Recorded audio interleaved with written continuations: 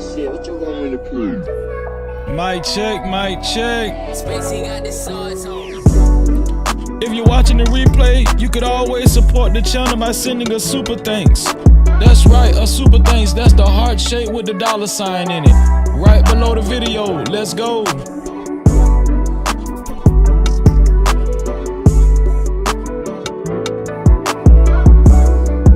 Thank you for everybody hitting the like button so far. I appreciate it.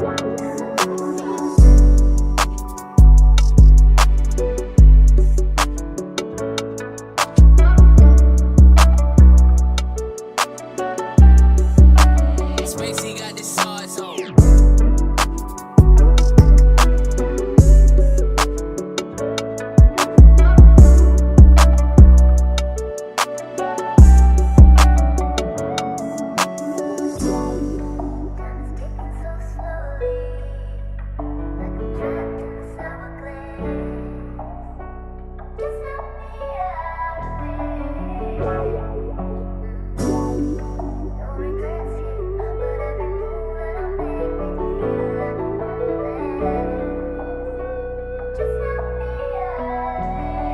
Spacey got the sauce on.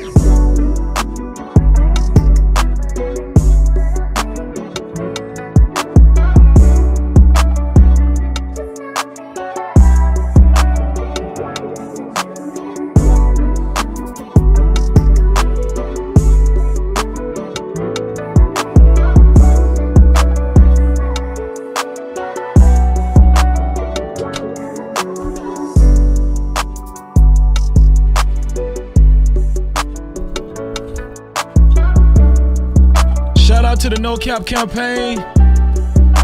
Spacey got the sauce on. If you're a part of the No Cap campaign, go ahead and share this video. I've shared it. Shout out to everybody that's willing to share the video. Shout out to the No Cap campaign. I appreciate you.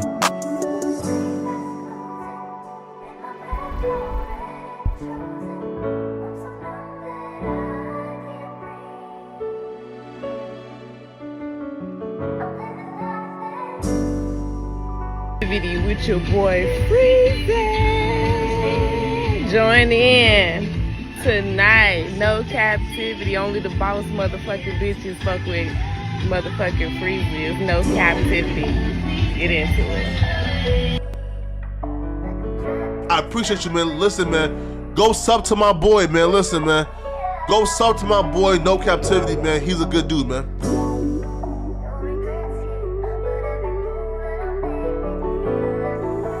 Sauce boy shit, what you want me to prove? Spacey got the sauce on.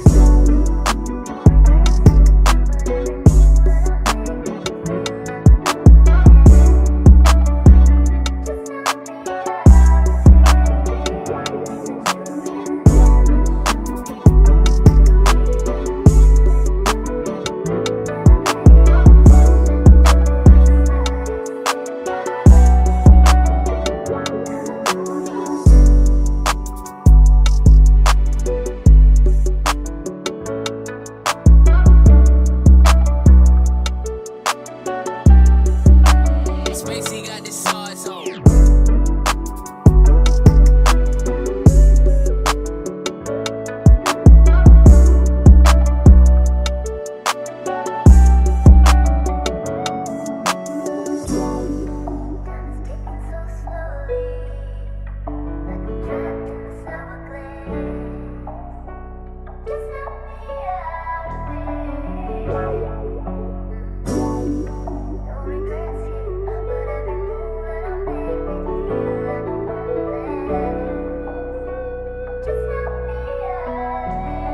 Spacey got the sauce on.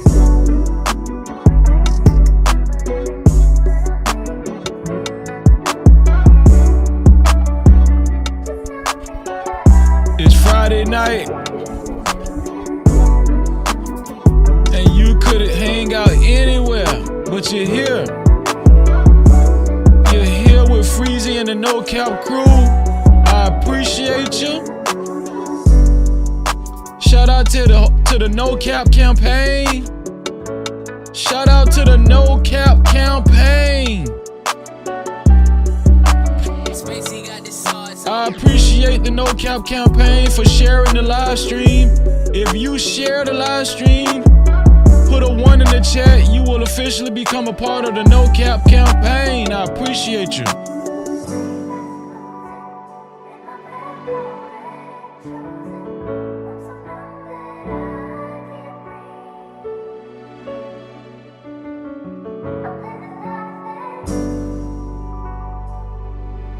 Hey, bruh, I appreciate you, man. Listen, man, go sub to my boy, man. Listen, man, go sub to my boy, No Captivity, man. He's a good dude, man. With your boy Freezy. Join in tonight. No Captivity. Only the boss motherfucking bitches fuck with motherfucking Freezy. No Captivity. Get into it.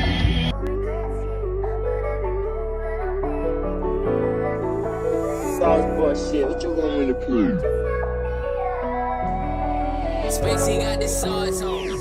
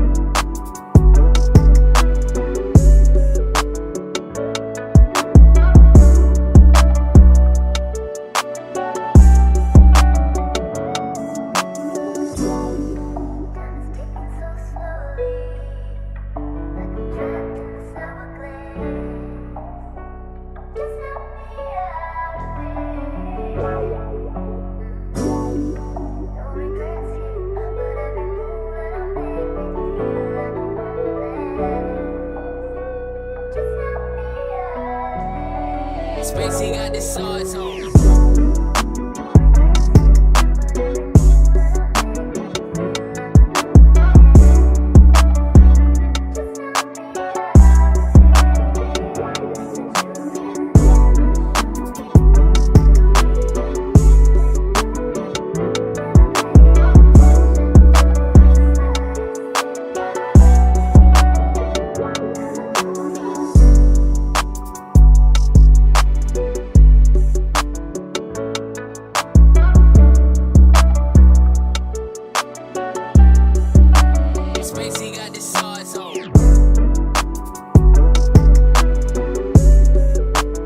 It is Friday night. Thank God it's Friday. Let's go.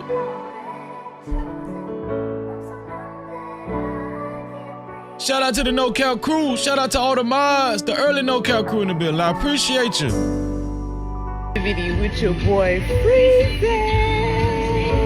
Join in tonight. No Captivity. Only the boss motherfucking bitches fuck with motherfucking Freezy. No Captivity. Get into it. Hey, bruh, I appreciate you, man. Listen, man, go sub to my boy, man. Listen, man, go sub to my boy, No Captivity, man. He's a good dude, man.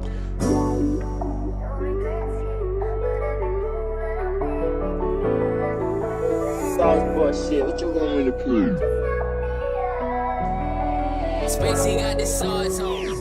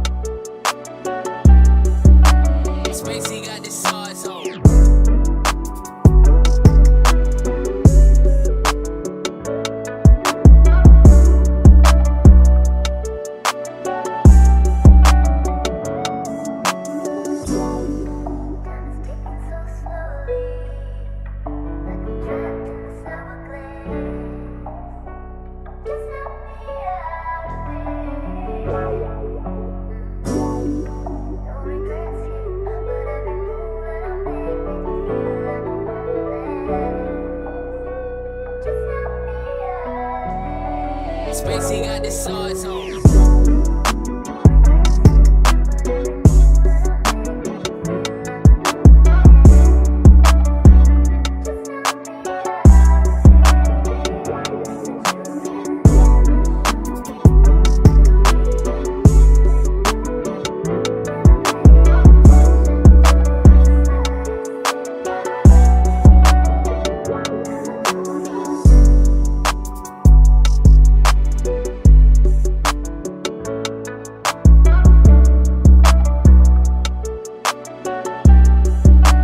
Spacey got the sauce on.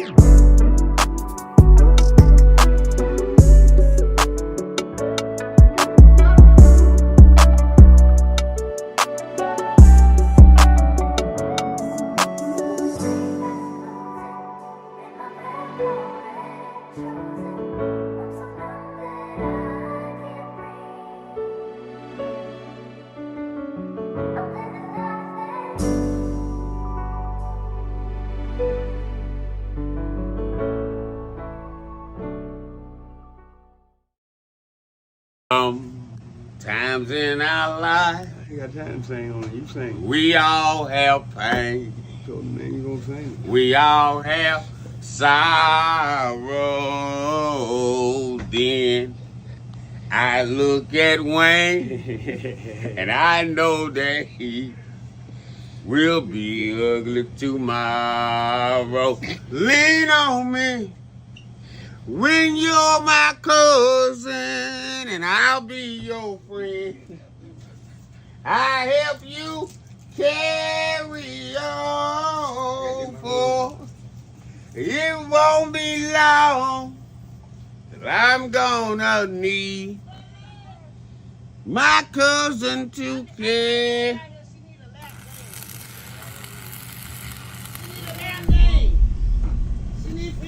No Cap-tivity. Freezy.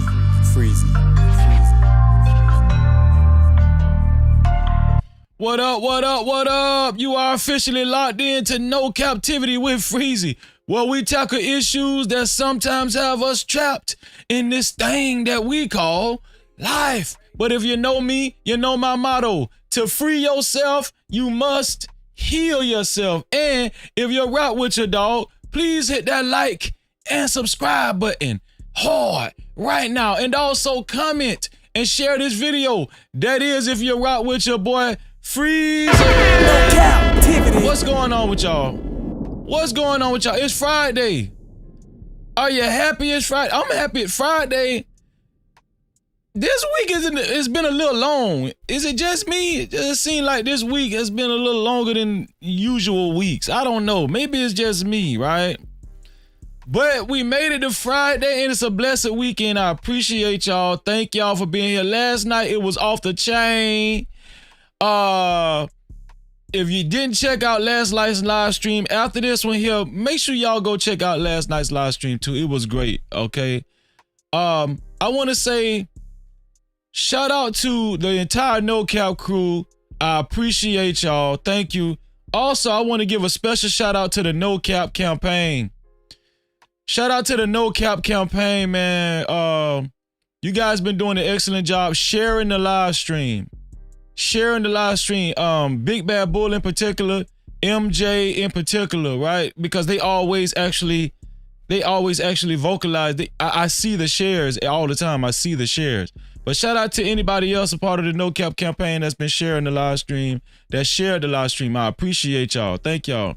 But it does help, when y'all actually, I can see it. You tag me in it or something. I really appreciate it. But shout out to y'all, man. Thank y'all. And we're growing together, man. Y'all know the same way y'all shout me out, I shout y'all out too. And let me be honest with y'all. Listen, you know that to be true because I do it every live stream. You know that to be true. So I'm not the type of YouTuber that's going, just one. It's just a one-way thing. No, we in this together. You understand what I'm saying? We in this thing together, man. I appreciate y'all, man. We got to put in the work, stay consistent, and that's what it's all about. I appreciate y'all. Shout out to the No Cap crew. Shout out to the No Cap campaign. We're gonna talk about it's a relationship night, relationship Friday. This, we're gonna talk about relationships. We're gonna talk about marriage. We're gonna talk about relationship between baby mothers and baby dads and all that kind of stuff. We're gonna talk about all of that, right? We're gonna talk about everything pertaining to relationships tonight.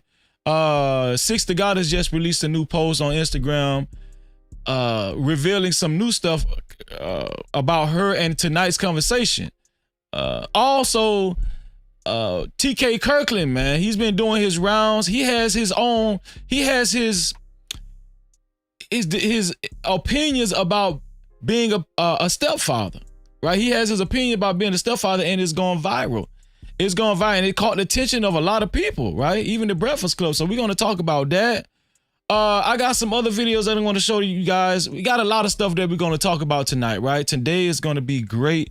Tonight is going to be great. I love y'all. Thank y'all for being here. It's always good to see y'all. It really is. It's always good to see y'all. Y'all know we hang out good. Don't nobody hang out like the No Cap crew. Y'all know. Don't nobody hang out like the No Cap crew. Y'all already know that. Come on, man. You already know that. Shout out to everybody that hit the like button so far too. I appreciate y'all. But we're gonna get into that, man. Without further ado, let's go ahead and do the roll call. How about we do that? Let's see who's all in the building, man. Let's get it, man. Shout out to my brother, Emperor Kojak 313 the Great. Emperor Kojak 313 the Great. I appreciate you as always. Emperor says, what up, though, Freezy and chat? Smash that like button hard right now. Shout out to Emperor Kojak 313 the Great. Make sure y'all subscribe to his gaming channel. Also, he wrote another message that caught my attention. He said, also, I want to thank those that have been praying for my mom and my household.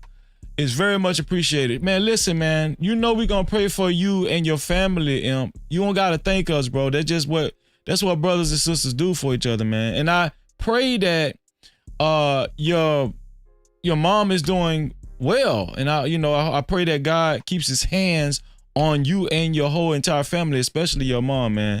Shout out to you, Emperor, man. Shout out to you. Also, shout out to Quantum Love in the building. She always giving us hugs, man. Shout out to Quantum Love. Yeah, it's always a pleasure to see our sister Quantum Love, isn't it? It's just always a pleasure. And she's always encouraging. One thing about my sister, she always gonna encourage me. We love her just like she loves us. Shout out to Quantum Love, man. No Cap-tivity. Shout out to Michael Sebo. What's going on, Michael Sebo? How you doing, man? He said, hi, Freezy and No Cap crew. Right back at you, Mike. No Cap-tivity. Right back at ya. Shout out to the neighborhood sweetheart, Cassandra B. She said, good evening, Freezy. Good evening to you, sis. Good evening. That's the neighborhood sweetheart. She's just a sweetheart, man. We don't let nobody mess with Cassandra. We don't let nobody mess with Cassandra, man. Who else in the building? Shout out to Sharon. What's going on, Sharon?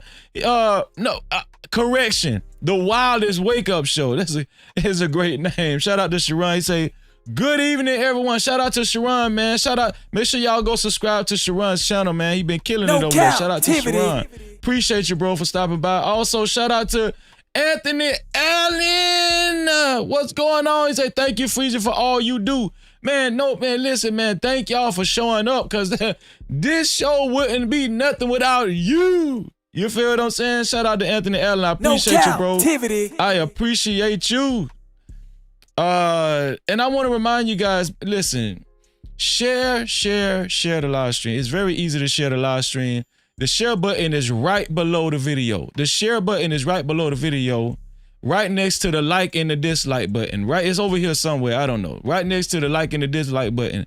All you gotta do is hit that share button, and then you're on your way. It's just probably 2 easy steps. That's it. Hit the share button and then share it to one of your social media platforms. That's how easy it is. Thank you for sharing the live stream.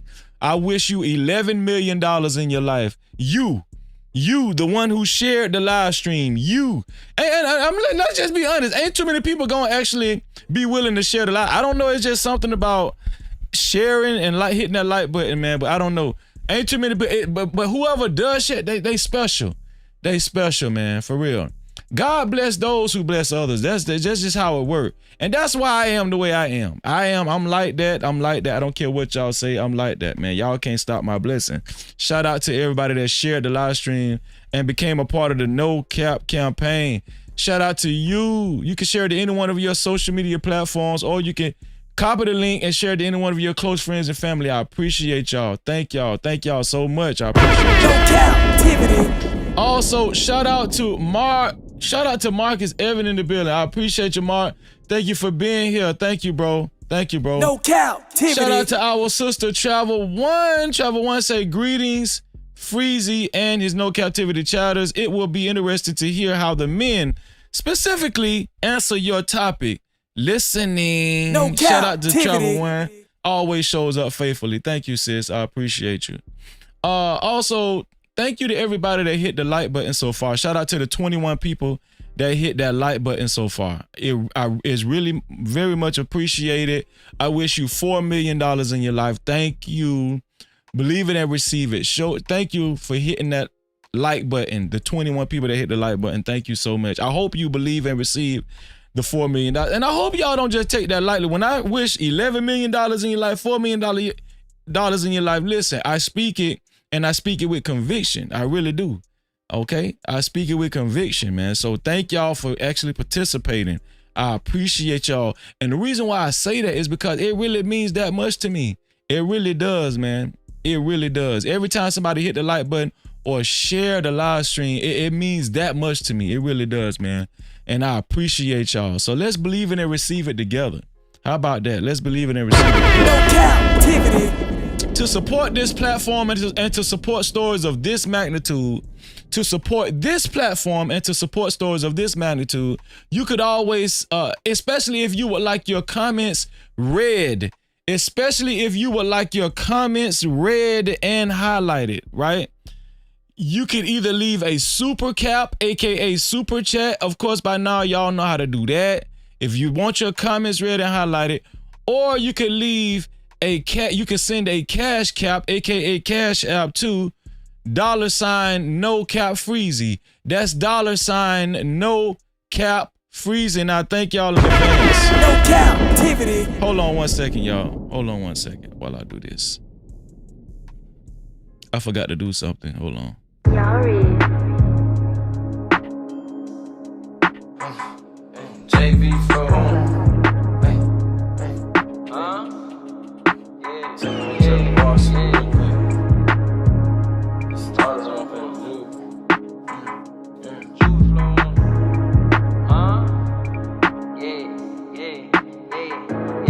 And you done hit the bluff for 10, yeah, and caught the bin, yeah. You wanna fuck her and a friend, yeah, do that again, yeah. Get 2 lags, know them boy could double back and spin, yeah. Ride around with that extend, yeah, you play to win, yeah. 40 with a switch, yeah, with thumb in this bitch, yeah. Pull up and let it hit till it's none in this bitch, yeah. You a head hunter, drop 100, get 100 niggas dead. You don't want the bitch, but you gon' hunt your head. Yeah. That little bitch good with them names, huh? You in the game, huh? You bout to go to Johnny Dane, huh? And do your thing, huh? Took that bitch to Miami, bout to switch a frame, huh? Baby mama mad at you, wanna do the same, huh? Couple pics of watch, so I guess you bang, huh? I seen really young dappy up, I guess you slain, huh? Wanna take it to the booth, huh? And drop some heat, huh? You know BD got them beats, huh? That boy a beast, huh? Since a juvenile, you stuck to the G code, huh? They hating on you cause they think you got the cheat code, huh? You hope your name don't get brought up in that Rico, huh? Cause you one of them niggas reading up with that Chico, huh? Instead of praying to your Howard shot, you took a shower, huh? Got them bees, that's your power, huh? Can't leave without them, huh? Okay. I'm sorry, y'all. I had to take care of some business. I forgot to do something. I'm sorry. I had to take care of some business, y'all. Okay, forgive me. Shout out to Losaway, man. What's going on, Losaway, in the building? Thank you for being here, Losaway. Always good to see my brother, man. Always good to see you, Losaway. Thank you. Listen. What was I saying? Oh, yeah. Yeah, this is what I was saying. Let me make sure. Hold on, let me clean, because one day I'm gonna figure this lens out. One day I'm gonna figure this lens out. Like, you actually have to get all the way up on it. There we go. There we go. Yeah.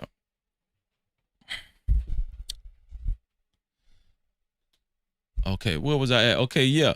To one more time, okay? If you would like your comments read and highlighted, you can either send a super cap, aka super chat, or you can send a cash cap, aka cash app to $ no cap freezy. That's $ no cap freezy. And I thank y'all in advance. No Cap-tivity. I thank y'all in advance. And let's not forget about the sponsorship. All right. Let's not forget about the sponsorship. Who will it be? There we go. Shout out to whoever will become the initial and official sponsor of tonight's show. The initial and official sponsor of tonight's show. It only takes $20.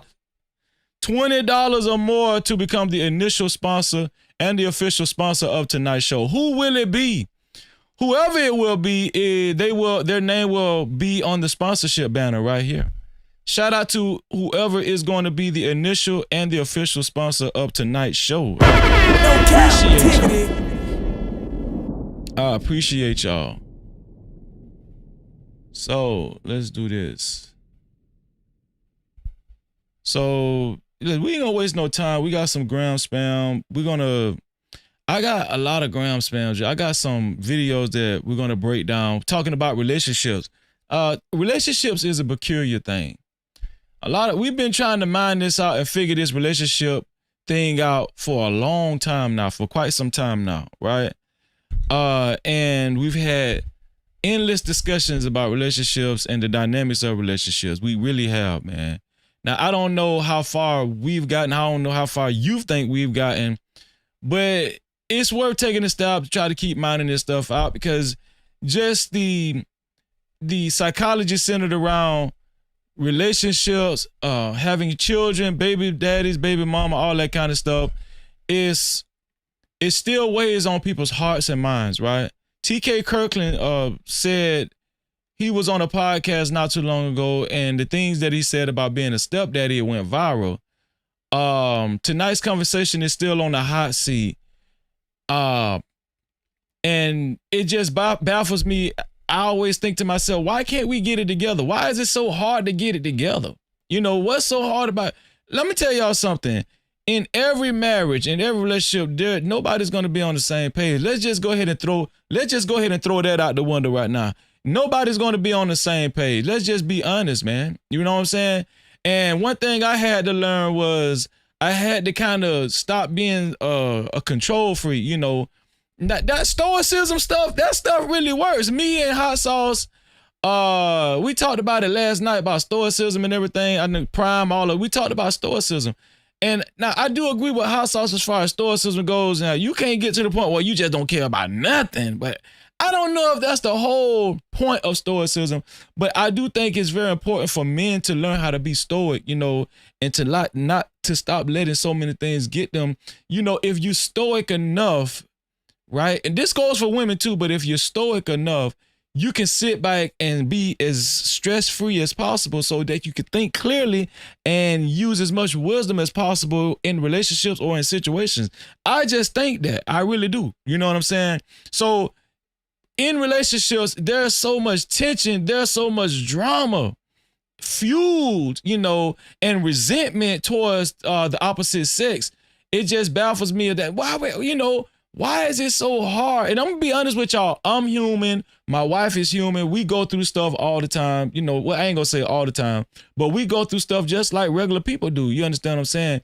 But one thing I can always say, we never let it get to the point where we let it make us hate the opposite sex. You know what I'm saying? I hope my wife don't hate me. No Cap-tivity.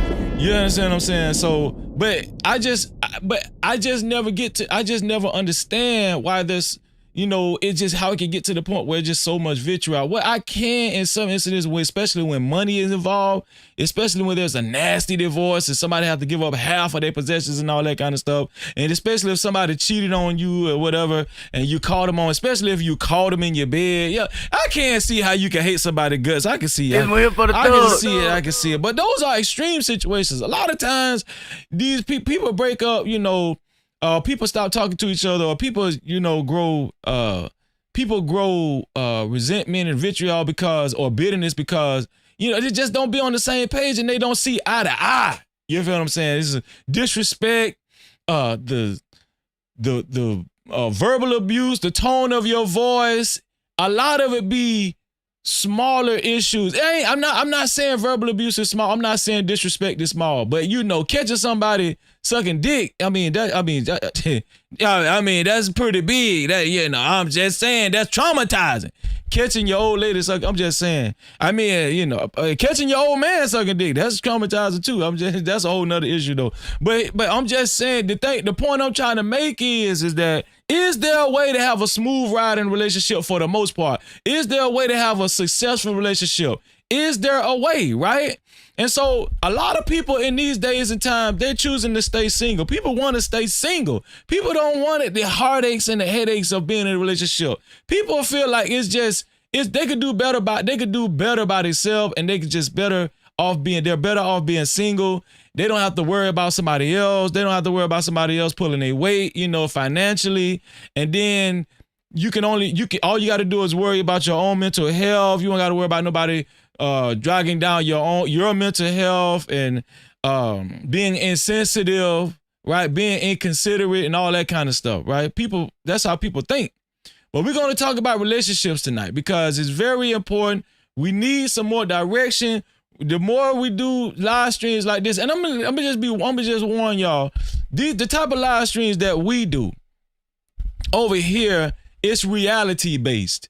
Reality based. That's what it is. No captivity with freezing. No cap. No captivity. It's reality based. We just have real talk. That's just how it is, you know. So it's not how the way these conversations we usually have over here it doesn't usually go to how a lot of you guys are accustomed to, you know, how relationship talks are, you know what I'm saying? We mind this thing out as grown men and grown women, and we keep it respectful. That's the whole bottom line, right? And that's what I push over here. I just try to stay respectful. It's all about being respectful, right? Right. And I know a lot of people, when I first started saying that about over a year ago, people was like, man, don't nobody want to be over here and you staying respectful, freezing. Don't nobody want to be around no respectful dude. Don't nobody want to see no respectful show. Man, that shit too boring, freezing. We want to go with a disrespect that.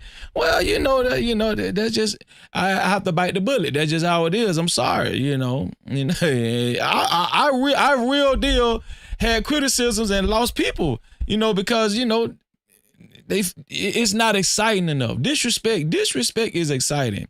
When you see somebody get disrespected, that's exciting. You understand what I'm saying? That's how reality TV make all their money. That's how Love and Hip Hop make all their money, you know.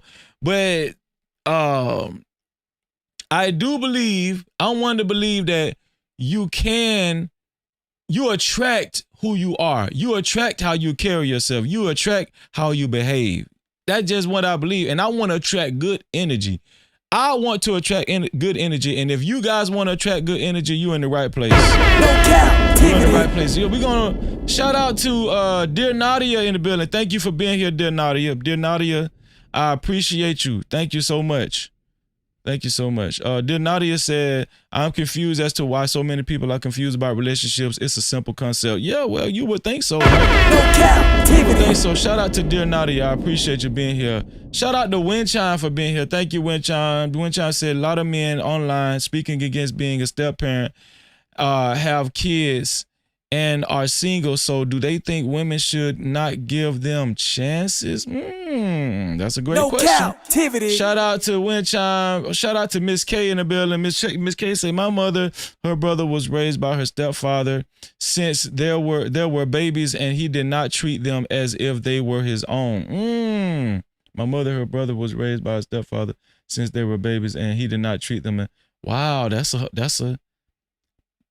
a whole nother outlook right there. So Miss K is saying, my mother and her brother was raised by their stepfather, and they felt like they didn't belong. Wow. No captivity. Okay. Thank you for that information, Miss K.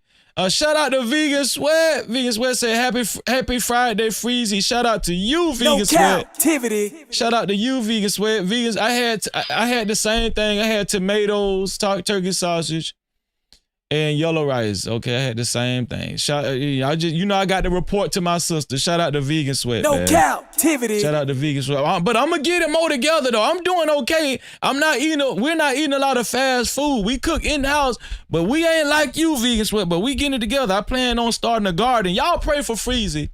I got to get out there and till the yard, so y'all pray for me, okay? I just heard a cash cap come through. I think it's the first cash cap of the night, if I'm not mistaken. Let's see. We got a cash cap. Oh, shout out to my sister. Fear no mortals. Thank you so much, Fear no mortals.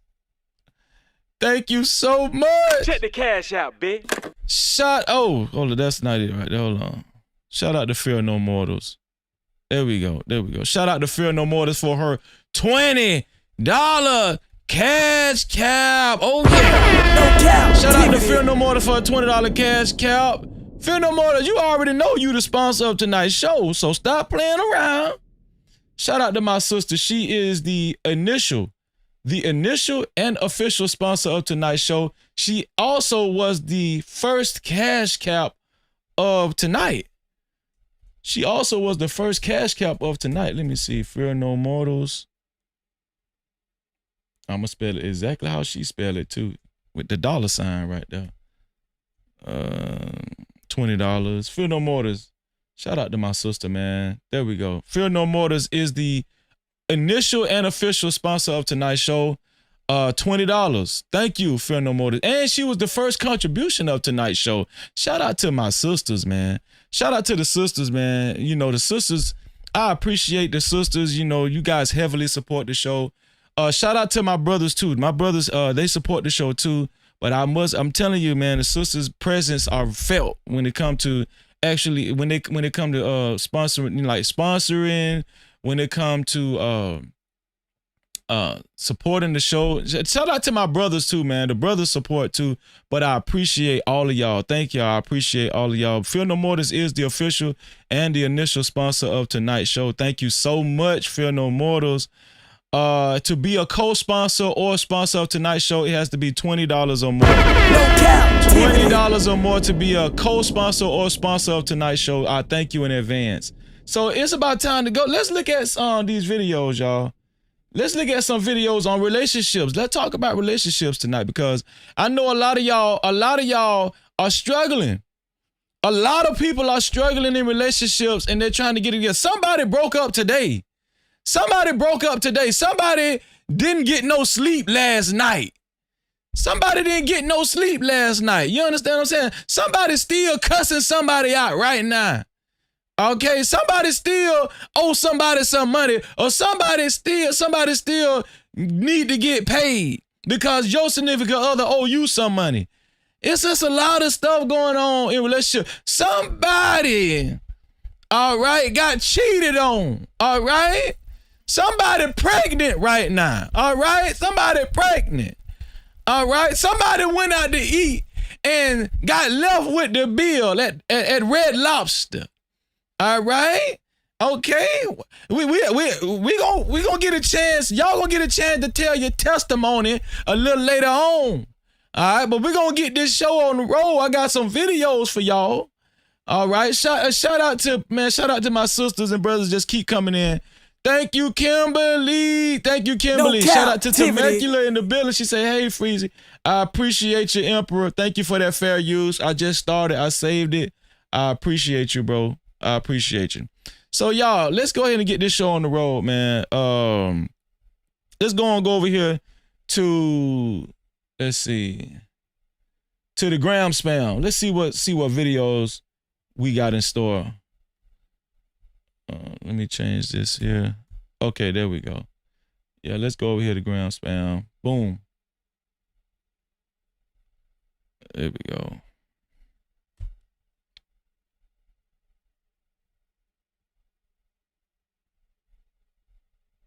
Okay. Let me condense that. Boom. So here we go, man. We got a lot of stuff lined up. I got a lot of stuff lined up for y'all, man. I got a lot of stuff lined up for y'all. Real relationship talk. Real relationship talk. Now, of course, we know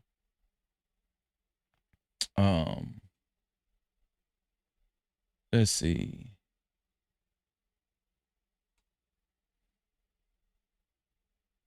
What we gonna talk about first?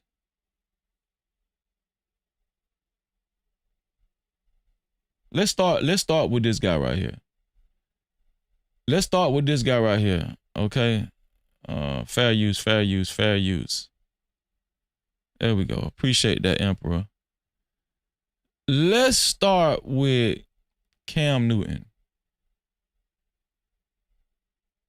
Cam Newton has been consistently on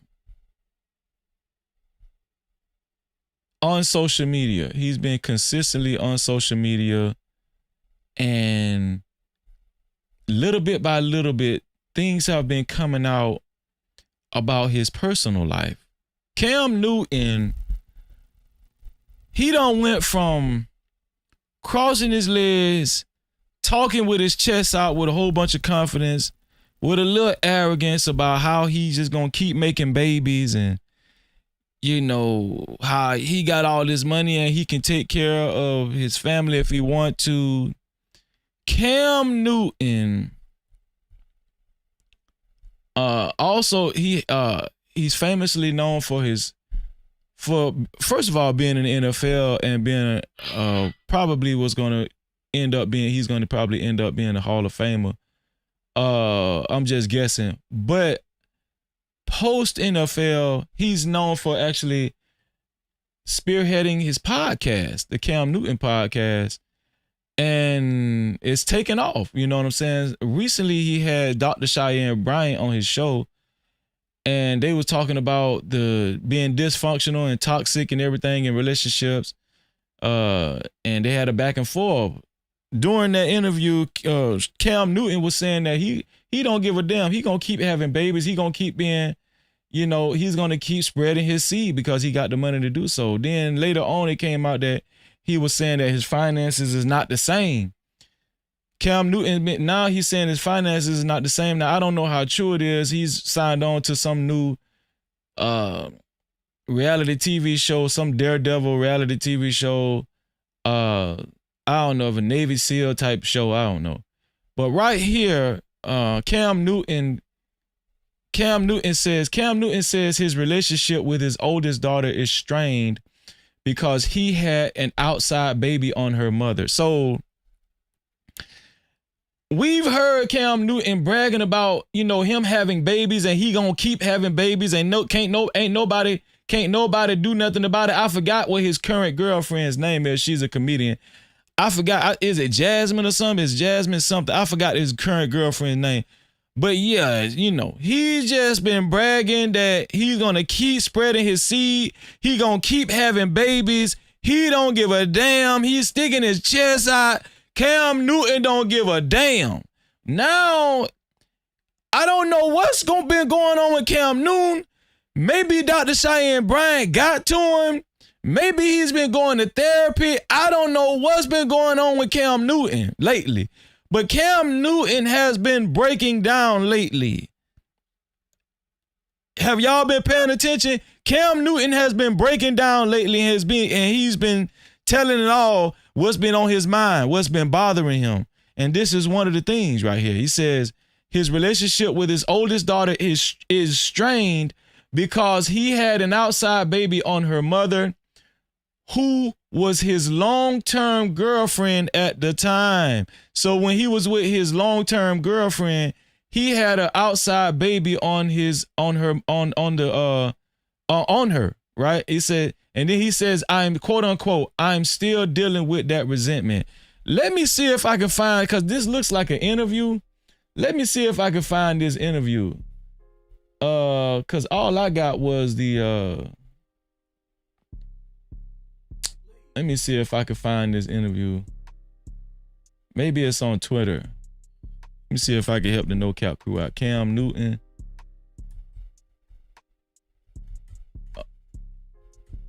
Let's see.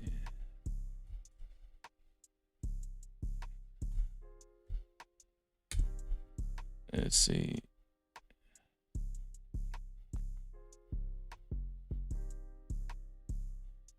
Nope, I don't see it, y'all. I don't see it. I don't see that interview nowhere. Maybe it's on YouTube. Let me see if I can find it on YouTube. If I can't find it on YouTube, I ain't gonna look for it. I ain't gonna keep looking for it. Cam Newton.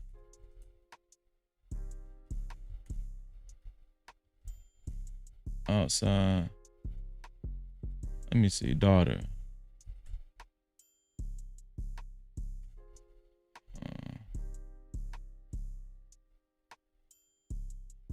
No, I can't. I don't see nothing. I don't see nothing. So we ain't got to keep looking for it. But here we go. Here we go. So, yeah, but I don't know where this was at.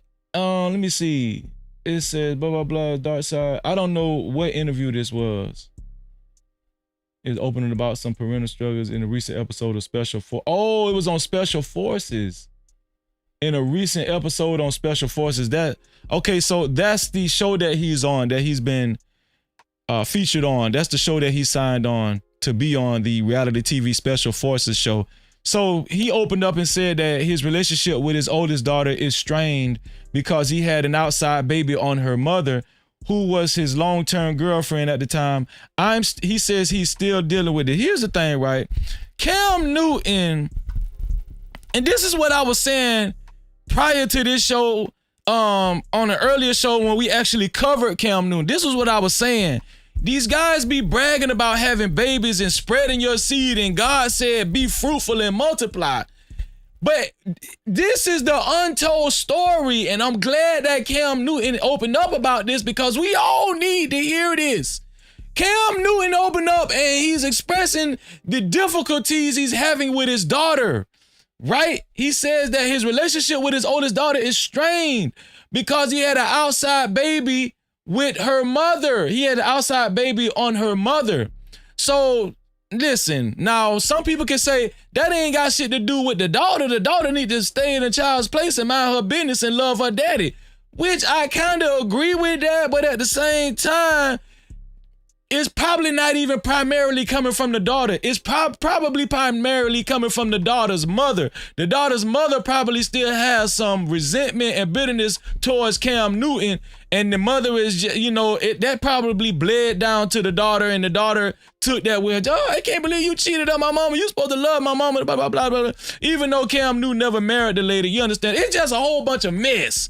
It's just a whole bunch of mess. And this is why I don't promote that dudes just sleeping with women, spreading their seed, replenishing the earth like they say, being fruitful and multiplying. What they don't tell y'all is the drawback that come from a lot of that. The drawback that come from a lot of that. If we gonna just be careful. And then listen, I know people don't be wanting their feelings hurt and all that kind of stuff, but we just gotta keep it a bean. You feel what I'm saying? We just got to keep it 100. No cap. No cap. We just got to keep it 100. But yeah, Cam Newton, so he's opening up about his relationship with his daughter, and he's got a strain with it. He wants a better relationship. And we pray that Cam Newton actually gets a better relationship with his daughter. I do. I mean that sincerely. I want Cam Newton and his daughter to have a good relationship. But I'm just saying, I think this is good for us and for the audience and for people to see. Look, when you out here just fucking and just having sex and all that kind of stuff, shit like this happen. But the best thing to do is try to do it the right way. Actually get to know somebody. If they don't meet your standards, just walk away from them. Don't even have sex with them. Don't have sex with them. You know what I'm saying? You better than that. You better than that. This go for men and women. Your time is valuable. Don't let nobody listen. I understand you want to have sex and everything, but this is what causes it. This is what come from it. I'm just understand. If y'all ready for this type of shit, this is what come from it. And now listen, this ain't even got nothing to do with Cam Newton. And I know people in real life situations like this in real life. This ain't just Cam Newton. This happens all the time. But you don't want to be in no situation like that. You understand what I'm saying? But shout out to Cam Newton, man. Shout out to Cam Newton. So we got some more stuff. Let's see what else we got. Let's see what else we got.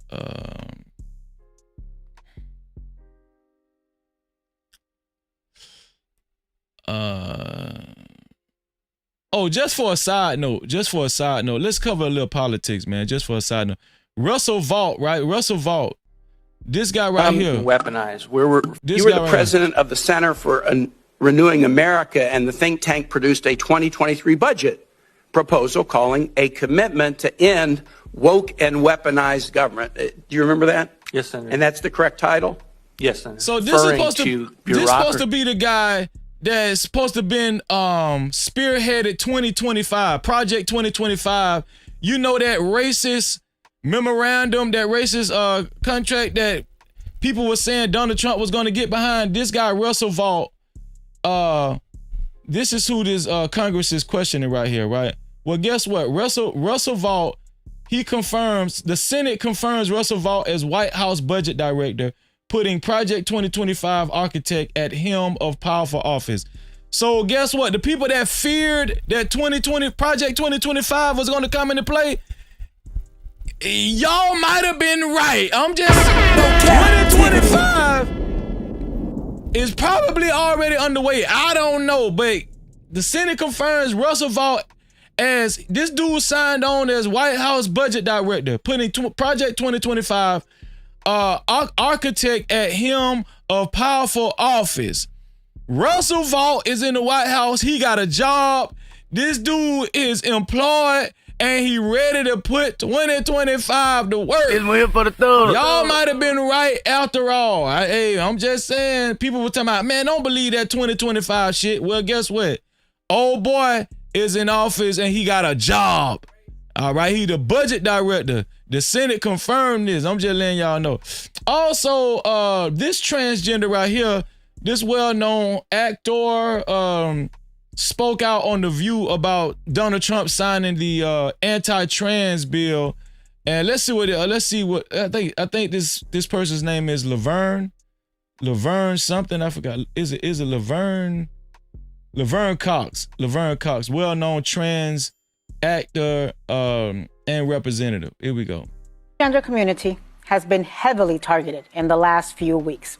One example. Actually, the last several years, but go on. Yeah, but the last 2.5 weeks have been a doozy. It's a mess, yeah. Okay, Yes. and one example is that transgender people have been unable to update their gender markers on passports after President Trump's executive order defining sex as either male or female. So how do you respond to that, and what does it feel like to bring clean slate to the world right now, at this moment? Well, the clean slate piece feels divine, and it feels, it's really been the past several years for me as a trans person, because this started at the state level many years ago. I'm going to be honest with y'all. I just don't understand how this went on for so long.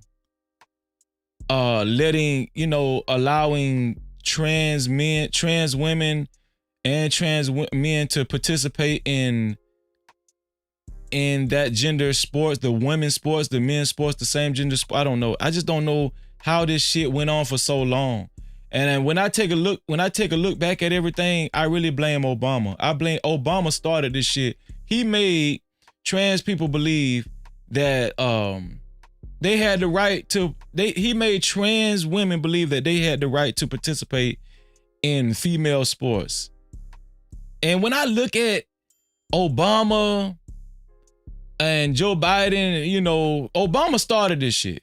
But when I look at Obama, Joe Biden, the vice presidents and everything, Kamala Harris and that was so cruel. And now you got people like Laverne Cox speaking out that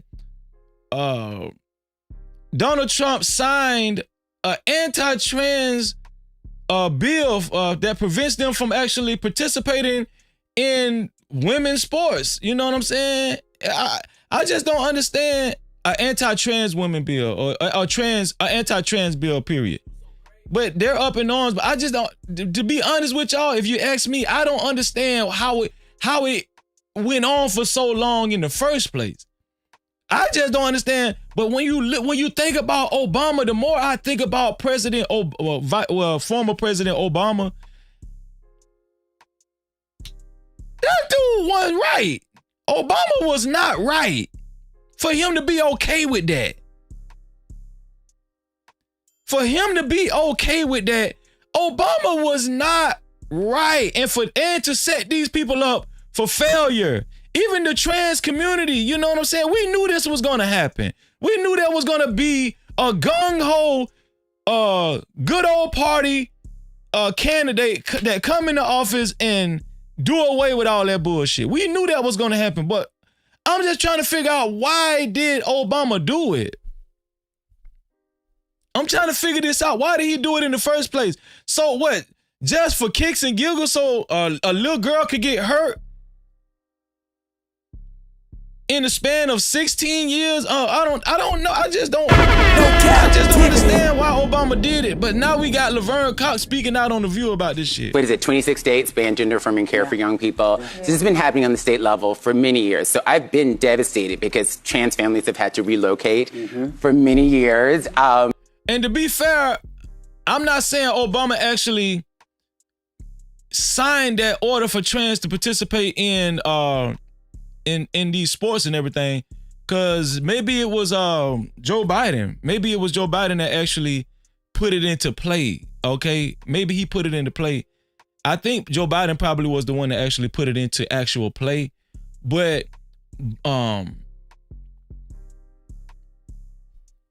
Obama was like the first progenitor to actually push the gay agenda, right, in the nation. You understand what I'm saying? I think Time Magazine, I remember when Time Magazine put Obama on the front of the magazine and called him the first gay president. That shit was crazy. Parents have been criminalized, so it's been devastating. Now it's happening on a federal level. So I love trans people. I just love people, and it's horrible.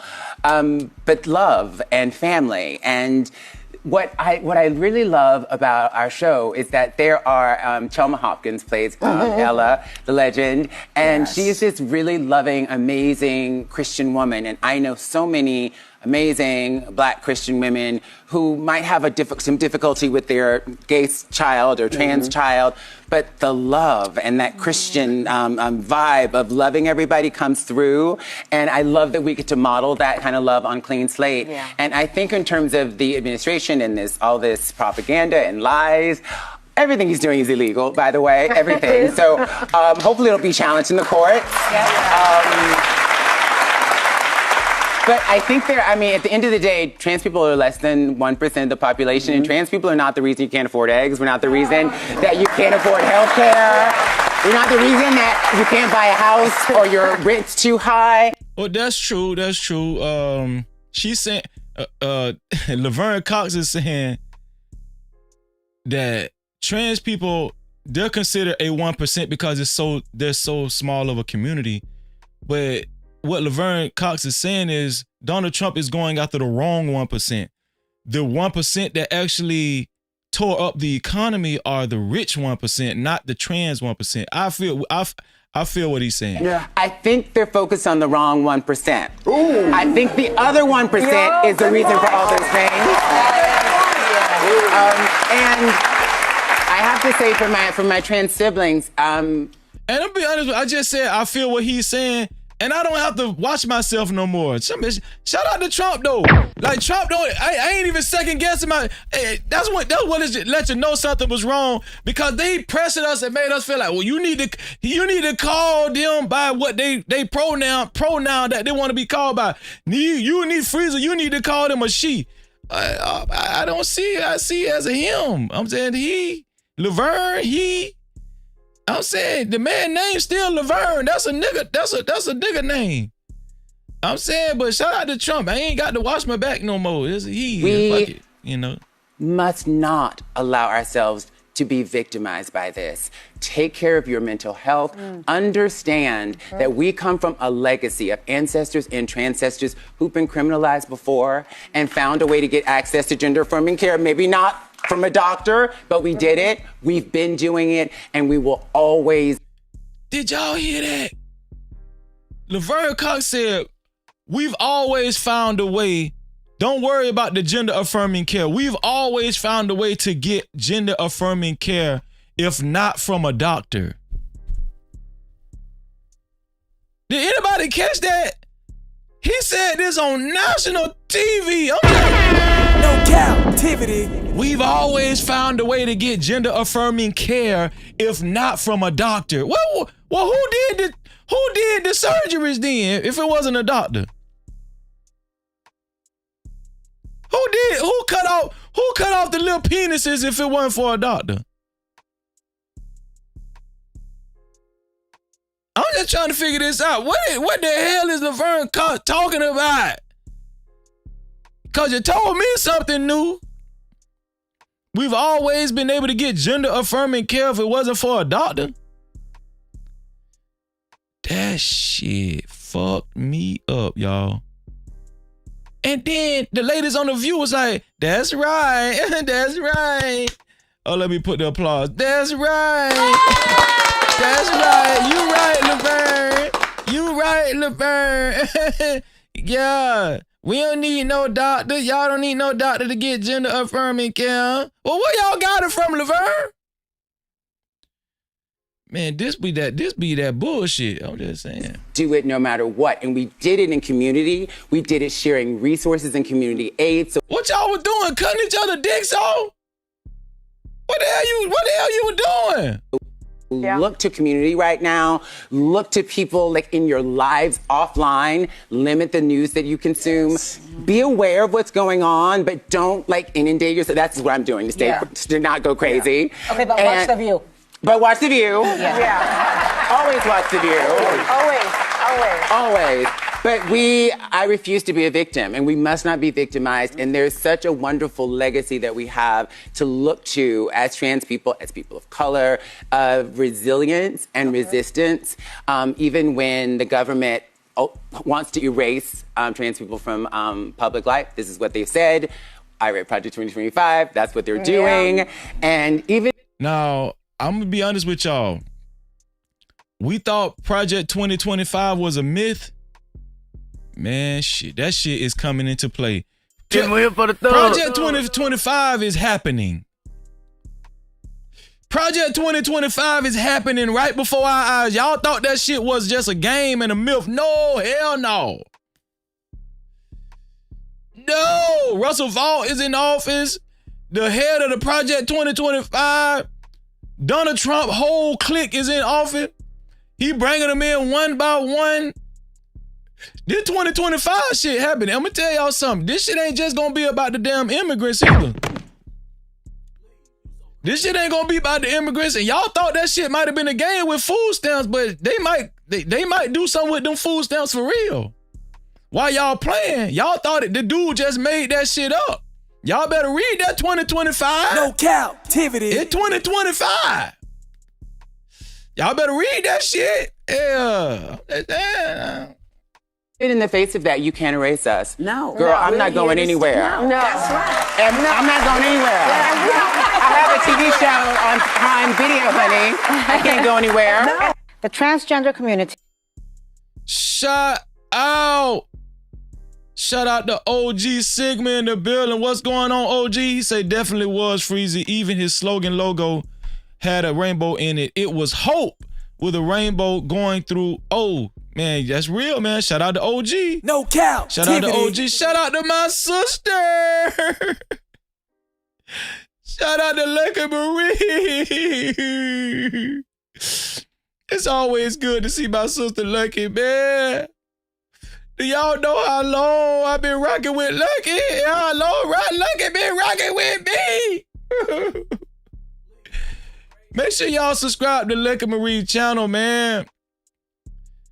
Make sure y'all subscribe to Lucky Marie channel, man. Lucky is leaving everybody, man. She leaving everybody. Don't forget about me, Lucky, man. Lucky Lucky channel is doing very well, and she's she always have the latest information, man. You know what I'm saying? Shout out to Lucky Marie. She's doing an excellent job over there at Lucky Marie LLC Incorporation. Shout out to Lucky Marie in the building. Make sure y'all subscribe to my sister channel.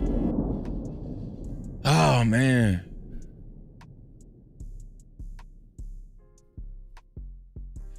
Let's keep going, y'all. Let's keep going. Do y'all remember? Do y'all remember? We talked about Irv Gotti dying yesterday. R.I.P. to Irv Gotti. Right? Irv Gotti hated 50 Cent. And this clip reminded me of how much Irv Gotti really hated 50 Cent. This clip right here. He got shot in his mouth. You're like, that's inches, right? This is just me talking, everybody. It's not a thing, but you know, who saved him? People be like, God. Your first thing is, yo, God saved this guy. Maybe the devil, maybe Satan saved him. Because he's a great engine of chaos. I don't think God would save somebody who moves like that. I don't think God would save somebody who disrespects his own family and is just everything you think of 50 is just negative. He's just an engine of negativity, beef, chaos. Sounds like he's with Satan to me, man. I think, you know, Satan was like, I'm gonna use you. You're gonna be great for me. You know, Satan is the angel of this just go to show you music. You know the story? Satan is the angel of music? Satan was an angel of angel. music. Well, I know he was an angel. He got banished. This just go to show you how much hatred these two have for each other. Fallen angel. Right. He got banished because he thought he was bigger than God. And he banished him to hell. I know about this because a segue is I have a movie with Paramount that I'm making. Thank you, Paramount and Bob Backish. And it's the story of a rapper who sells his soul to the devil to gain the heights of fame and fortune. Are you saying the story is about 50? Okay. No, it's not about 50 at all. I wonder if that movie ever came out. Does anybody know if this movie that Irv Gotti is talking about came out? I want to watch it. Okay, got it. Rule Black, I got your cash cap. I'm about to read it shortly, Rule Black. I appreciate you, dog. He got shot in his mouth. You're like, that's inches, right? Yeah, so I just want to show y'all, that was an old clip that had resurfaced that's floating around. Your boy Irv Gotti hated 50 Cent guts, and I'm pretty sure it was reciprocated. But speaking of 50 Cent, y'all remember 50 Cent doubled down that your boy Big Meech is a rat. Because Big Meech linked up with Rick Ross, 50 Cent been calling Big Meech a rat. And I seen this today. Do y'all know why 50 Cent put that rat photo up of Big Meech? A lot of people didn't know that was floating around. Shout out to Tommy B. He added some clarity to why Big Meech is called a rat. But this guy did an excellent job breaking it down. Is it true Big Meech did a third-party cooperation deal to receive a reduced sentence in his case by setting up a known kingpin from St. Louis named Cuffy? Well, that's the word on the street, so let's get into that. First off, for all y'all who don't know who Cuffy is, he is a known kingpin from St. Louis who did business with Big Meech for over 20 years since 1990. And according to him, he is the first person to ever put $1 million in cash in Big Meech's pockets.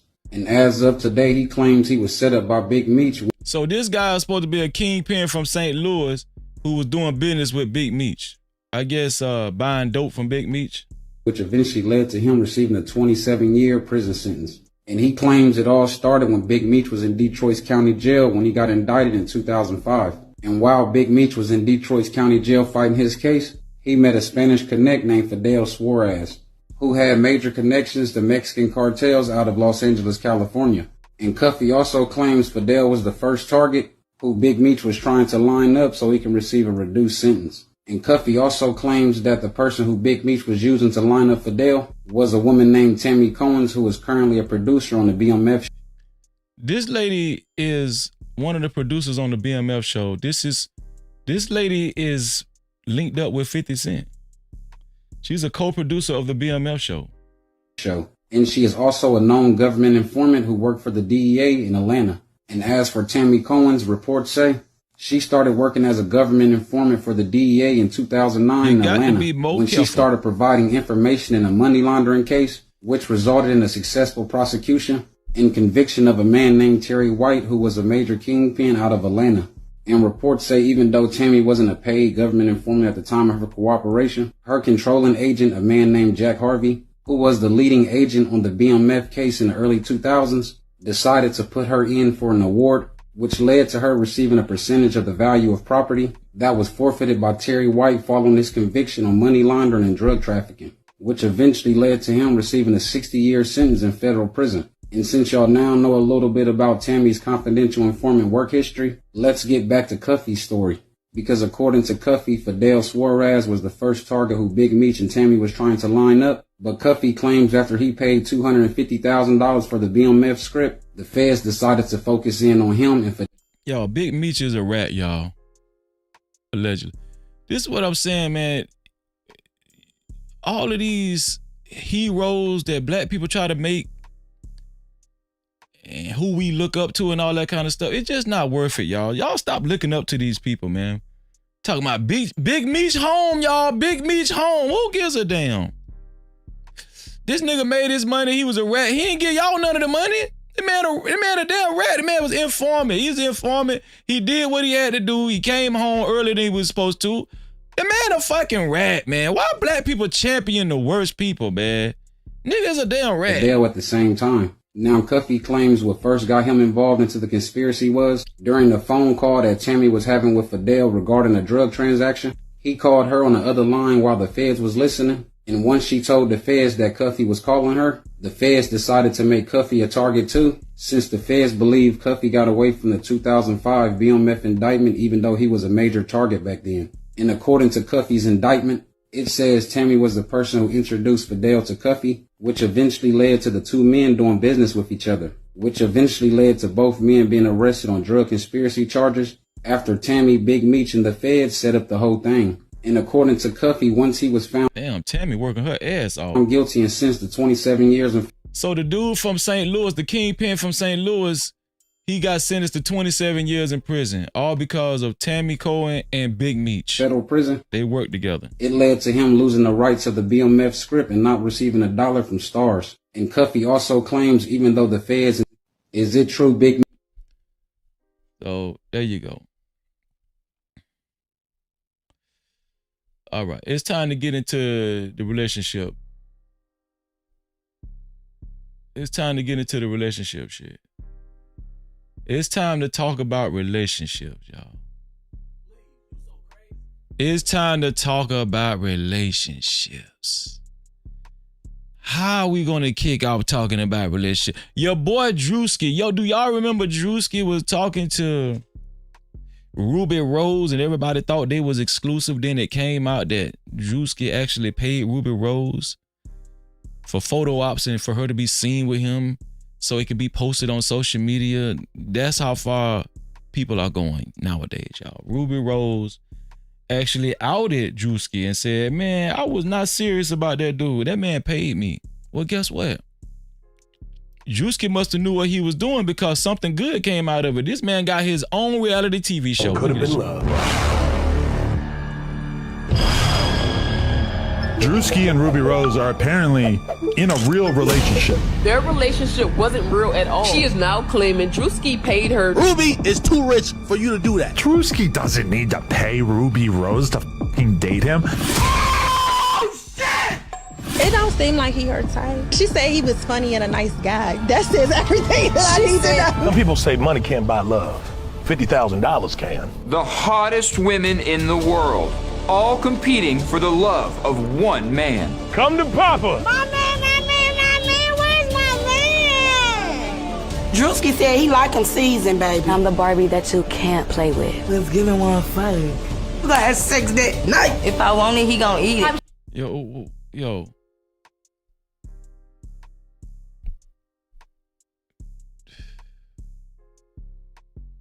Y'all, we clowns, man. Like, black people, they just made us into a clown show. It's just a clown show, man. Look at this shit, man.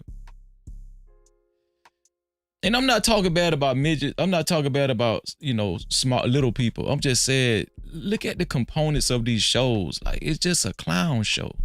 It's like a circus. Why we do shit like this, man? Like, chasing clout is deadly. Real talk. Here for $50,000. Billionaire. These other women ain't got shit on me. Drewski know that. Eat titty stud. Somebody gonna get slapped tonight. Cause I really like that. I'm used to having a strap with me. Could have been love. Drewski and Ruby Rose are apparently in a real relationship. Their relationship wasn't real at all. Respectful, classy, elegant women. A man building an empire. Umar Johnson is on the show. Umar Johnson is on the show, y'all. On this dysfunctional show. I give up. It's over with. We done. Umar Johnson, y'all been said this dude was a grifter. I give up, y'all. It's over with. Umar Johnson is featured on this damn show. On this damn circus clown show. Why would you sign up for this if you really for black people? Whoever gave their money for that damn school that Umar Johnson was promoting, man, y'all lost y'all money. Fuck that shit. Y'all done lost y'all money. Y'all money is gone. Umar Johnson, for a man that's supposed to have integrity, that talk about the black community and everything, why would you sign up for a show like this? Why would you sign up to be on a show like this? A show that another show that obviously exploits black people, black relationships. How can you take Umar Johnson serious after this? How can anybody take Umar Johnson serious? This what stood out to me the most when I watched this damn advertisement shit.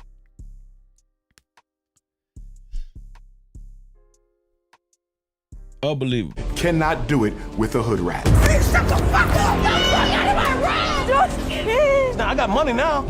Fuck, I gotta deal with this shit for, man. Hey, ride, dick, ride. Money is the root of all evil. You better believe it. Oh! Compete for my heart. I ain't say fight for it. God damn! This is a show about love. Put him in the mud. We gonna see who wanna squabble. Oh! Damn. I ain't doing no kissing yet. Ah! They just always say they want a country boy. We don't know what come with it. I'm gonna suck your dick from the back and make your ass out clap.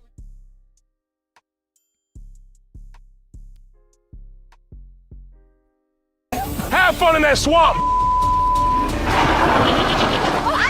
Fuck you! Who's that gasolina? Hey! I don't want to get in the middle of some freaky business that you got going on with all these girls. I'm gonna bring you another rose later. There's no freaky. Drew, I'm not into that. Hold up. Like that. Respectful, classy, elegant women. Like that. Hold it for 3 seconds. As soon as I boarded the bus, I could tell the girl smelled hot. I ain't gonna lie, it smelled like bounce that ass. Yeah, it's like a swamp in that motherfucker, man. God damn. You say you a man, be a man now. Man up. I think you need to continue looking. I would agree with Nana. If a gun was to your head, you gonna take the bullet? Yes. Stop thirsting.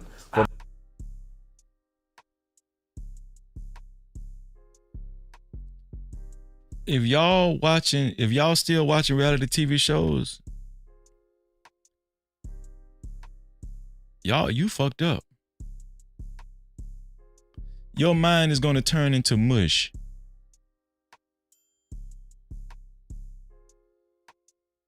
There's no hope for black people no more. Let me tell y'all something. Umar Johnson is supposed to be the 2025 Malcolm X, Martin Luther King. This right here is evident on what kind of times we're living in. There's no more leaders anymore. Not like on a large scale. It's over with. Okay? You're gonna have to go grassroots.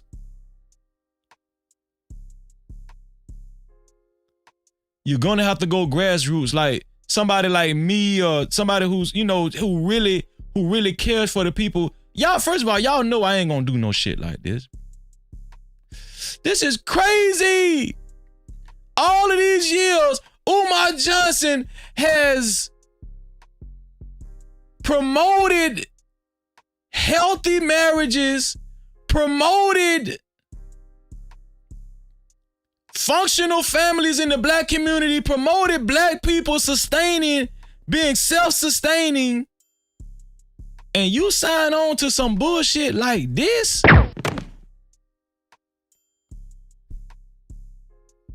I don't give a damn about Drewski. I'm talking about Umar Johnson. Shout out to my sister MJ. Conversation with MJ in the building. No Cap-tivity. She said, "Hey Freezy, have a great show. I'm quite disturbed, not going to lie. You and me both. You and me both."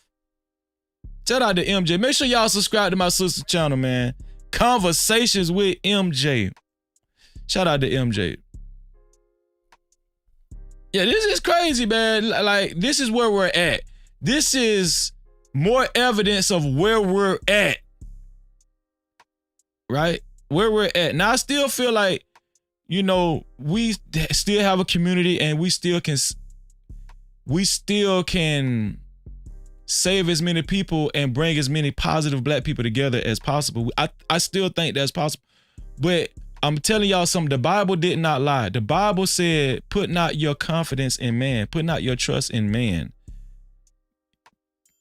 These dudes are so charismatic and they have such a good gift of gab where people start following them and they believe in them. No, believe in God. Don't believe in no man. Don't believe in no woman. Don't believe in none of these people. And if Freeze ain't told y'all nothing real, I told y'all something real just then. I'm always telling y'all some real shit, but that might be that might be one of the realest shit I ever told y'all. No Cap-tivity. Just being honest. A white vagina. Hey, there's some good white pink coochie out here, man. I'm trying to convince you on it. I need you to deal with the consciousness, Drewski. Stay with me. I don't want to have sex with anybody at all. I'm cool with a little creamer in my coffee. Me and you left, I'ma fuck you up. Don't fucking play with me, bitch! Coulda, woulda, what we coulda been. Turn around. She got like 2 meatballs in the back of her ass, feel me? My uncle, he taught me everything I know. Do what the fuck I said, do and shut the fuck up. Get that fucking camera in my face, nigga! Who will win Drewski's heart and $50,000? Like that. Hold it for 3. Do y'all see the cover? Okay, they got the little white girl Bobby who took off out of nowhere, right? The white girl that went viral, she took off out of nowhere. I forgot the little gay girl. She signed on to a reality show. I forgot what reality show that. I think maybe she was on Love and Hip Hop. The little stud girl right there next to Drewski. I don't know who the white guy is with the blue suit on, but then you got this clown ass dude, Dr. Umar Johnson, holding up the fist. This is the cover for Coulda Been Love show, y'all. Dr. Umar is signed on to this damn show. Oh, that's Young M.A. Shout out to Sid. What's going on, Sid? Oh, that's Young M.A. Oh, sure. Young M.A. lost a lot of weight, didn't he?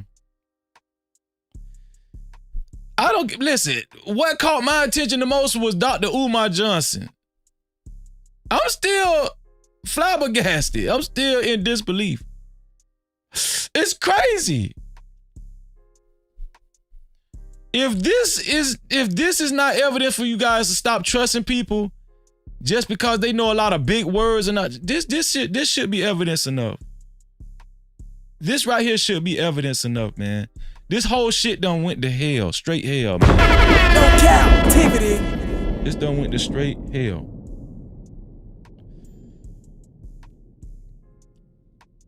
And I'm gonna show y'all how easy it is to become a social media celebrity. Look at this lady. Y'all remember the the Pakistan black lady, the catfish black lady.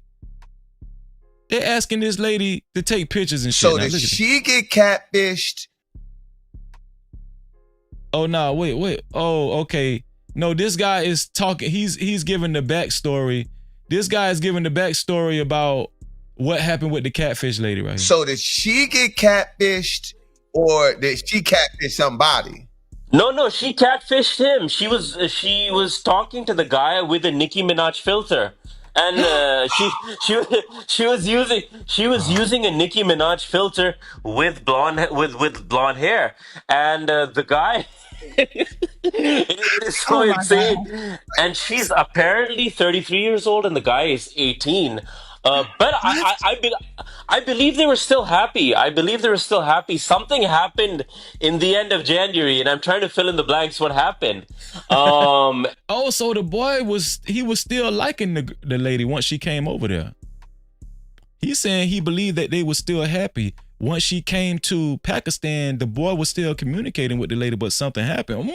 We need to find out what happened. And yeah, she catfished him. But now that she's here and her lovers left her, there's a long line of suitors over. Oh, he got that coochie. That's what he did. He made sure he got that coochie. Once he got that coochie, he left her alone. He wanted some of that black American coochie. Here, it's become the Bachelorette over. That's what happened. And she's become the black Bachelorette over there. She become a celebrity. Y'all call that lady crazy. That lady a damn genius. Here, everyone in the neighborhood wants to get married to her, and she's like, "Nah, man. Look.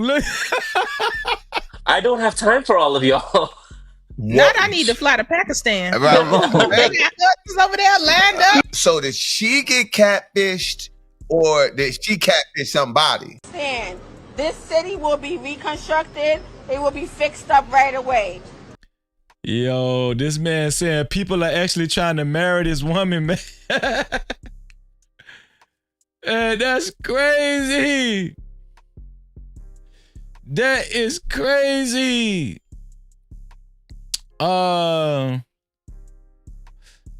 Speaking of DEI, right? We talking about politics, right? This clip went viral from CNN. What do y'all think about this black woman talking to this whole round table? I do not have the same opportunity as you. I know I don't. And you know and that I know too. what, Scott. I got it. And you know that. Let me just tell you about me. I'm gonna let you finish, but I want to answer this. I'm not talking about how you feel. I'm talking about how I feel. Me, a black woman in this country. But not in this city. And I will run. And if you want I'm me a to, New Yorker, not in this city. run You cannot say that. You I can't will say run. that in this city. I'm not talking about New York. I'm talking about actually let her finish. right here. I got a law degree, a master's, and 2 bachelors. Probably more education than all of y'all added up together at this table, Fine right? by me. And I have always been the least paid person on payroll at every institution I have worked in. What do y'all got to say about that? She says she's been the least paid person on payroll at every institution she's worked in. She says she has a law degree, bachelor degree, and a master's degree, probably more degrees than anybody at that table. And she's always been the least paid at every institution she worked in, even the White House, which is what she was about to say. And it's not Even because in the White House? Even in the White House. Well, whose fault is that? I don't think he worked for George W. or Trump. Well, guess what happened when I was there? DEI. What do y'all think about? She said, but guess what wasn't happening when she was there? DEI. She's saying that we need DEI. Of course, this guy, the bald head guy, the kind of arrogant dude, he's speaking against DEI. But this woman, she's giving a personal attestment saying that everywhere she has worked, she's been the lowest paid. Now, I don't know how true it is. We're taking her word for it. She said this was even true in the White House. Even when she worked in the White House, she made lower than all of her colleagues. And DEI was not in place. But this bald head guy says she's making excuses. And possibly other people on the table is saying she's making excuses too. How true is this though? I don't know. How true is this, man? And she's going to get demonized because of her aggressiveness and her attitude, you know what I'm saying? Her attitude, the attitude that she has, that the attitude that she's exuding because of, how she's expressing herself because of her experiences in the workforce, in the workplace, right? She's going to get that kind of criticism, but I mean, does she have a point? Scott. Look. I do not have the same opportunity as you. I know I don't. And you know and that I know too. what, Scott. And you know that. Let me just tell you about me. I'm gonna let you finish, but I want to answer this. I'm not talking about how you feel. I'm talking about how I feel. Me, a black woman in this country. But not in this city. And I will run. And if you want I'm me a New Yorker, not in this city. You cannot say that. You can't say that in this city. But I have a. You know what's funny though? Is I don't see no black men on the panel. I see all black women. I think there's one white woman or Hispanic woman. There's no black men. I'm talking about New York. I'm talking about Ashley. Let her finish. Right here. I got a law degree, a master's, and 2 bachelors. Probably more education than all of y'all added up together. Yeah, who's that? It might be 3, might be 4 black women. That light-skinned woman might be black too. I don't know. This table, right? And I have always been the least paid person on payroll at every institution I have worked in. And it's not Even in the White House? Even in the White House. Well, whose fault is that? I don't think you worked for George W. or Trump. Well, guess what happened when I was there? DEI. Scott. Look. And we know the guy's being facetious, man, But I wanted to play that clip because, she was very passionate about what she was saying. Right? Okay. I promise y'all. Now we about to get into relationship talk. Okay? Now we about to get into relationship talk. Okay, I'm not going to kill y'all with it no more. Okay. So, let's start with Janet Jackson and Jermaine Dupri. Janet Jackson and Jermaine Dupri have been talking for a long. They had been talking for a long time, approximately 7 years, I believe. Janet Jackson did an interview and she disclosed some information that we never knew about Jermaine Dupri. And they asked her why did her and Jermaine Dupri, why did they make it? Why, what happened? Why did they break up? Let's see what Janet Jackson. Now, remind you, Janet Jackson is an icon. Jackson wanted a lot of kids with Jermaine Dupri. Janet Jackson was in love with Jermaine Dupri, but it's so crazy that it is kind of confusing because obviously she went for Jermaine Dupri because the dude was real popular. Jermaine Dupri is an icon too. This dude was a famed producer, make a lot of money, rich. We all know that had a lot to do with why she linked up with Jermaine Dupri. We know that. But listen to what Janet Jackson had to say. This whole thing, it kind of confused me because Janet said, once she fell in love with Jermaine, she wanted to have a lot of babies with Jermaine. She gonna talk about why he was cheating. What you thought he was gonna be faithful to you? That's Jermaine Dupri. You know what you was getting yourself into, Janet. Why y'all do this to yourself? Why y'all do this? He was a workaholic before you met him.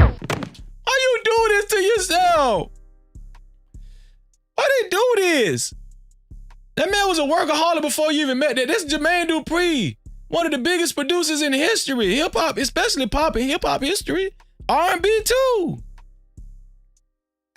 He worked for you. He produced some records for you too. What are you talking about? Janet ain't making no damn sense, man. Why did you break up with Jermaine Dupri? Because he was so busy and he cheated. Okay. I thought you already knew what the program was. Come on, Janet, what the hell are you talking about? And plus, you grew up in the music industry. You know how this shit go. And he was constantly working. I would not see him for like 3 weeks. So what? You Janet Jackson. Do you know how busy you used to be? Now that you done got old, you want to hold it against Jermaine Dupri. I'm telling y'all, listen, it's some truth to this shit. Janet Jackson got old as hell. But see, Jermaine Dupri, he's an older guy. But it's true. As men get older, they're more desirable, especially if you got money. But when women get older, you can see it on their face. Look at Janet Jackson's face. She look like she's stressed out. Now she want this man to stay home because she stay home now. A month. That man still Jermaine Dupri. Why y'all do this to yourself? And soon as he would come in and if you wanted a guy like that, you should have never got with Jermaine Dupri. That's the point I'm trying to make. If you really wanted a guy like that, you should have never got with Jermaine Dupri. Don't that make sense? he would go to the club. Or Jermaine's a really good guy. There you go, man. That's Janet Jackson and Jermaine Dupri. That's Janet Jackson and Jermaine Dupri right there. Let's see.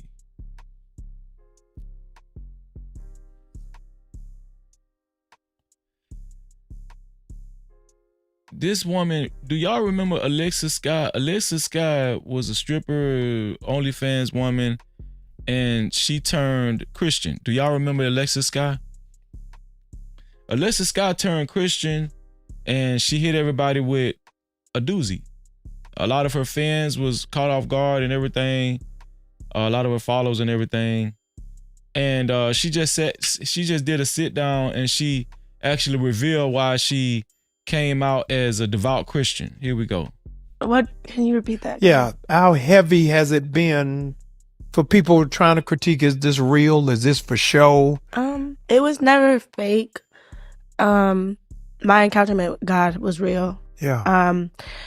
I was just really just in a space where I was dating somebody, and I'm not going to say any names, and I'm thankful for this person because it was never that I never believed in God. I just wasn't really close to him. And it was somebody that was in my life that had an influence. And, you know, I was so focused on being a wife and being loved on and being wanted that I was just like, okay, well, I have to change who I am in order for this person to accept me. Yeah. And I was more so focused on that versus my walk with God. I was doing it more for what that person wanted, you know? So she said she became a devout Christian because she did it more so for the guy she was with, because the guy she was with, I guess he was in the church and he wanted, I don't know, maybe he wanted her to clean up her image for him. So she said this is why she became a devout Christian, but she only did it for image purposes, just to make him happy. And I'm just letting y'all know right now, just to give y'all some word of advice, that's not ever going to work. It's never going to work. First of all, God is not mocked. You can't fool God. Let's just start there, okay? So I'm like, okay, well, maybe if I change my image on Instagram or I change how I am, then I'll be his wife or I'll do this. So I really wasn't ready, you know?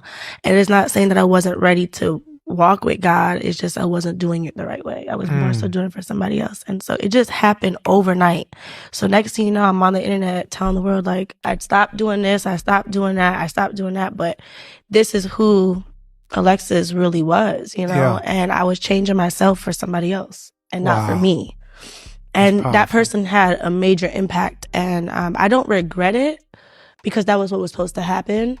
But just coming from... I'm going to be honest with y'all. This happens all the time. Women go through things in life, especially bad relationships, divorces and stuff. They get older, you know, and I mean, you're supposed to call on God. But I mean, it happens all the time. They run to the church and they try to reinvent themselves and they take on this holy moniker. And God knows if you're real or not. You understand what I'm saying? But a lot of people do it just to clean up their image. And this is just, it just never works out. You know, I used to dance. I've been in trafficking, and just the lifestyle that I've came from, that's all I know. My life is make fast money. Yes. You know, so that's all I know how to go back to. And even during my journey, it was almost like, okay, I'm here. I started thinking of other ways I can make money in the right way. So I came out with a journal, and they were saying I'm profiting from God. So as each day got on, I'm like, okay, whether I was doing this for this man, I actually was like getting closer and closer. So even though I was doing it for him, I was getting closer to God, and everything was starting to like make sense to me. I started understanding like, this is who I'm supposed to be. It's not helping when I have 5.6 million followers attacking me. Everything I do, it's like, oh, this is not godly enough, or you're not a Christian. So I'm like, okay, this is like not making no sense. I might as well go back to doing what I was doing because right. do y'all like me doing this or not? So Right. at this point, it just became a confusion. Like nothing was good enough for the internet. Nothing was good enough for him. He ended up leaving me in the midst of me changing. And I'm like, you promised to stay here and have my back financially. So there it is. She just really gave us the real reason why she agreed to change her image and tell her followers that she's a devout Christian now. She's turned from her wicked ways, because the deal was for this guy who probably was well off. She was expecting for this guy to take care of her financially. That's never a good thing. That's never a good arrangement. Just to, to act like, you've changed your life for God and you're a Christian now because you want this particular guy to take care of you financially. No, you change your life for God organically and sincerely because you really want to give your life to God and you really want to please God. Not because you're trying to get something from somebody, right? You don't do it just to put on a persona, just to capitalize. And it just seemed like what this lady's intentions was. She tried to put on this holy moniker to capitalize so this dude could take care of her and marry her and take care of her for the rest of her life. And it just didn't work out in her favor. Because I'm giving up everything. There you go. And he left. See? She gave up everything and he left. It never works out. I'm gonna tell y'all something. Your life is never gonna get better until you actually make a sincere decision to change. A sincere decision, not for somebody else. But I'm gonna tell you something. You really want to change when you're at your wit's end and you get down on your knees and you're at the end of the road and you don't have any other outlet to actually depend on. The only person you can depend on right now, the only person to depend on is the Most High God, and you're sincere. You're crying out of desperation. That's when God really can use you. But, just to capitalize, and it's sad to say a lot of people go to God just to capitalize, this prosperity type shit. And it just, you can't mock God, man. So I'm like, it was more so I was like in fear. Like, what am I going to do? How am I going to pay my bills? How am I going to continue to live this lifestyle that I was living? What? Can you repeat that? Yeah. How heavy has it been for people? Let me see. I just want to show y'all that right quick. Shout out to Rural Black, man. My bad, Rural Black. I just wanted to cover a couple of those things right 1 second. Shout out to Rural Black. Thank you, bro. Rural Black sent his usual cash cap, $7.77. Shout out to Rural Black. Check the cash out, bitch. Rural Black with his $7.77 cash cap. I appreciate you, bro. Thank you so much. He said, love the content as always, Freezy. Respect. Love the content as always, Freezy. Respect. Shout out to Rural Black, man. It never fails, man. We appreciate his 777 every time, dog. Thank you. Thank you, Rural Black, man.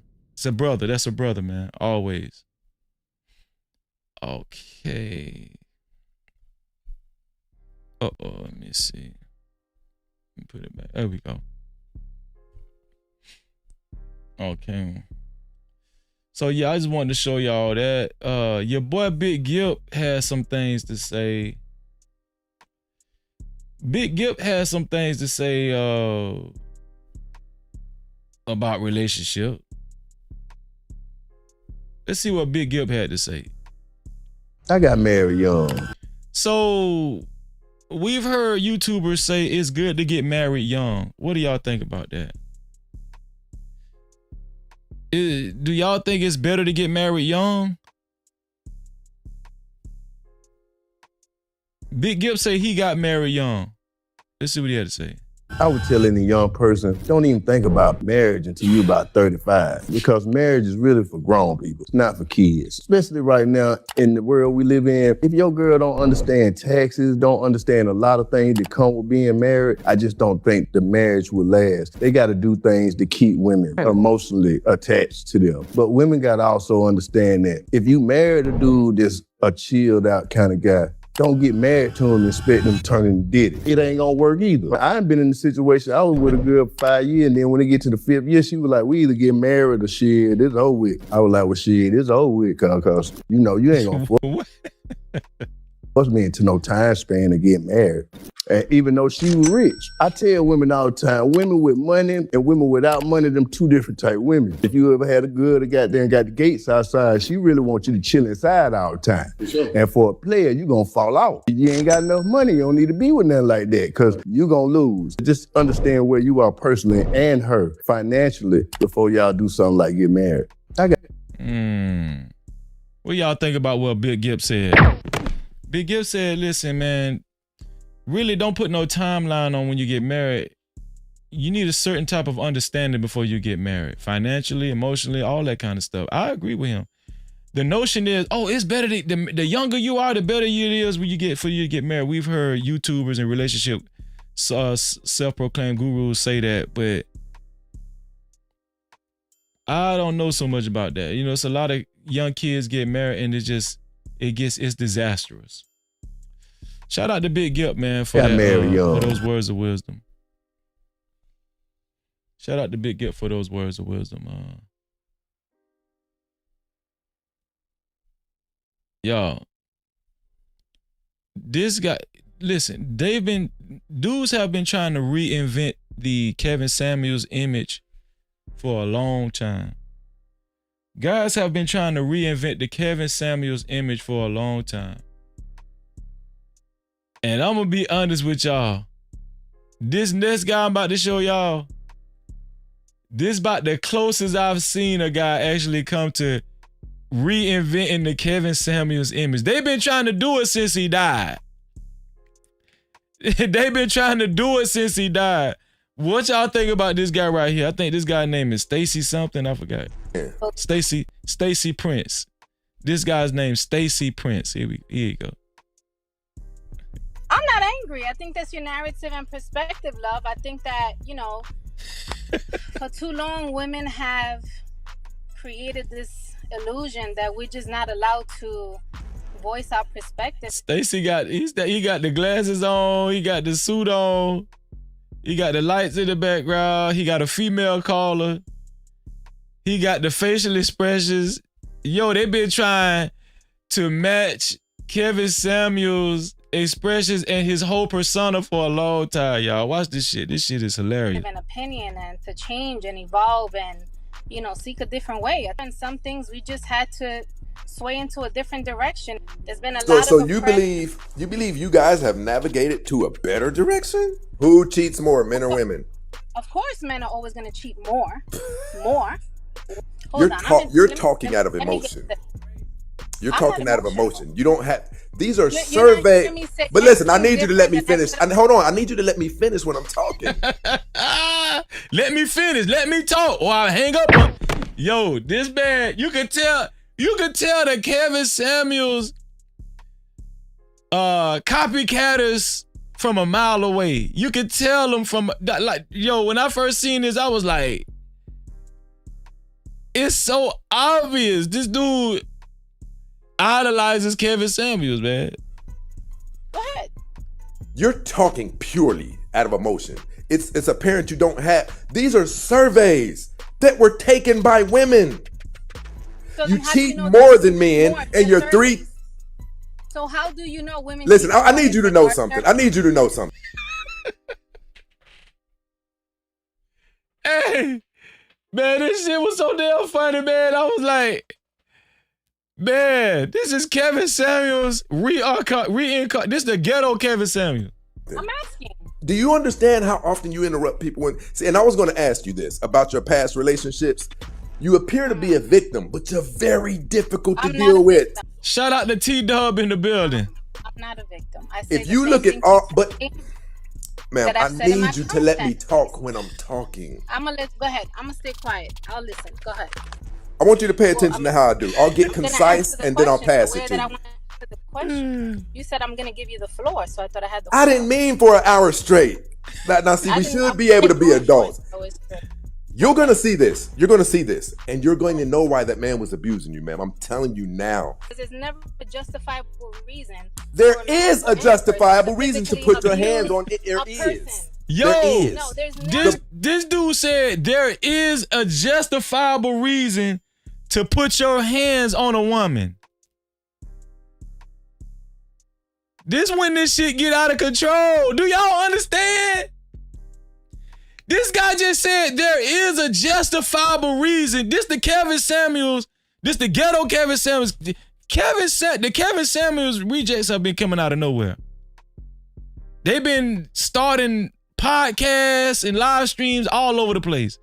This is one of them. He's one of the closest ghetto Kevin Samuels I've actually encountered. But this guy just said there is a reason. The woman said there's no reason for a man to put his hands on a woman. He said there is a reason for a man to put his hands on a woman. The only reason I can think of is if that woman actually is trying to do physical harm to that dude. That's it. But watch what this dude say. Shout out to my sister, El Cheapo. No Cap-tivity. Yo, make sure y'all subscribe to El Cheapo's channel. I need y'all to let me start it over because I think y'all missed it. Hold on, here we go, man. I'm not angry. I think that's your narrative and perspective, love. I think look at his facial expression.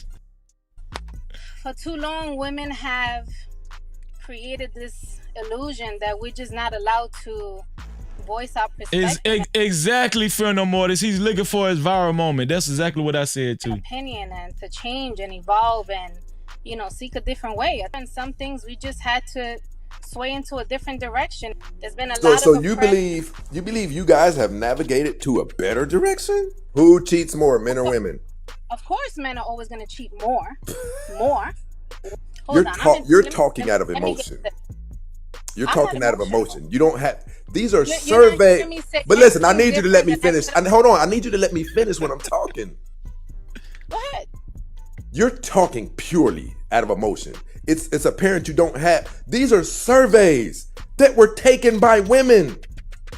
So you cheat more than men, and you're three. So how do you know women? Listen, I need you to know something. I need you to know something. I'm asking. Do you understand how often you interrupt people when? See, and I was going to ask you this about your past relationships.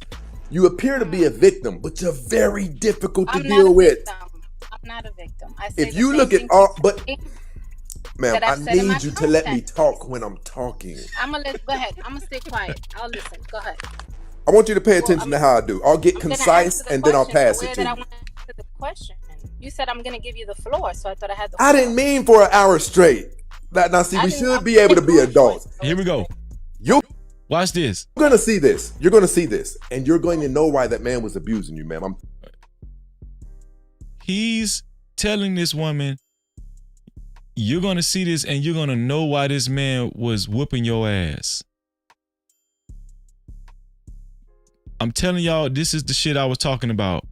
This is when this manosphere red pill bullshit, it just go too far. And I don't care who don't like it. No Cap-tivity. This is when this shit, this is the product that this shit has produced.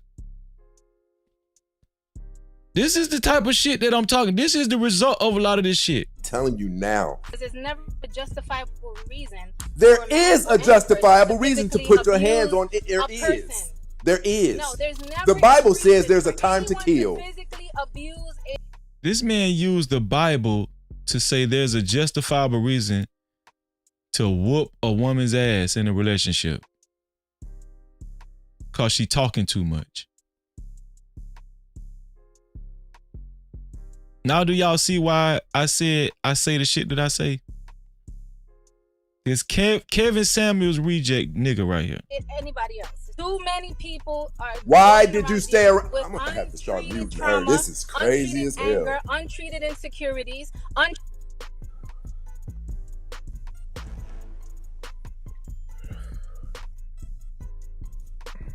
What we've got here is failure to communicate. That makes no sense. I mean, if you're gonna ask me a question, then allow me to answer it honestly. You talk too much. You talk way too much. I don't have to answer that long. Give me a yes or no question. Ma'am, you're an adult. You should know how to make answers concise. You're an adult. You speak about success. Now you should very well know how to respond adequately and efficiently. I mean, would you want me to answer the question in 10 seconds and give you half of an answer? I don't know what you want. I mean, what do you want me to say if you ask a question? That's like, you know, what you're creating is a narrative. You want me to appear something that I'm not, so that you can comply with how we see it up here right now. You've only been up here for less. I'm not angry. I think that's your narrative and perspective, love. I think that. Look at his facial expression. Exactly, Cassandra. Shout out to Wally. What's going on, Wally? Great to see you, dog. You know, for too long, women have created this illusion that we. Okay, I just wanted to show y'all Stacy Prince. Stacy Prince. This is the new. Let me see if I can find him. Stacy Prince. This the new Kevin Samuels guy that's taking off, y'all. This is the new Kevin Samuels guy. This is his platform right here. Stacy Prince, the real Stacy Prince. 10,000 subscribers. Obviously, he been doing it for a while. He got over 1,000 videos. Y'all, I'm telling y'all, these ghetto Kevin Samuels guys are grinding. These niggas is grinding, y'all. Look at this shit.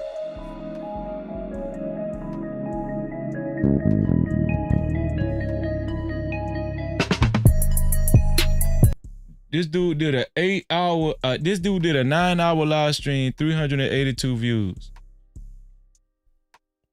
But that clip obviously went viral. Wanted to be conquered, you wouldn't have been loaded with so much pushback. I'm surprised he ain't got one of those twirling things in the background. And I'm going to tell you something about black women, Kenya. Tell you something about black women. True or false? For years, black women have been saying the only reason y'all mess with them white girls because they do what you say. True or false? I've heard that. Okay. So that's the dude, Stacy Prince, y'all. That's Stacy Prince. And we know he go get some gung-ho dudes over there that's just gonna be his disciples. That's what it's all about. See, to be successful in that type of game, you got to be talented enough to gather some disciples. You need some guy disciples. You got to have some disciples that's gonna, you know, support your channel, super chat you, share your shit out, and scream your name to the rafters, you know. Yeah. Let's see.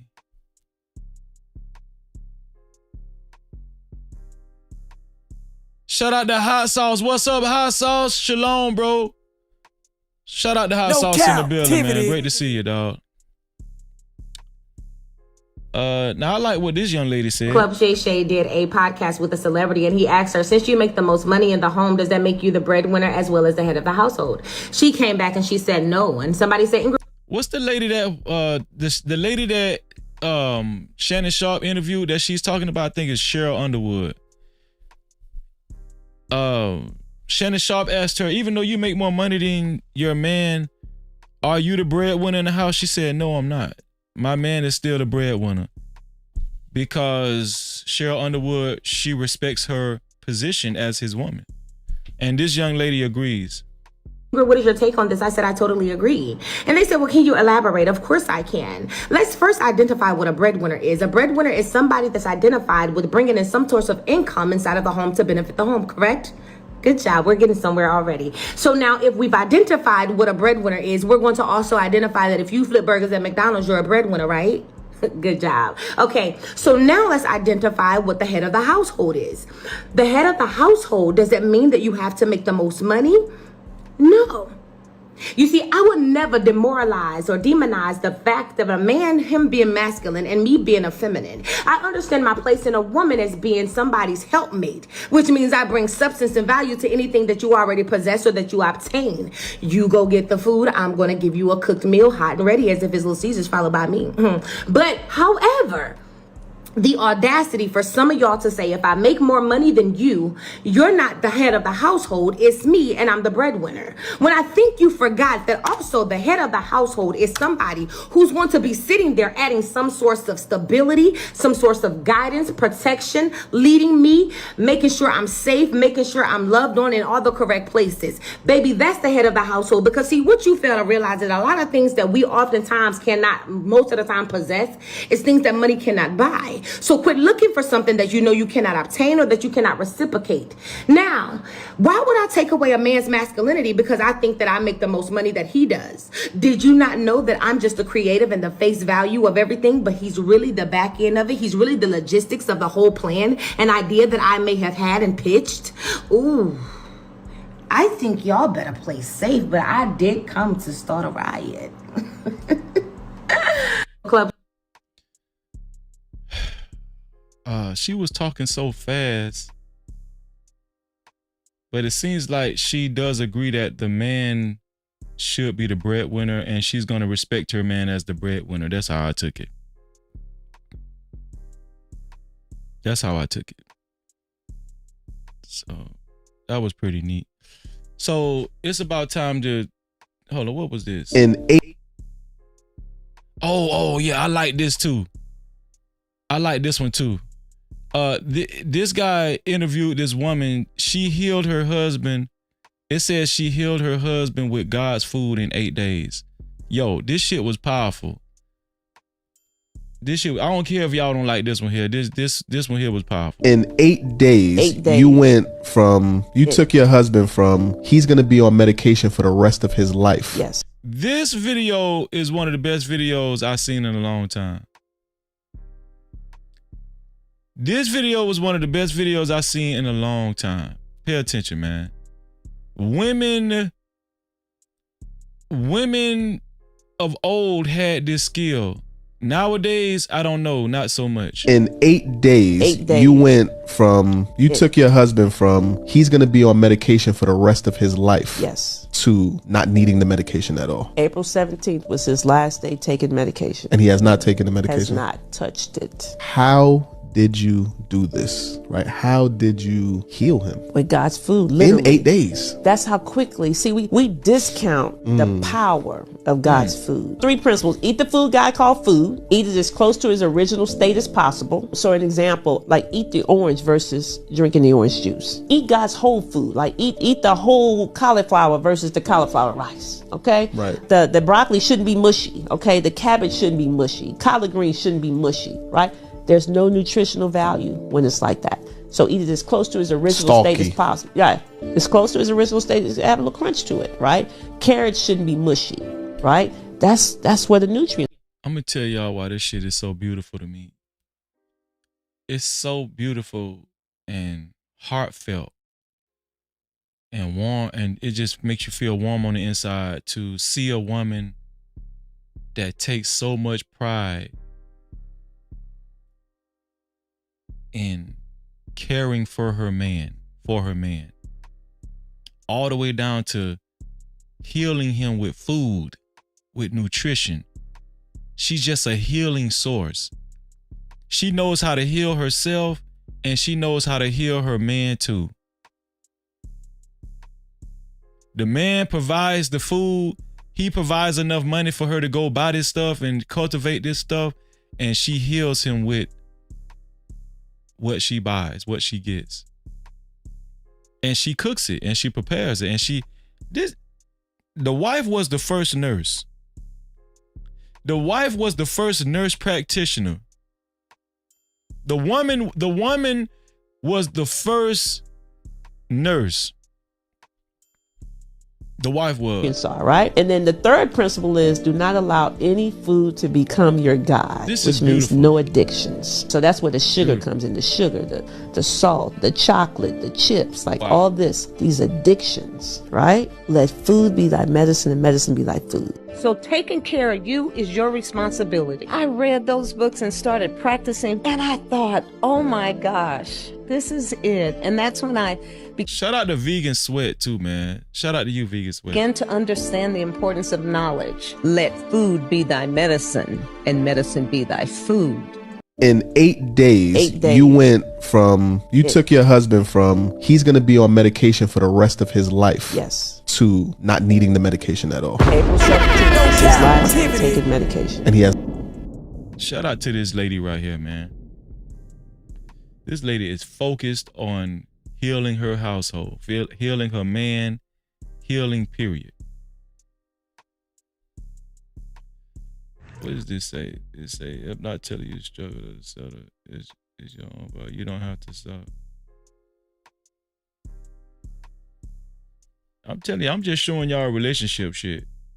That's all. I'm just showing y'all relationship shit.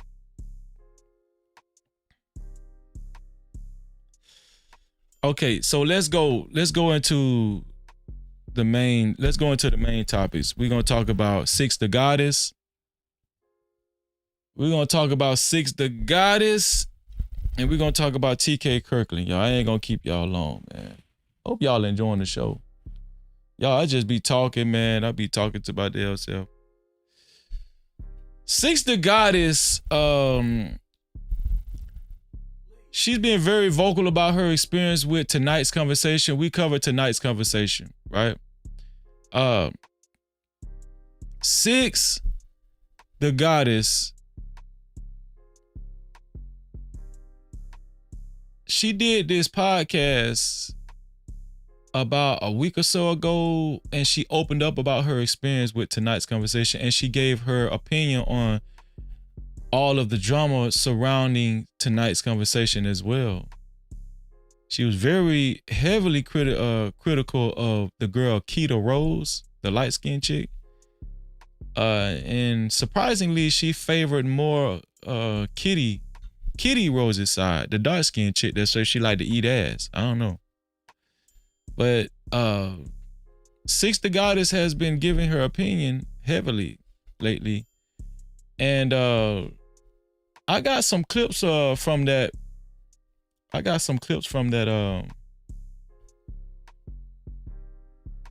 me see. From when Six the Goddess was on that podcast that she was on. Let's look at a couple of clips that she was on.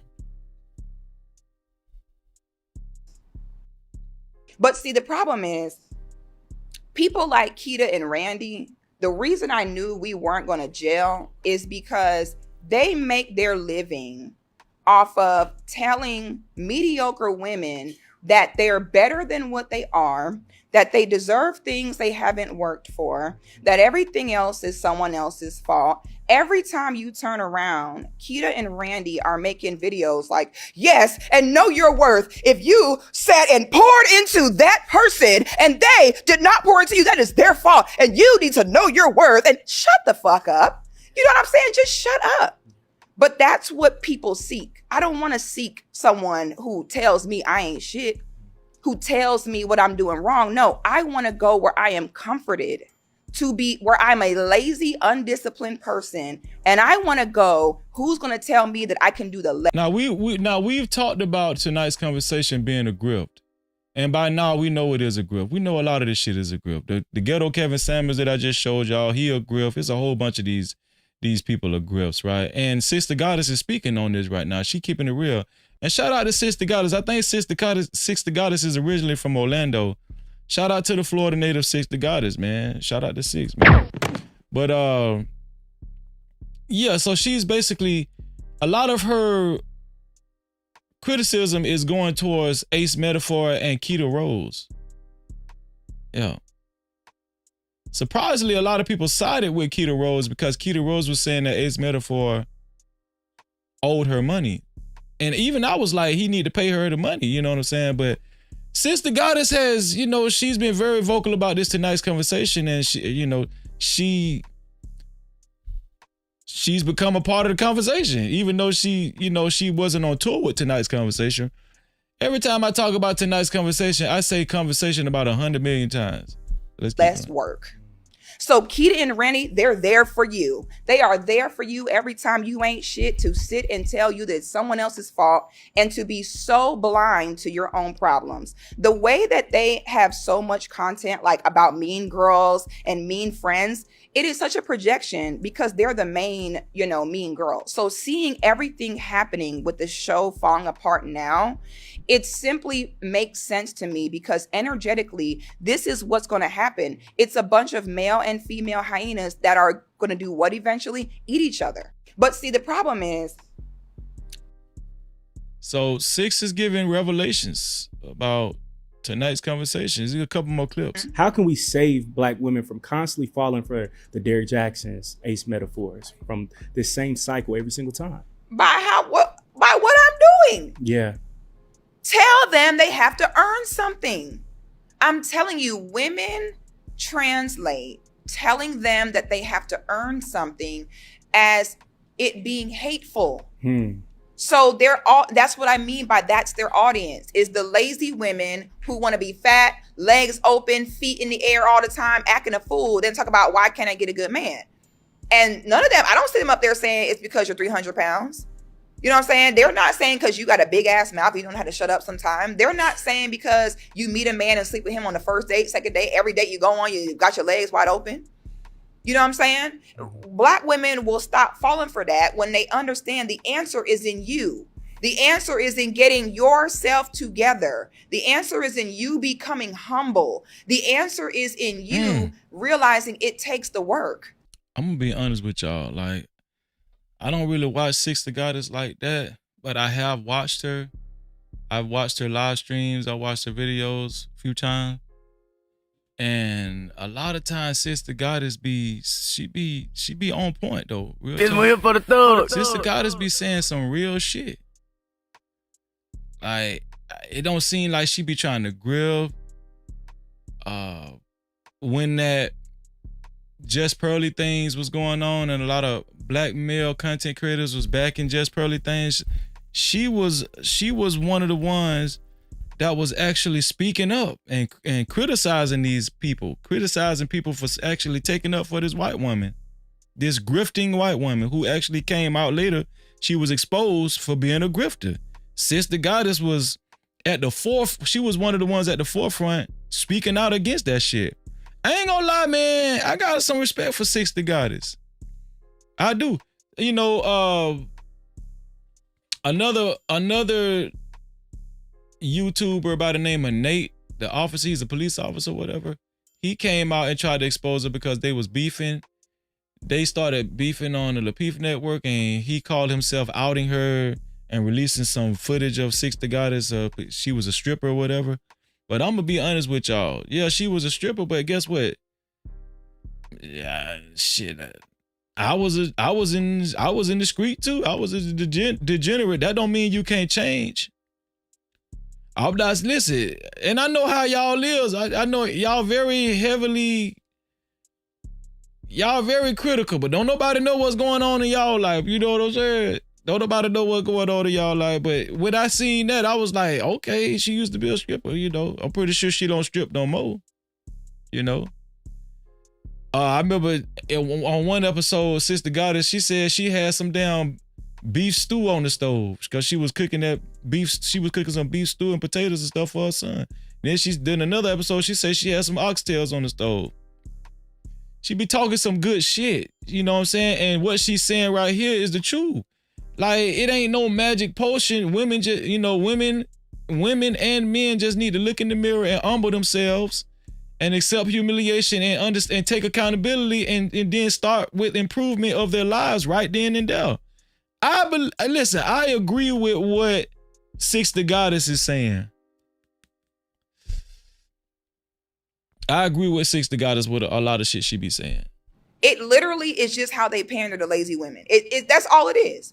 It ain't got nothing to do with nothing else. It is women who don't want to put the work in. Instead, I want some type of book or formula or pill I can take where everything will just appear for me. It's just like church. Just like church. Shout out to Sister Goddess, man. Let me see. Wake up. Man. What if he was know the truth? You could meet a man in exclusive date. Okay, so This right here is a new video that Six the Goddess came out with. It's a couple of videos, right? Six the Goddess came out with a couple of videos about tonight's conversation. She just released them. And I thought it was interesting.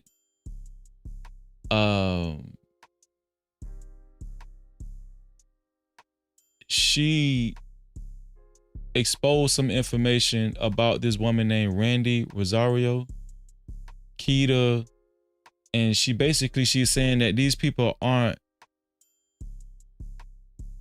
as solid as y'all think they are. Six the Goddess is giving her account on her experience when she actually attended tonight's conversation as a cast member. She's giving us her experience, and she has footage when she was there and how these people really do conduct themselves behind closed doors when the cameras are off, or not even when the cameras are off, before the editing process takes place. Six the Goddess keeping it 100. Listen, Six from Florida, man. Six, if you're out there, Six, I tag you in this. Listen, I tag you in the title. If you're out there, reach out to your boy. I might reach out to Six, man. Have you a guest on the show, Six. We from Florida together. We got to stick together, Six. Let me play y'all a couple of videos. This latest video that Six got that she made about tonight's conversation. Here we go. Number one. Number two, Six, I didn't know who you were before you got to tonight's conversation as a guest, and I don't know who you are after, so I'm genuinely confused as to why you're speaking on us, and I'm really just hoping that it's not for clout. Are you okay? Blink twice. Do you need help? You think that you're better than certain women because you look a certain way, you're aesthetically appeasing, but let me tell you, that energy, that attitude, that aura is disgusting. Tell them about how I ate you up for trying to be rude to women that are bigger than you, saying that they only had bottom feeder boyfriends because who would want them? The truth of the matter is you were brought into a situation to be an agitator, and you tried to actually go against black women because you don't understand anything about unity. You don't understand anything about the bigger picture, and that's very obvious. Six the Goddess is being accused of not being a part of the sisterhood, you know? No Cap-tivity. That's basically what Randy Rosario is saying. Six the Goddess is not a part of the sisterhood, and she's not about black woman unity. She tells women that's overweight that, hey, listen, you need to get in the gym and do the work, and you need to humble yourself. Right? Stop being so entitled. You need to actually humble yourself, look yourself in the mirror, and take accountability. This is Six the Goddess's message. But Randy Rosario is saying that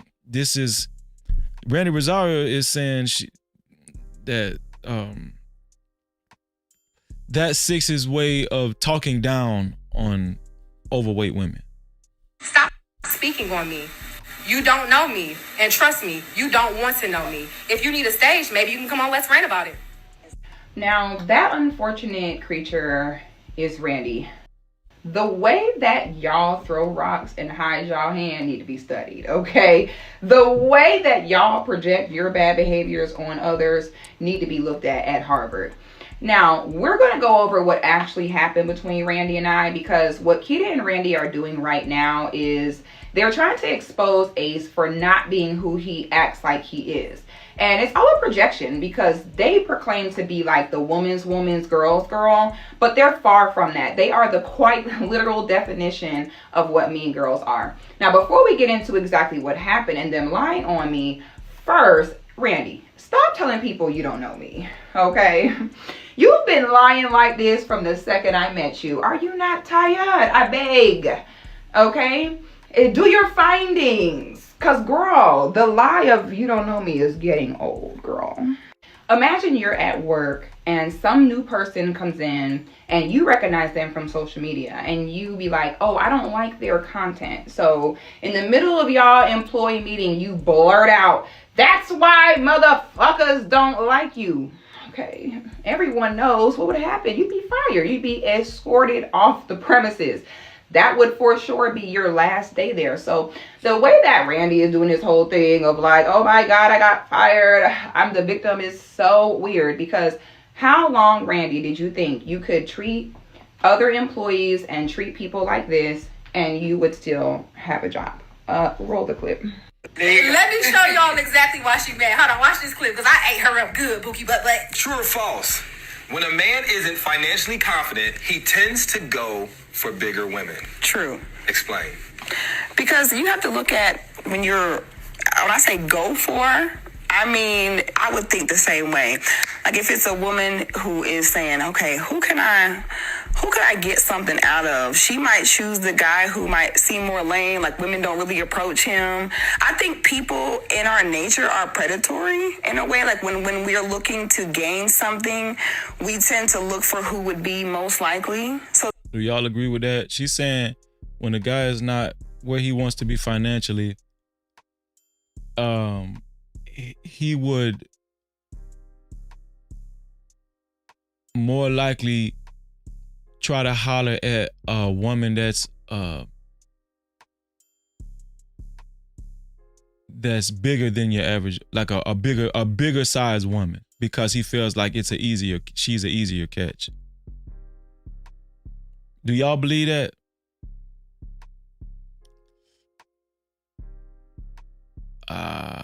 I don't know about that one there, Six. I think that I've seen some confident dudes that be broke and they try to holler at who they feel like is the baddest person in the room.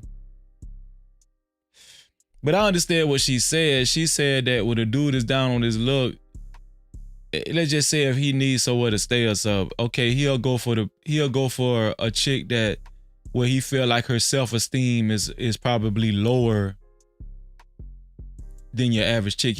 She's saying she feels like women who are on the bigger side, their self-esteem is a little lower than a woman that's actually fit, that go to the gym and works out and mentally and physically fit.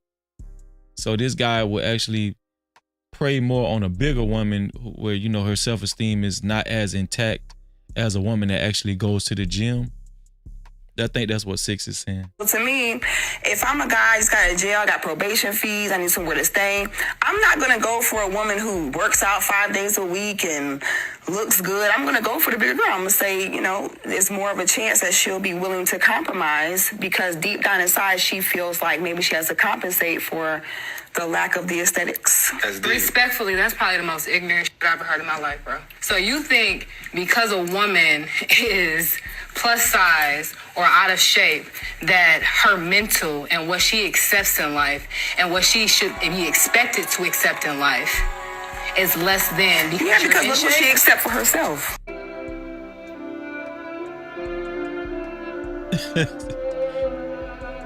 This girl is crazy. Now, that clip was edited. In the clip, she said, respectfully, that's the stupidest shit I ever heard. But in reality, she looked me dead in my eyes and she said, disrespectfully, that's the stupidest shit I ever heard. And she decided that she could say all of this about me. So they edited the clip because when we first heard the lady Randy respond to Six the Goddess, we heard her saying, respectfully, that's the stupidest shit I ever heard.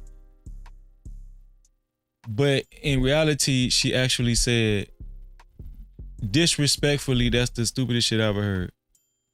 Because they edited the clip. That's what Six the Goddess is saying. Because of the 1 minute response I gave, because according to her, she had never heard of me a day in her life before. So a woman that you don't know can come in, be asked a question, answer the question, and it warrants all of this. That was all it took.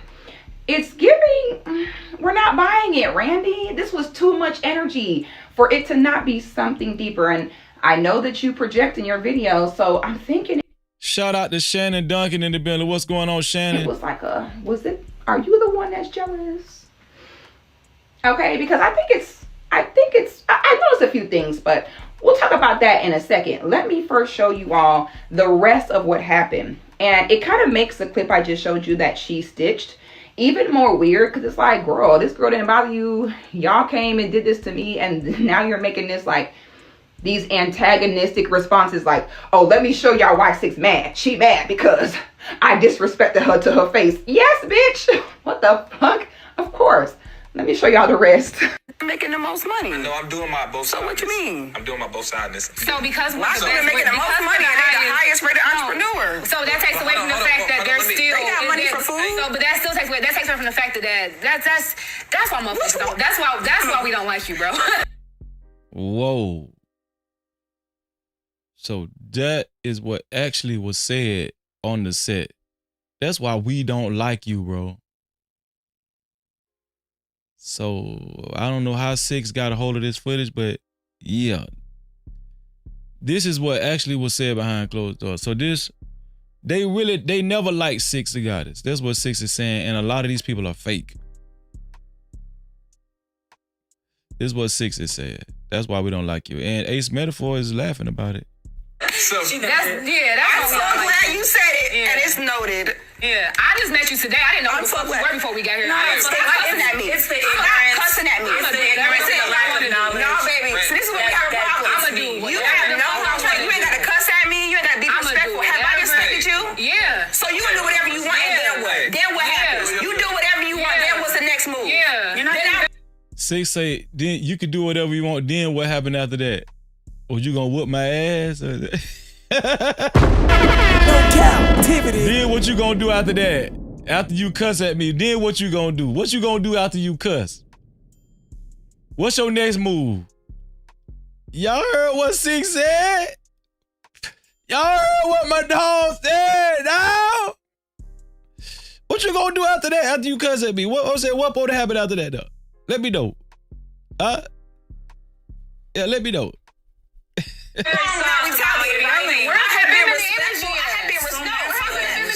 Hell, Randy kind of piped down a little bit then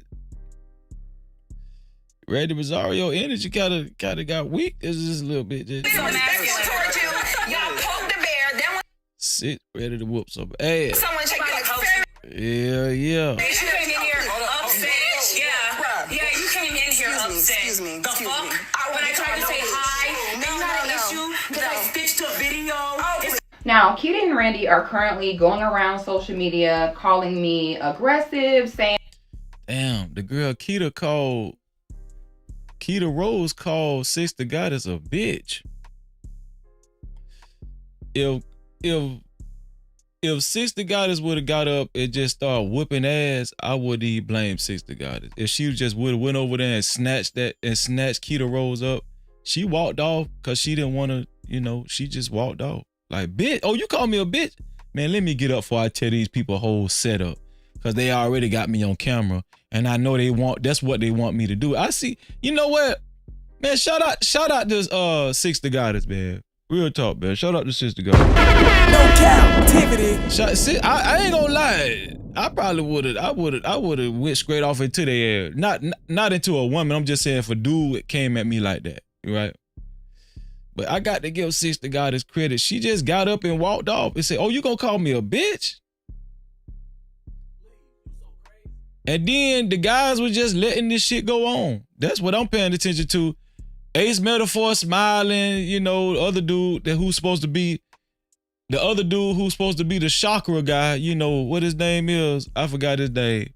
The guy that quit. What his name is? I forgot his name. The chakra guy. Y'all know the woke guy. Y'all know who I'm talking about. The guy that quit tonight's conversation.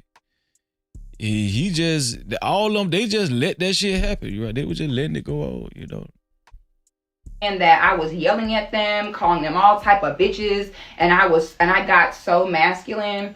But as I said before, as a dark-skinned tall woman, I am so used to that. Anytime someone gets into it with me, especially if it's someone significantly lighter complected than me, I'm always going to get, labeled as the aggressor. When you're a tall woman, they're always going to say, oh, you're manly. Oh, you deserved it because of this and that. It goes back into like what's going on with Megan Thee Stallion, where I think that Six really did handle herself well.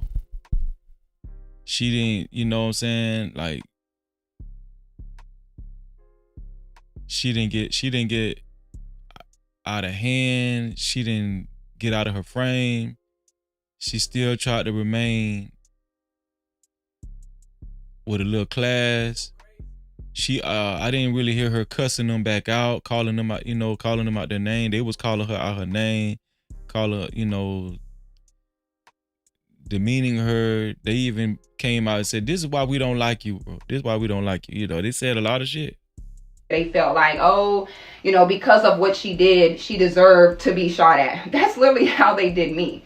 And colorism is a microaggression, which is what that was. They sat there and antagonized me and ganged up on me and disrespected me for no reason. And in their mind, it was okay. And if you pay attention to what Randy said, she's like, where's the femininity? That translation is, I hate that anyone likes this girl. I hate that this girl is helping anyone. And I want to try to discredit her. So I'm going to disrespect her in her face. And then I'm going to say, look how aggressive she is. Okay, it's a story all this time. And is it just me or something don't sit right in my spirit? Oh, shit. Where y'all get these damn pictures from, man? It's here for the thug. So this supposed to be Randy Rosario family? Sick, god damn, sick. What the hell going on? About someone that looks like this, with a preference like this, and not the kids. Man, all the gloves is off. Children like this, always making comments like the ones I'm about to show you, and her sidekick back. Six said, listen, I'm finna make y'all want to whoop my ass. She bringing the family into it, the kids. Batman and Robin, Anastasia and Drizella. I'm noticing a common denominator with all the women y'all tend to have an issue with and try to humiliate and bully. Let's examine. So y'all have a problem with me in my chocolatey glory. Who else do y'all have a problem with? Oh my. So there was aggressive, there goes that word, interactions with her too. Hey, fellow chocolate girl. Hey, girl, hey. Who else? Oh, this one right here had y'all sick. Keita can't even say this girl's name. We might as well change Kitty's name to y'all favorite Kitty. So the real truth is, y'all don't like seeing the chocolate girls win. You don't like seeing the chocolate girls get more attention than you. But y'all really need to find a better way to deal with that than these outbreaks, okay? These outbursts and attacking us. Honey, it's okay. I understand that you mad, but how long can this go on, girl? So weird comments like this are also strange. You still gonna stick by the fact that you had no problem and what Randy wrote, let me see. You so scary. That's what Randy wrote. And this is highly personal. Like, you're very... I wish you had this energy in my face. Okay. Invested in this. Anyway, Randy ends up lying to Ace, saying that she apologized to me, but she never did. Now she's running around talking about how she's more depressed than she's ever been. It's like, sweetie, you're depressed because you've been doing wrong. You've been doing wrong. You haven't apologized. You haven't made it right. And you know deep down inside you're wrong from how you've been acting, okay? You were the abuser's pit bull. So, honey, good luck on your job shirts, okay? We got LinkedIn. Number one. Number two, Six. I didn't know who you were before you got to tonight's conversation. Okay, she got another video. Let me see. Watch episode on the app because me and Randolph had to handle the bitch. Why? Oh, so this Keita Rose, somebody, her and the girl Randy Rosario had to handle Six. They call her a bitch. Who y'all got y'all money on? Six or this chick right here, Keita? Who y'all think will win that fight? They call Six the goddess cause they call her Six cause she's 6 feet tall, I think. She be in the gym too now. Six be in the gym too. I don't know about Keita and the rest of them, but Six say she be in the gym working out. And y'all know she from Florida too, and she used to be a stripper. Because she thought she was being slick in person, and then the femininity coach, she teaches women how to be feminine, started bucking up and talking like this and saying bitch back, and we was all fighting. Now, Keita is the other one in this situation who is also currently unemployed. The same thing applies to her. What's this doing? Why you doing that? She talking about who is also currently unemployed. Come on, sis, man. Man, 6 is she emptying the clip on their ass. God damn.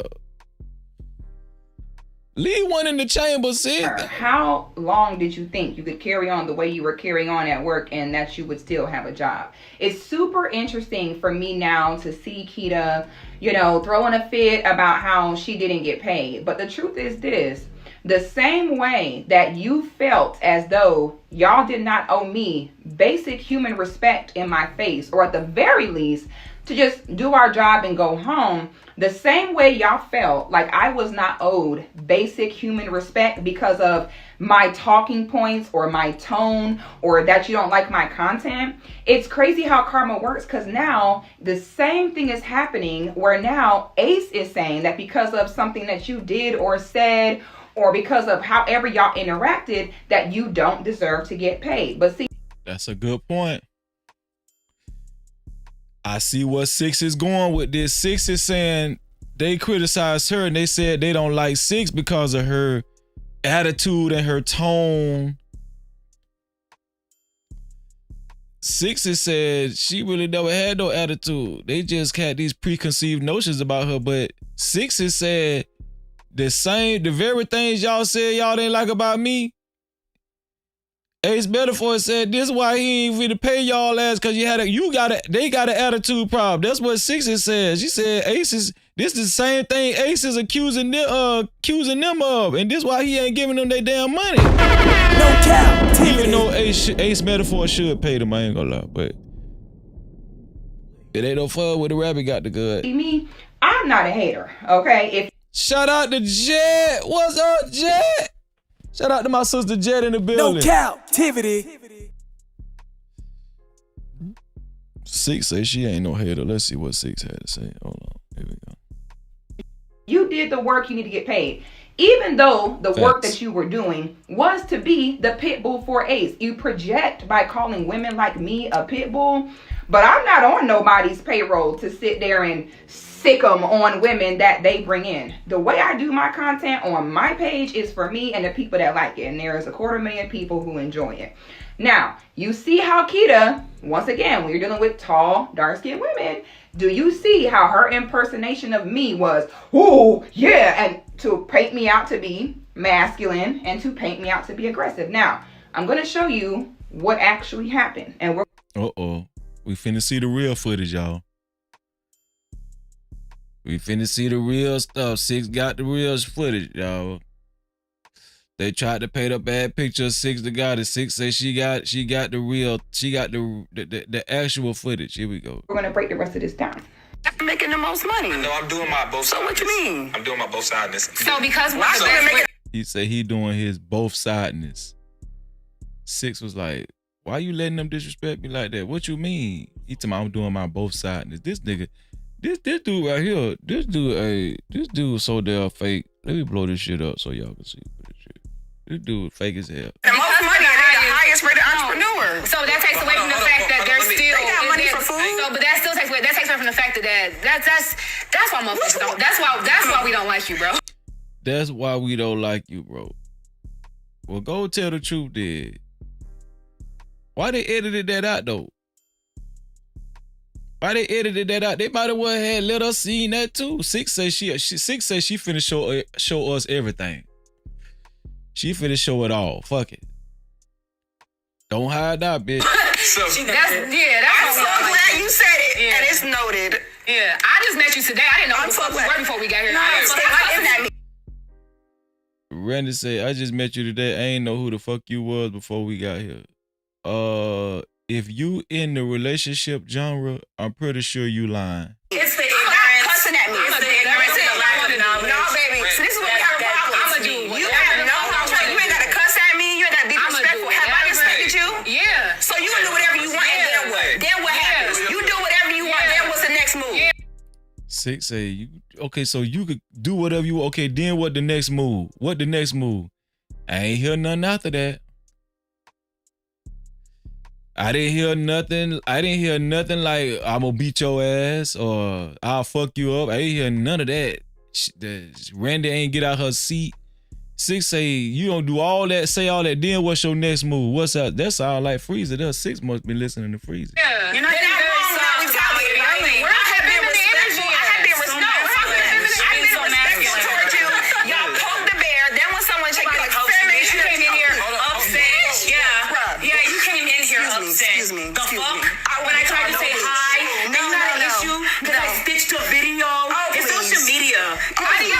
Now, if anybody can find in that clip where I was like, oh, you bitches, a bitch ain't come out my mouth, a profanity ain't come out. No, you ain't called them people bitch one time, 6. Not one time. You did a good job, 6.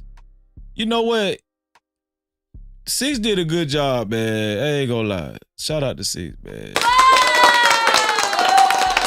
You know, I got a newfound respect for 6, the way she handled herself. Just she didn't get ghetto. She didn't call them out there. She didn't call them bitches, or she didn't give them the same energy. She was trying to be respectful, even though they was calling her bitches. She asked them what they wanted to do.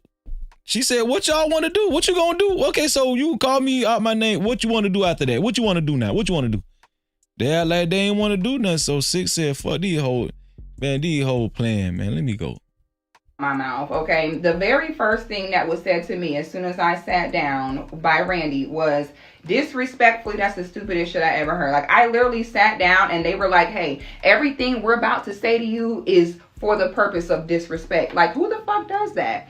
So the correct way for them to handle this would be to say, and you would think, this is how you know that they're the exact type of women that I be talking about, which is why they don't like me, the way that they do fuck shit, throw rocks, hide their hands, lie, never apologize, try to do anything they can to avoid any form of accountability. Now, you would think that after them both being fired, unemployed, and Keita crying online because how she gonna make her bills. Stop saying that shit, goddamn. We know the lady unemployed. I ain't gonna lie, that lady, Keita was crying at every goddamn thing, for real, man. Keita was showed up crying. You would think that they would have that moment to say, you know what? Let's reflect into the part we played into this, okay? Let's reflect. Let's not sit here and we'll just paint Ace out to the abuser and forget that we were the ones abusing guests as well, because we wanted to make sure that we kept our job and we were getting paid. That would be the right way to handle it. But instead, you're doubling down and lying more. And now you're even starting rumors that I slept with Ace. Now, Keita. Now that sounds like a projection to me. Oh. Damn, well, I tell you what, they quick to say that shit, daddy, man. I ain't gonna lie. It's good that 6 got on top of that shit, cause why wouldn't we believe that? You know, all this shit be, you don't never know who's sleeping with them, but 6 saying she ain't sleep with her, so get what? Challenge her. Come out with the proof that she slept with somebody. 6 say, it sound like projection to me. That's what she was saying to Keita. 6 say Keita was the one sucking dick and sleeping with these motherfuckers. But in all fairness though, Keita says she ain't sleep with Ace Metaphor either, but she ain't say who she did sleep with.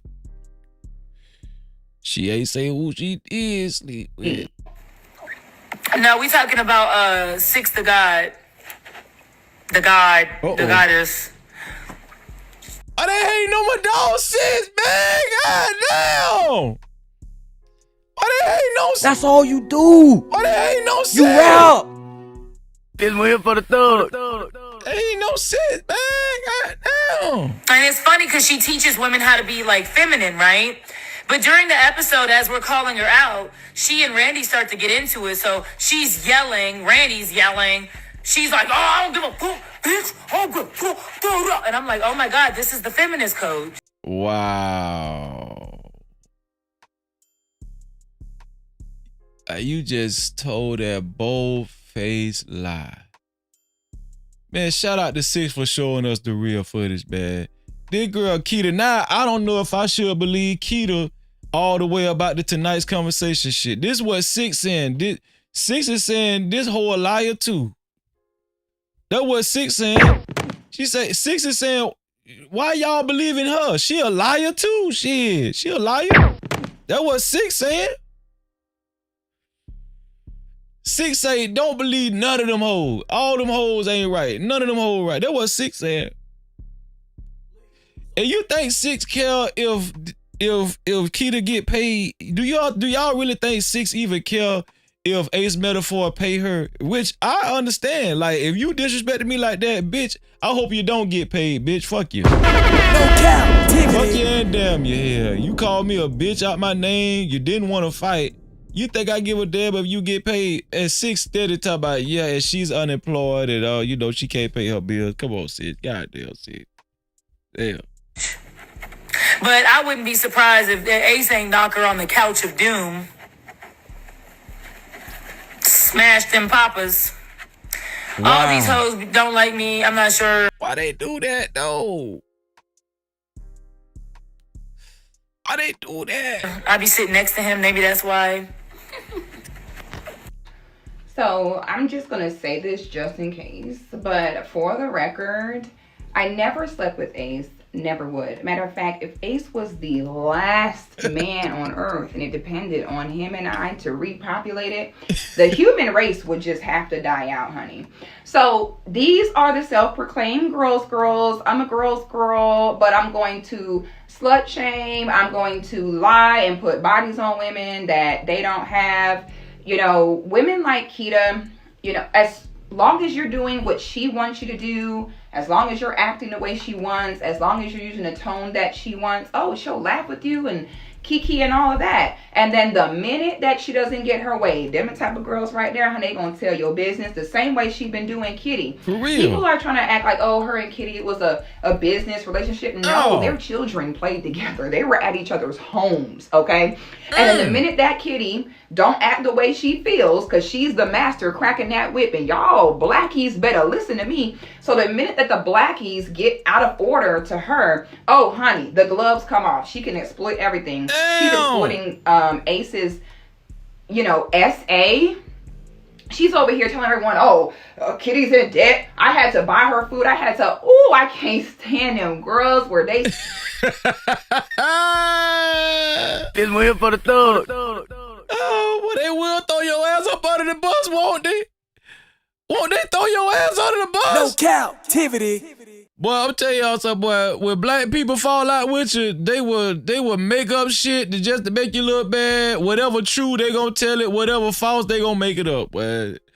The whole reason is just to make your ass look bad as possible, as bad as they can. So cool when things going their way. Then the minute you fall out, now they want to tell your business, tell everybody everything that you did for them. They're quite literally the worst type of people. I swear to you. Yeah. And I'm like, that's what that soft life is. You're a slut. Cool. So she was like, I don't like big women. I don't like big women because as black women, we are the ones that cook for our family. That girl did not say she don't like black women. That girl did not say she don't like black women. She said, man, come on, man. Y'all need to stop lying on sick. That girl ain't say that. That girl said she feel like fat women are easier prey. So if we're big, such and such and such. She said that bigger women are easier prey to men that are not together financially, because these dudes need somewhere to stay. You know what I'm saying? Pookie and Ray Ray need somewhere to stay. So they go to holler at a girl who they perceive might have lower self-esteem. You understand what I'm saying? Which that shit makes sense. And I don't think Six is saying just because you big, you got low self-esteem, but that's how guys think. See, Six is speaking from how guys' mentality is, especially when niggas be broke. That's white guys, black guys, Chinese, Hispanic. It don't matter. When when them guys be broke and they see a big girl at McDonald's, they go try to holler at her, you know what I'm saying? Especially when the winter come and it's 12 degrees outside. You know what I'm saying? And they feel like the big girl, she gonna be flattered just to take the dude in. I mean, I ain't saying that that's the case with all big girls, because I done met some healthy women that's got high self-esteem. So I'm not saying that. I think that Six was talking about how a lot of men think. That's, I don't think it's necessarily, we're not saying it's necessarily true that bigger women feel that way. You know what I'm saying? But it really wasn't a reflection on the women that's on the bigger side. It was a reflection on these guys that try to take advantage of women, especially when dudes be broke. So she was on live on Instagram calling fat women fluffy. You're saying you fat bitches are mad and just different things like that. it didn't really get to me because at the end of the day, listen. Now, what you just saw there is Keita once again lying. Now, my content ain't for the week, okay? Don't come over to my content if you want someone to tell you what you want to hear, because it will not be it. I'm not explaining myself too much about my content and the way I do it, because I'm a grown woman and everyone can create content the way they want to. If you don't like it, you ain't got to watch it. Facts. Never once did I get on there and say, oh my God, I don't like big girls. Like, I don't, like, she literally, they. Yeah, I don't think she said that either, man. They need to stop that shit. And that's a fact. If she can say whatever she want to say on her platform, why y'all mad? I'm just saying, goddamn. Have to lie. They probably talk about big people behind closed doors, off camera. We don't know shit. And say these. At least Six keeping it real. How would she feel? Because they're trying to find a way to justify their actions towards me. Because they know they looking kind of crazy over here. Talk about they was abused. Girl, you was not abused, honey. You are the abuse, okay? Ace would send you to do the abusing. So now they have to resort to lying to try to justify their treatment toward me. Baby, just, girl, you making this so hard. Just be like, you know what? I was wrong. And me being in an environment and needing my money, I was selfish. I just wanted my money. I didn't care about who I hurt. And that's the real reason why you're crashing out over not getting paid, because you sold your soul. Mm-hmm. Damn. See, had you not sold your soul, you could have handled that in a simple lawsuit and got your money like that. But you have to crash out and do all this because you're angry, because it's like, what? I sold my soul for you. I was your pit bull. I was your bully. I disrespected people for you. I did all that. And then you're going to fire me and you're not going to pay me. That's what. Man, them motherfuckers be selling their soul for real. I'm talking about they'll do whatever for that viral moment and for that cash. She right now. Why she's responding like this, y'all. And that's why, but see, once again, I ain't no hater, so I'll be the one to say she deserved to get paid. You might have told me that I didn't deserve basic human respect because of something I did. But I will say that right is right and wrong is wrong. You need to get paid because you sure was a full-blown pit bull. And then there's comments like this. Once again, the colorist undertones that I be talking about. The first thing they're going to always say is masculine. Her goal the whole time was to discredit me because how dare this chocolate girl be looked at as a femininity coach? How dare she be the favorite? And that's all I'm going to say about on you, Keita, because, honey, the truth is, your ex leaving and stealing your money and running off is enough punishment, honey. You don't need to be beat up on no more, honey. Especially the way your man was looking me up and down like he wanted to eat me straight out my clothes. So that's the worst. When your man is like thirsty and like Googling your ops. Oh my God, the worst. So you've had enough. But I just want to put that out there that she's literally lying. I never slept with Ace and she's a real mean girl. And most of what's happening to her is simply karma. So yeah, I hate that for you. You can join Randy on monster.com. This one here for the thug. Oh my God, she called Randy a monster. She said you could join Randy on monster.com, man. Come on, man. I'm talking about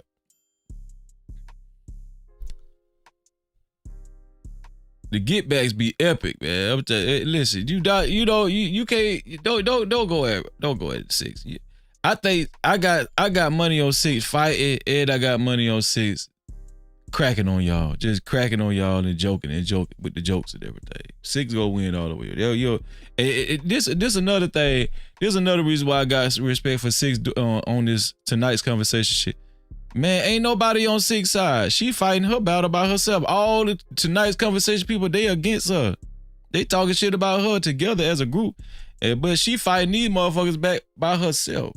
God damn shit. And y'all can start your content police firm that y'all have already began. I love that for y'all. Okay. Shout out to 6, man. Shout out to 6, man. So listen. That's what's going on with and shout out to the sponsor of tonight's show, man. Shout out to the sponsor of tonight's show. Fear No Mortals. Fear No Mortals with a total of $20. Fear No Mortals is the official sponsor of tonight's show, and she was the initial sponsor of tonight's show. To be a co-sponsor, it only takes $20 or more. $20 or more to be the co-sponsor or official sponsor of tonight's show. We finna get into TK Kirkland. We finna talk about being a stepdad. Is it worth it? We finna talk about baby mamas and baby daddies, new boyfriends, husbands that marry, men that marry women with kids, right? And we're gonna talk about all of this because TK Kirkland went viral about being a stepdad, and he had his opinions about being a stepdad, and it wasn't good. We've heard other YouTubers speak down on men being stepfathers, right? This has been an ongoing thing. Men have talked down on other men being stepfathers for a long time. Being with women with kids, it's a no-no. It's like catching HIV. That's how men talk about it. Well, I got some footage of TK Kirkland. TK Kirkland spoke on men being stepfathers and how he feels like it's a bad mistake. It's a mistake being a stepfather. Shout out to everybody out there with kids, the women and the men, right? And I'm gonna tell y'all something. These conversations be so crazy because when we have these conversations, or when we hear people have these conversations or give their opinions on people with kids, it's like they be talking all around the people with kids in the room.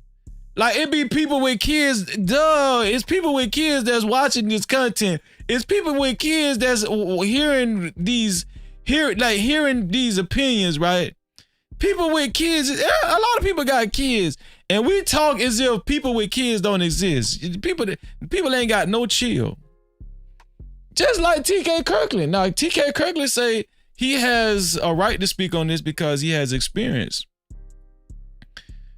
Because he has been with a woman with kids before, and he has had stepkids, and he said it was a thankless job. Now, we heard that before too. Being a stepfather is a thankless job.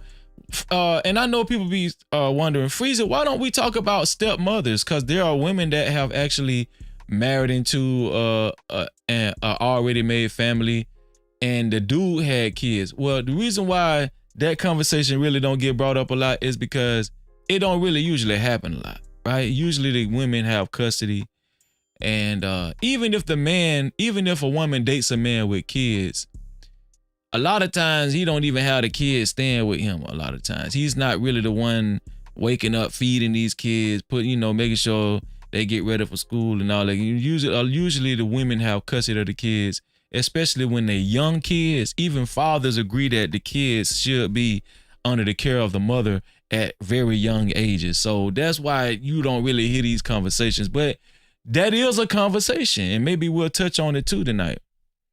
But I think the bigger conversation is being a stepfather, right? Because usually the women have the kids in the house. You understand what I'm saying? Now that we got that clarified, we're gonna talk about this content. Now this is one thing that TK Kirkland had to say. It wasn't really about stepfathers, but it was about bossing your life up. Let's see what he had to say right here. Different. Most men only with the woman that they with because she was an easy grab. And most women go, oh, what do you mean? And I said, your girl's an easy grab because most of y'all date women that can't really do nothing for you. Let me prove my point. And listen, this is what Six the Goddess was saying too. Real talk. I'm going to give you one more time. Now, Six the Goddess said the same thing he said, but she kind of put it in the context of big women, basically. Right? But they're saying similar things. TK Kirkland and Six the Goddess are kind of saying similar things. The point that I'm making is if I can't use you, if I can't use you, you're useless. Now watch where I'm going. Can I get it? Now, right here, it seems like TK Kirkland is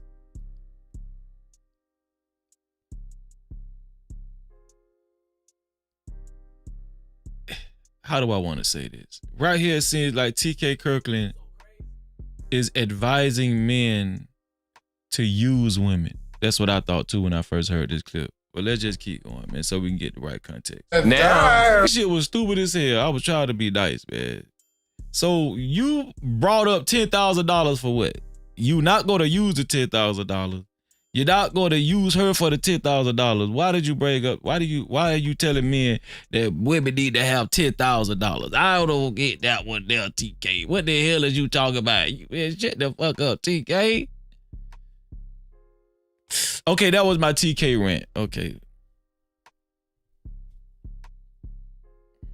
So let me see if I can find this viral clip that TK did. It's way down. I was supposed to been talked about this shit. Damn, Michael Jordan, son. I know it's way down here though. It's way down. Oh, here we go. Here we go. This TK. This is the clip that everybody talking about. This is the clip that everybody's talking about. TK is saying men should not sign up to be stepfathers. Men, it's a no-no. He's saying men that agree to be stepfathers and marry a woman that has kids already. He's saying something is mentally wrong with them. Is mentally wrong with that dude, and he's going to give his reasoning by what he's saying. And maybe we can have a conversation about this, right? Shout out to my brother Von Bryant, what's going on? He said, greetings, peace, joy, and grace and abundance. Shout out to shout out to Von Bryant. After my joy, he said, no, joy and grace and abundance. Shout out to Von Bryant in the building, man. Cap-tivity. What's going on, Von? Great to see you, dog. Great to see you. So let's look at this clip, this viral clip, y'all. Without further ado, let's see what TK Kirkland talking about this stepfather shit. Have your own family. You'll feel better. If you have your own family, your own children, when you do for that child, it's meaningful. It means something. When you're raising another man's child, that's mental illness.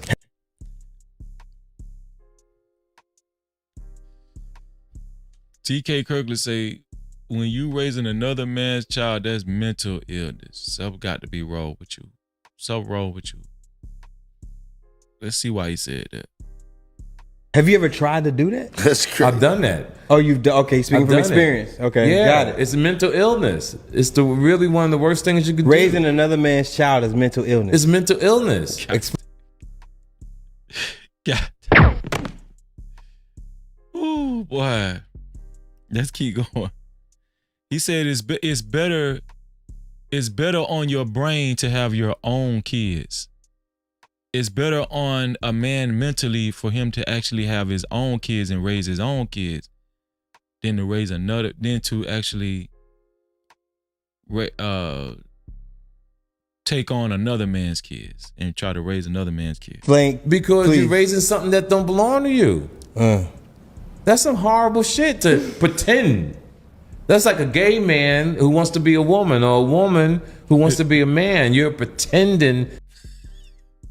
So he's saying a stepfather is synonymous with a gay man wanting to be a woman and a gay woman wanting to be a man. You're pretending to be something that you're really not. You're not this child's actual father. You're not this child's biological father. You're pretending. He said the same way he felt like something is wrong with a trans man or a trans woman's mind mentally, that's the same correlation with a stepfather. This is what TK Kirkland has said. To be something that's not natural. And nobody talks about it in our community. Men think that's what they should do. And you know what happens? Financial fucking debt. And then when your money is out, the pressure that's on you, the stress, you end up dying early. And you out of here. Basically, he said it's a thankless job. The man is going to end up going in debt. You're going to die from stress from some kids that ain't even yours. That's what he's saying. What y'all think, man? We're going to talk about this. And don't nobody give a fuck. And the kids will love you, yeah, if you're a good person. But there's not stress. You ever notice that you can be a stepfather and the dad, the birth father ain't shit, but they still love that motherfucker like he paid the rent? I ain't going to even lie. That's true. That's true. Shout out. Thank you, Jet. Thank you, Jet. Jet said, y'all make sure y'all hit that like button, subscribe, and share. Shout out to Jet. I will say this. I do agree with that. He's saying the kid, the kids are like you, the stepkids are like you, but they always gonna love their real father over you, no matter what you do, no matter what you put in their life. They always. And he said the real father don't have to be shit. He could be a terrible person, void in their life, just terrible, but the child is still going to acknowledge the real father more than the stepfather. Like the child is still gonna have more of a connection. Like the child is just still gonna want either have or want a connection with their real father. You know what I'm saying? They still gonna have more love for their real biological father. Even though the stepfather is putting in all this time, the stepfather is the one actually trying to build these children up to be somebody, putting good things in their life, giving them the advice, might be helping them with their homework, all that kind of stuff, right? Bringing money in the house, that type of stuff. But the child would still say, you ain't my daddy. I got a daddy. You is not my daddy. Yeah, that's what he's saying. Right. It's still an groceries in the house. It's still emotional. They still show love to dad. Because hey, and TK had like he's salty too. He said you bring a grocery in the house, you going to work. He said they still showing love to dad. They still showing love to their biological father, even though he ain't shit. No, I will say this. This is real life. This real life now. TK got heavily criticized. He was heavily criticized for this. I'm gonna show y'all what a lot of the women were saying in the comment section after this too. Because that's their daddy. Exactly. No matter what. Why should you go through that? Why? Have your own family. You'll feel better. If you have your own family, your own children, when you do for that child, it's meaningful. It means something. When you're raising another man's child, that's mental illness. Have you ever tried to do that? That's crazy. I've done that. Oh, you've done. Okay, speaking from experience. Okay, yeah, got it. It's mental illness. It's really one of the worst things you could do. Raising another man's child is mental illness. It's mental illness. Explain. Because you're raising something that don't belong to you. That's some horrible shit to pretend. That's like a gay man who wants to be a woman, or a woman who wants to be a man. You're pretending to be something that's not natural. Now, I will say this. When I really think about it, when I put my mind to it, I don't usually see women being hands-on stepmothers, like actually raising another woman's child. I don't usually see women having to deal with that, because usually when a woman gets into a situation with a man that already got kids, usually the mother has the dude's baby mother has custody of the kids and the baby mother is actually raising the kids. So the stepmother, I don't really see that a lot, where the stepmother has taken on the responsibility of raising another woman's kids. But I have seen that with men. I ain't gonna lie. I've seen that a lot of times with men. And nobody talks about it in our community. Men think that's what they should do. And you know what happens? Financial fucking debt. And then when your money is out, the pressure that's on you, the stress, you end up dying early. And you out of here. And don't nobody give a fuck. And the kids will love you, yeah, if you're a good person. But there's not stress. You ever notice that you can be a stepfather and the dad, the birth father ain't shit, but they still love that motherfucker like he paid the rent. Right. It's still an groceries in the house. It's still emotional. They still show love to dad. Because that's their daddy. Hey, TK say, man, they still show love to that motherfucker. That motherfucker ain't doing shit. No cap. Hey, TK is serious about that shit. He do not like. He said this motherfucker ain't shit. He ain't doing enough for his own kid. He said they still showing love to dad. They still showing love to dad. That shit be true though. That shit be true though. Exactly. No matter what. Why should you go through that? Why? Have your own family. TK Curtis said, why would a man in his right mind go through that? Why would you put yourself through that? the way he made it seem and made it sound, a dude that don't got kids that would look at this clip, they would probably say, man, I ain't gonna lie, TK, it just seemed like he is making a lot of sense. Shout out to Chacho. What's up, Chacho? No Cap-tivity. What's going on, Chacho? So that was the clip that went viral, right? Let's look at some of the let's read some of the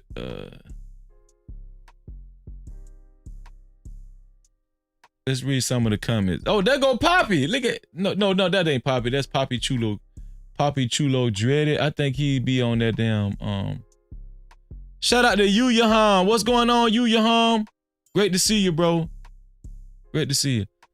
I think this is the dude, the self-made millionaire dude, Poppy Chulo.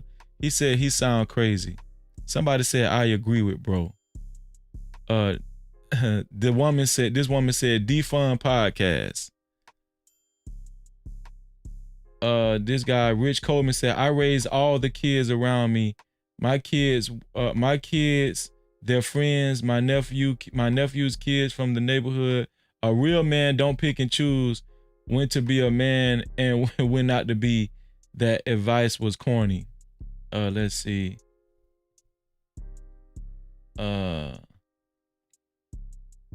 Honey say, talk about being disconnected from your roots. Let's get some women's comments. Oh, this is Lady Randy Rosario that Sister Goddess was talking about. She said, I wish these men would worry about their household. That's what Randy Rosario said. Mikey the Best said, black men, please seek therapy. TK Kirkland said, your ass go need therapy if you become a stepdad. That's what he said. Oh, let me see. Somebody say, another girl say he talks slow. Okay, so those were some of the comments, right? Those were some of the comments.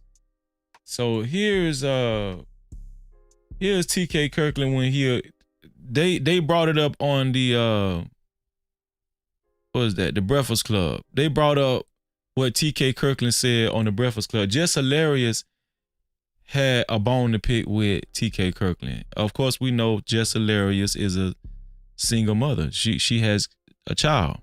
Just Hilarious has a child. And she had a bone to pick with TK Kirkland. Let's see how. It was not a mental illness. It's just. No, it's not a mental illness. It goes. So it's kind of, TK is kind of backtracking the mental illness thing. What y'all think? Hot Sauce say Freezy, he right though. I'm gonna put the link in the chat one second. We talk about it. TK Kirkland is he's kind of backtracking the mental illness thing. Maybe he was just making a joke. Maybe he was being very hyper.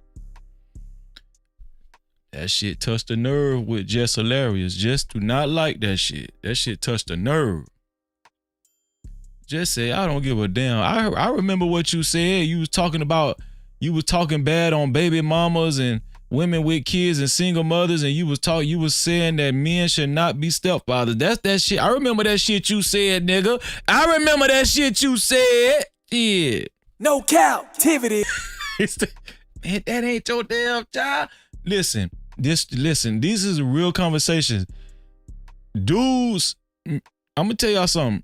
I know some dudes that are good dudes and they get close with kids, they start playing with the kids. They're not their biological kids, but they're talking to the mother, and then they get to the point where the mother introduced them to the kids, you know what I'm saying? And they start playing with the kids in the yard and, playing video games with the kids. But what TK is saying, you got to always remember that's not your biological child, and they're always going to have a place in their heart for their biological daddy. That's what he's saying. He's saying, what man would want to put himself in that spot, in that position? Mm-hmm. Is he really saying, I'm on both sides of the fence. Is he saying something wrong? is he really saying something wrong? Why did they criticize him so much in the comment section? Shout out to Lord ADS. What's going on, ADS? Shout out to you. Shout out to Angela Reddick in the building. Shout out to you, sis. Is he saying something wrong? Now, maybe he did go a little extreme by saying if you sign up to be a stepfather, you got a mental illness. Yeah, that was extreme, you know. But he's pushing for guys to have their own legacy and to not put yourself through the agony and the disappointment of being a stepfather, because he's saying this, and this is just his opinion, okay? This is his opinion. This is TK Kirkland's opinion. We're going over TK Kirkland's opinion on stepfathers, because he said he used to be a stepfather and he would not recommend that to any man, especially if you ain't got no kids. Start your own legacy. Is there something wrong with that though, right? Now, Jess Hilarious kind of took offense to that because she got kids. But is it really for Jess Hilarious to be upset? You done had your kids. You got your kids. That's your legacy. How can you get mad at another dude that say, "Oh, I don't want to." No, you got kids. I don't want to take on that responsibility. Now, I want my own kids. I don't want your kids. You know, how can you get mad at a man that actually make that decision? You know what I'm saying? How can you actually get mad at a man like that? Shout out to Ronald. What's going on, Ronald? I appreciate it. Ronald, hit the link. We can talk about it, man. Hit the link, man. Hit the link, man. Shout out to Ronald in the building. I'm about to put the link in the chat. I haven't put the link in the chat yet, but so yeah, that was a good comment though, Ronald. If y'all want y'all comments read and highlighted, send a super cap or a cash out. Then to take a risk, you around Thanksgiving dinner, everybody related except you. I cannot believe you just told me you were 65 years old. Yeah, he said then you attend Thanksgiving and stuff at Christmas dinner. Everybody related but you. Look how he looking at Jess Hilarious. Everybody related but you. You want a man to be in that type of... Think about it. If you meet a dude, if you got kids, if a woman has kids and she meets a dude with no kids, to be honest with you, that's a luxury. You ain't got to deal with no baby mamas. You ain't got to worry about no baby mamas calling his phone, him arguing with his baby. That's a luxury. If you're a single mother and you got kids and you're fortunate enough to meet a dude without no kids, let's just be honest. I mean, that's an advantage on the woman's part. Like, that's a luxury the woman actually was that the woman was actually able to, to ascertain. That really is though. Think about it. And then she got kids. Now you got, not only you got a baby daddy, you got another dude that's willing to come in and be, some type of guardianship for your kids too. You got two. You know what I'm saying? Yeah, I'm looking at it from both sides though. I understand. You attack me because you think I'm talking about you, but I never mentioned nobody's name. So on another note, some of these kids, they do need guidance. They need guidance from somebody. If their dad is not in their life, who they gonna get guidance from? So you gonna look down on a dude that's willing to, love the child's mother and then add some type of wisdom in the child's life too and raise the child? I'm saying technically, wouldn't that be a blessing to the child too? Even though the child ain't his. We gonna talk about it. Damn. I'm about to put the link in the chat let's have the conversation, y'all. I'm about to put the link in the chat. Listen, if you would like your comments read and highlighted, if you just want to support the show, if you're enjoying the show so far, you can either send a super cap, aka super chat, or you can send a cash cap, aka cash app, to $NoCapFreezy. That's $NoCapFreezy. I appreciate y'all. Put the link in the chat, y'all. I'm about to put the link in the chat. Let's get it, man. Don't slide in like a lubricant. Don't Don't forget the Gucci print, my little chick Peruvian. Hold up, let me check my ego. Lately been really focused on the neighborhood hero. Switching up my stamina, transforming the stilo. Niggas are playing hard, I'm playing smart. Yes, I should. I'm no longer in the hood like 10 hard bands start. Playing in my pocket, don't knock it to protect mine. I will introduce you to a rocket plugged in like a socket. I know all of you connects. When you see me, when you greet me, give me all of your respect. Waistline still, nothing getting killed but the tick. Tell your bro, keep her body, I just deal with the neck. Holla, ball, like the Lakers. Spot filled up with pizza, you got flavors. Anywhere I can take you. I don't want no bullshit bitch with me in Jamaica. Yeah, get rid of that hoe like she was stolen. Hey look, you can keep that money if you owe me. Yeah, and you and your partner, y'all be rolling. And should've let my boy take shot like he was Kobe. Zay, play, Zay, play. I'm sliding like a lubricant. Don't forget the Gucci print, my little chick Peruvian. Hold up, let me check my ego. Lately been really focused on. So I put the link in the chat. Shout out to my brother, Big Bad Bull. Big Bad Bull, what's up, No cap. Shout out to Big Bad Bull, man. It's always feel good to see my brother, Big Bad Bull, man. Shout out to Stan for coloring up the chat, man, with a super chat, man. Shout out to Stan Joseph. Super chat. Stan, thank you, bro. I appreciate you. Thank you for coloring up the chat. Stan said, so parental love is stronger than maternal. So parental love is stronger than maternal. Shout out to Stan, man. No captivity.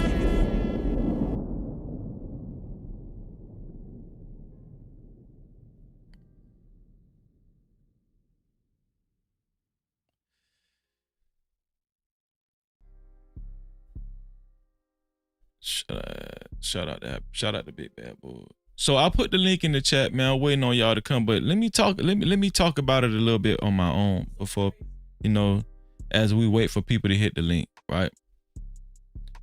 And listen, if you got a child, hit the link. If you've heard this rhetoric before and you disagree, hit the link. Let's talk about it. Let's have a candid conversation. Now, here's me. Like, let me start it off. I believe in community. I've gone on record several times and said, I think it takes a village to raise a child. I believe in community. I really do. And I don't talk down on stepdads. I don't talk down on stepdads.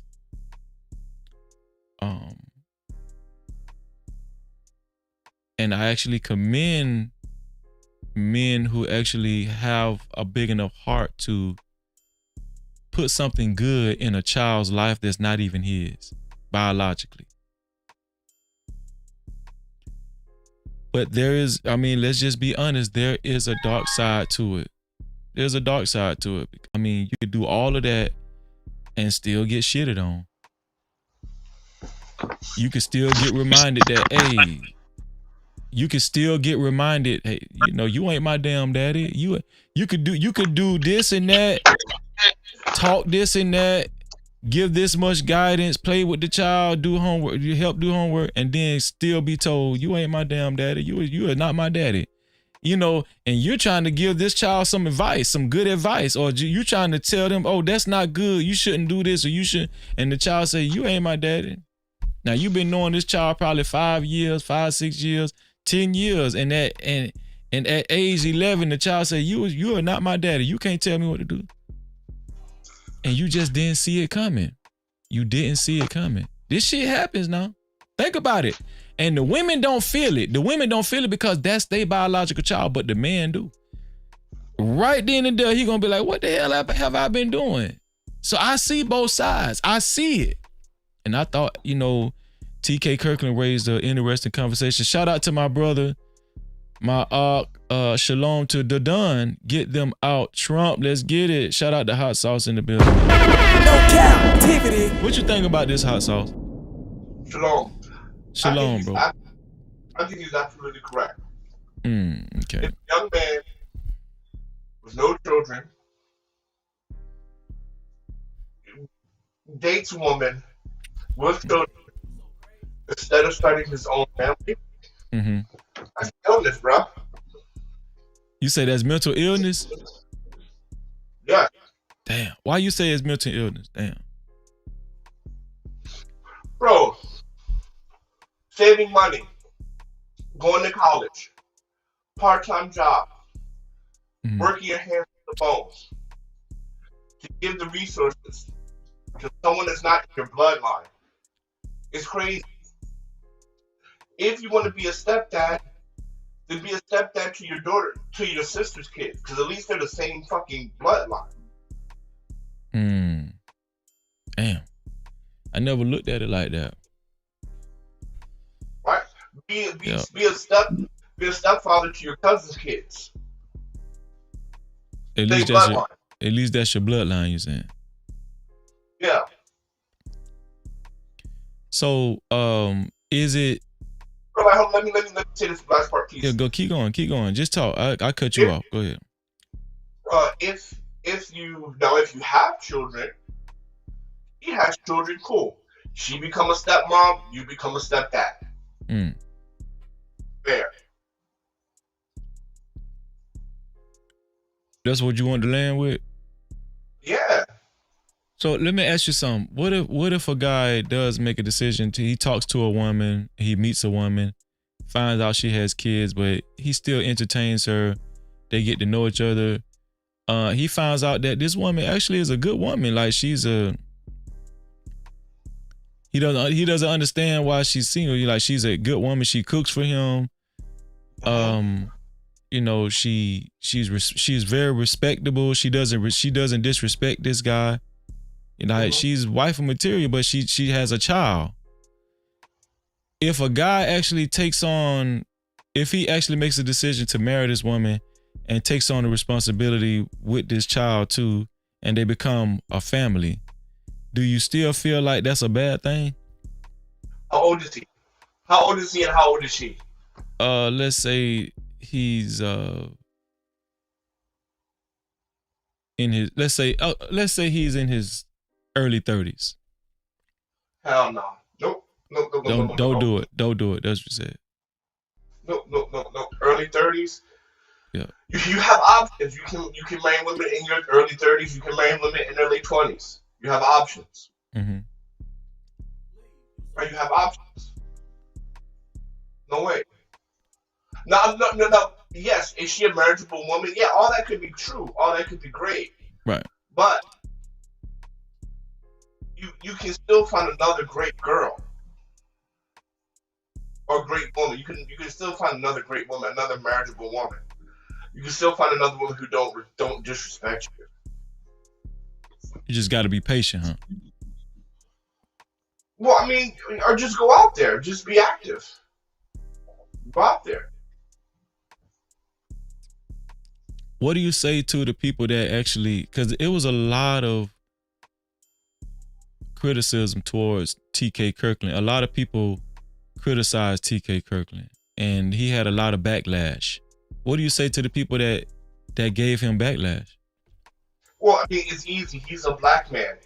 A black man in a black community is only good for three things: sex, blaming, and fixing problems that they did not create. Right? A black man is good for sex. A black man is good for being a scapegoat to blame on everything wrong in the black community is a nigga's fault. Then on top of that, he's very good at fixing problems that he did not create. Majority of black and that are dating in the black community are trying to fix the problem, are trying to make up for that woman's father not being in her. Even said we're not going to be like fathers, we're going to do better. We even said to ourselves, we come into the relationship already being guilty and being accepted of being guilty. So do you think these guys the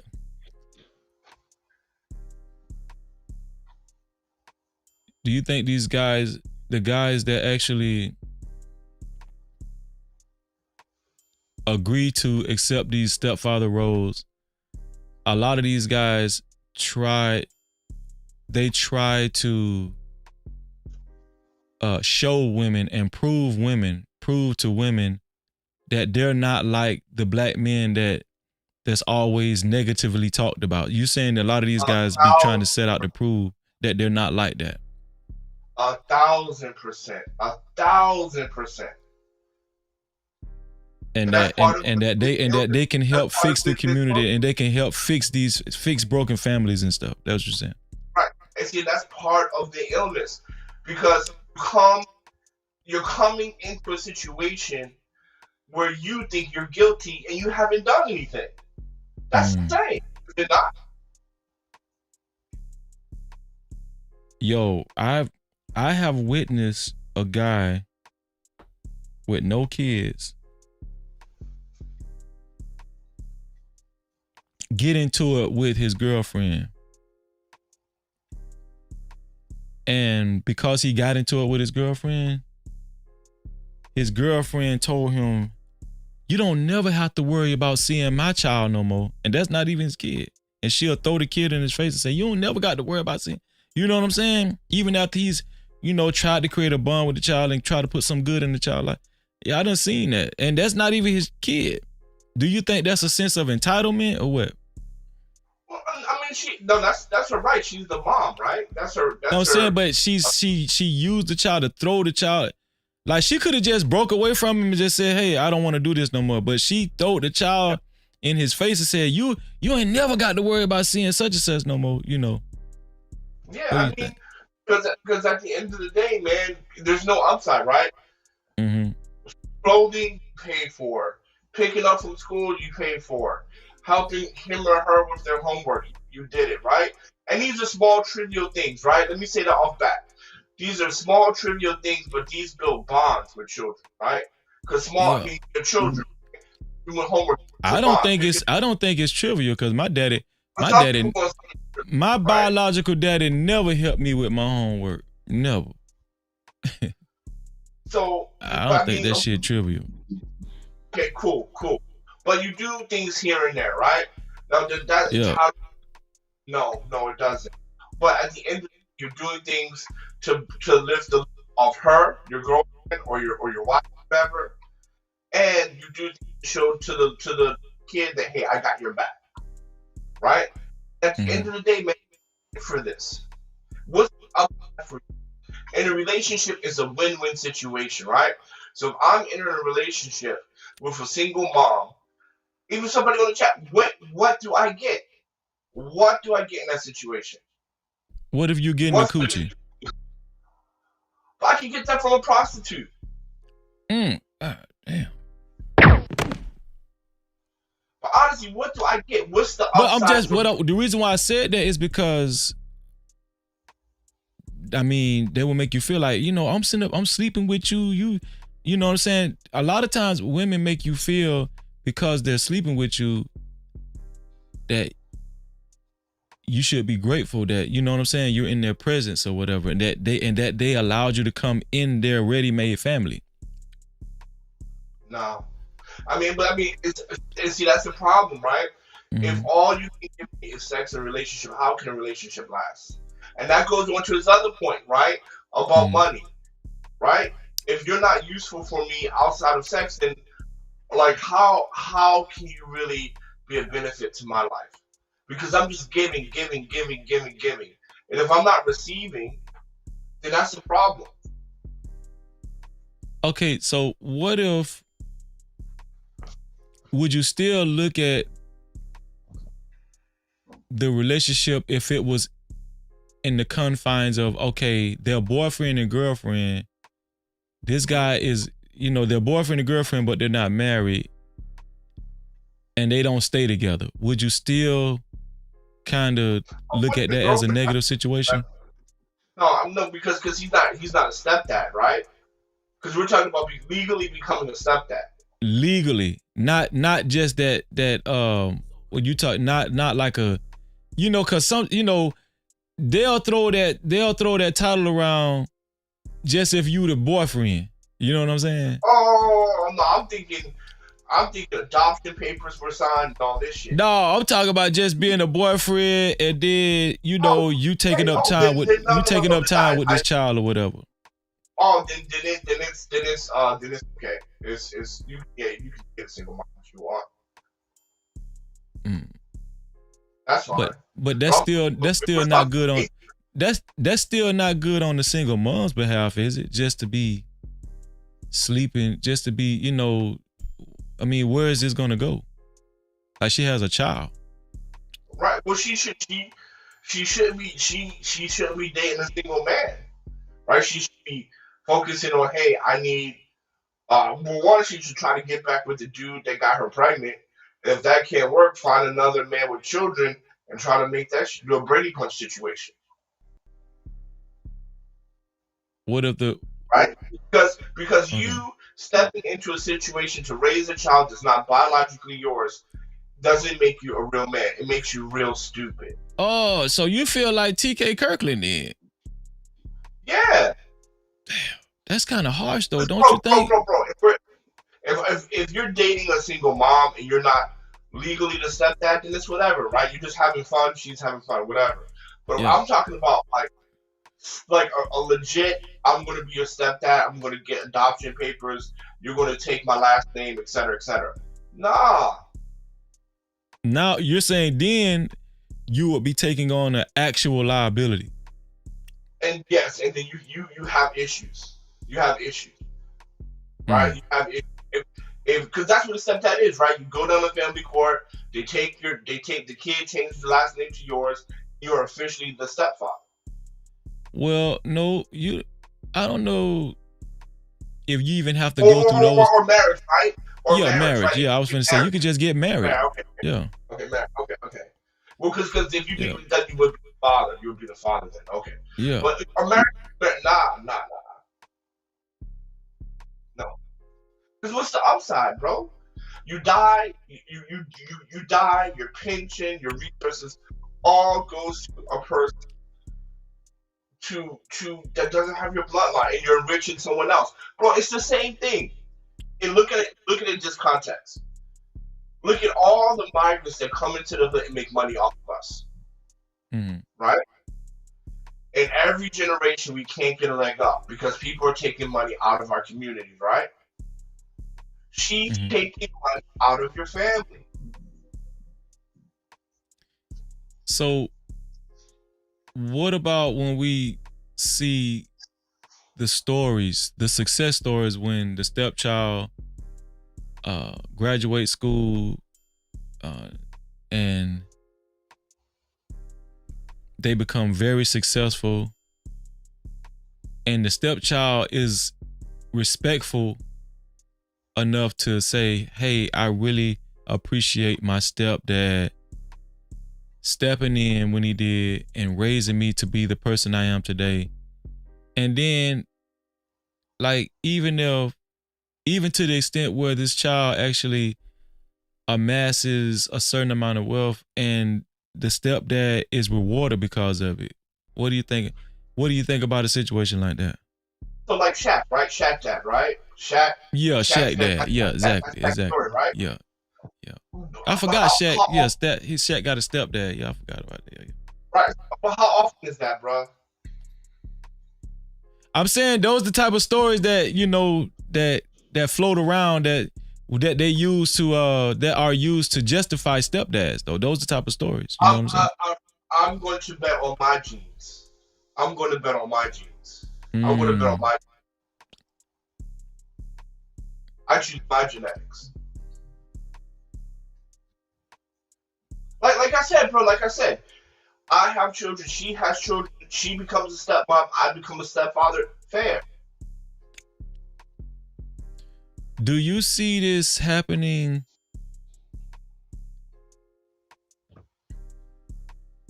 in this type of nature with other races of people? In China, impossible. It's impossible in China. Asia kind of impossible. Asia kind of impossible. Middle East, that's haram. Europe, probably. Europe, yeah. So it's a bunch of white stepdads. That's what you said. Yeah. Asian, Oh. yeah. In Europe, yes. Europe, yes. Okay. Asia or East Asia, impossible, and the Middle East, possible. So what about kids that don't have what about kids that don't have their biological fathers?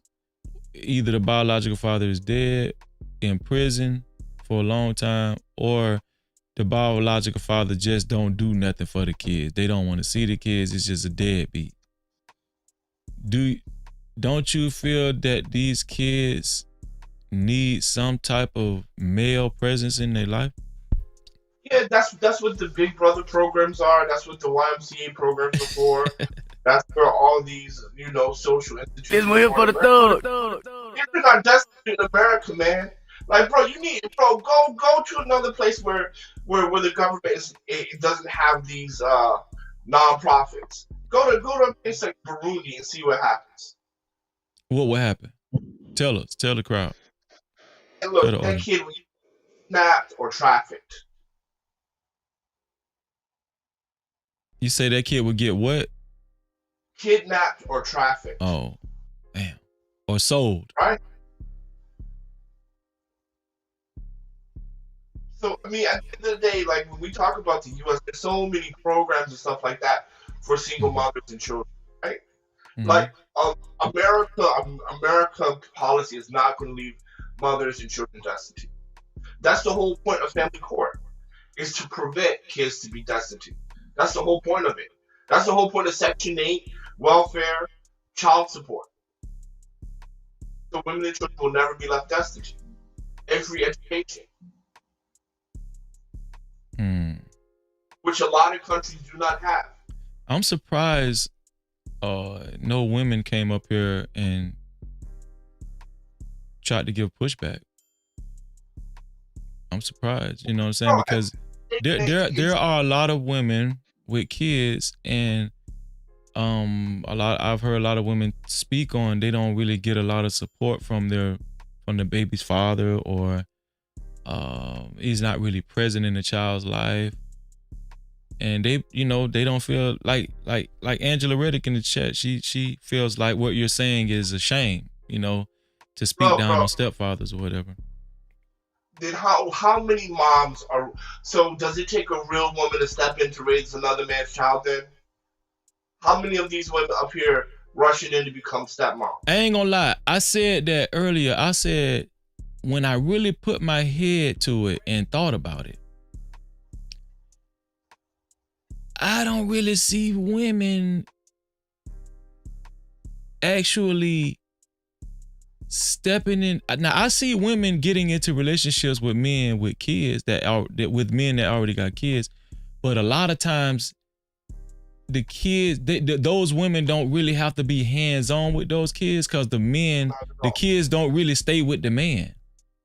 So in that aspect, is more of a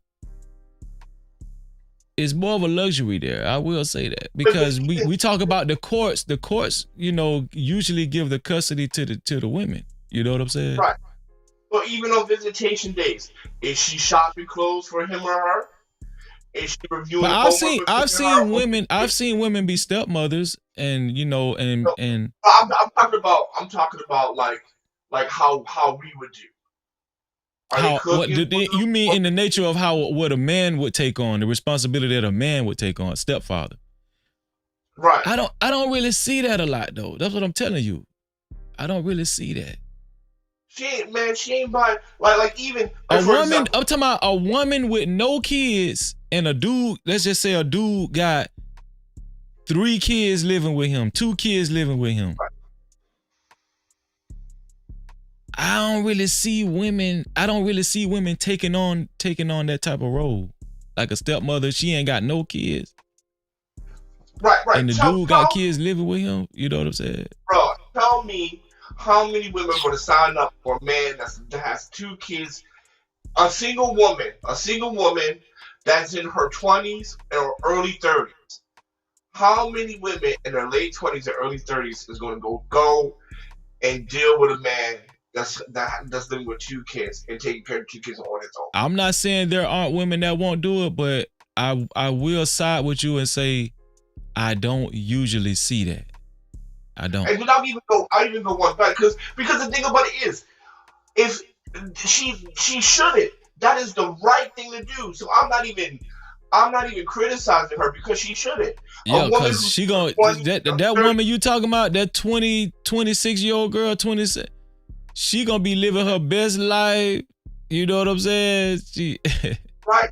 And I'm not even criticizing that because we can all understand.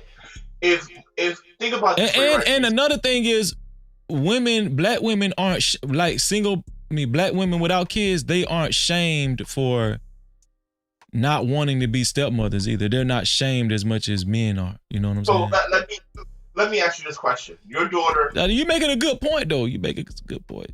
Your daughter, 27 years old, meets a man who's 33, 34. Got married, wife passed away, unfortunately, has 2 babies. Your daughter is like 5 years out of college, got a good job. And she said, Dad, I want to marry this dude. Are you really going to be gung-ho about that? No kids, great job.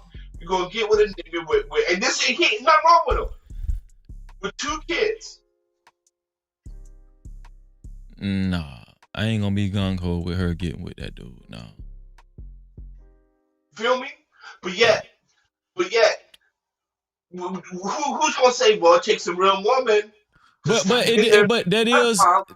the reason why I wouldn't be gung-ho, because before she even have her own child, she's already stepping into a situation where she got to get her mind right and take on a responsibility that's really not even hers. Right. Right. So, but we'll tell a man it takes a real man to come in there and step in. So why we're not telling her? Because the dude has money, right? He just needs the motherly role. Yeah. The dude has money. He just needs the motherly role. And nobody up here, nobody in the chat is gonna hold about that shit. Well, think about it. We talk about modern women all the time. It's women with their own kids that say they get tired, and they not trying to come home and be that traditional wife that men always say they want out of women and stuff. And this with their biological children. So imagine how it would be with another woman's kids. Imagine exactly. That. And I even go one better. Yeah. How many women are dating men who have children that have been hesitating to once a month? How many times have women brought the nights for their daughter or son for going back to school? How many say, here, give this to your son the next time you see it. Give this to your daughter next time you see it. How many of those women toys for Christmas for their boyfriend's kids? I'm pretty sure there are women that do it, but I don't see that a lot though. Free. None of that shit, but if you're dating a woman who have kids, you coming out of your pocket for Christmas gifts. Captivity. I can't even argue with you though. I can't even give you pushback because you right though. You right. Bro, even a Hebrew Israelite that's dating a girl who celebrates Christmas, if he wants some punani, his pocket's getting ran for Christmas. So I will say this. This is what I want to say. My heart does go out to the kids, especially kids that don't have guidance. And I will say this: if there's a man that agrees, that falls in love with these kids' mom, and they have a healthy relationship, and he ends up marrying these kids' mom, and he grows a heart for these kids. I wouldn't try to talk him out of it. You know what I'm saying? Because here's the thing, the kids didn't, it's like you're in a rock and a hard place, right? The kids didn't ask for this. The kids didn't ask for this type of life. They didn't ask to not for their biological father to be absent in their life. You know what I'm saying? So my heart goes out to the kids too. So how do you look at that though, Hot Sauce? Well, okay, I'll meet you halfway. Short term, it is good. It's going to be good for the child, right? It's going to be good for children. Long term, it's going to be extremely detrimental because what we're also doing is we're enabling, right? Young girls are seeing that, okay, well, my mom, this dude is not my biological dad, but he's my stepdad. And so I can get pregnant and I can still find a dude to marry me and things like that. So I can be wild, I can do this and that, and I can get pregnant. I can still get a guy to marry me and life will be okay down the road. So that's what we're encouraging little girls to do when we're choosing to take care of, when we're choosing to be stepdads. We're teaching girls that there's no repercussions for their actions. There's no accountability. And we're teaching them that it's okay to have children out of wedlock. You're saying if we continue to... Every time we become a stepdad, is every time we're teaching young girls it's okay to have children out of wedlock.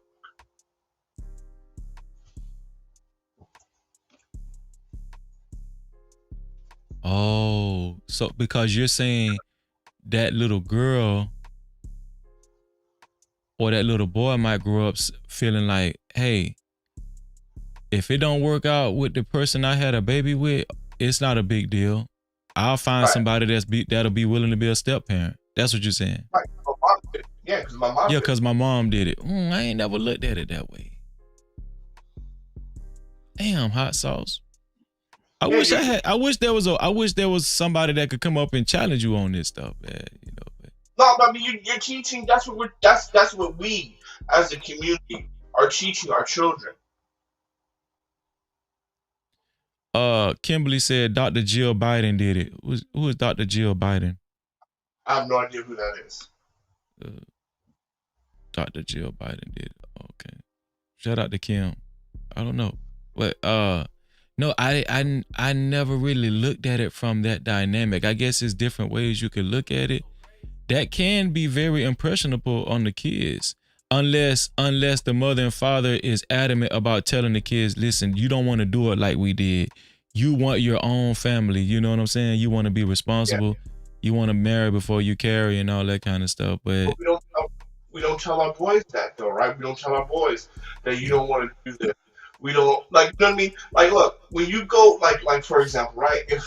Think about this, right? If you have a white girl, Asian girl, black girl, African girl, and a Latino girl, all of them are pregnant at 16. But response to the pregnancy are all going to be different.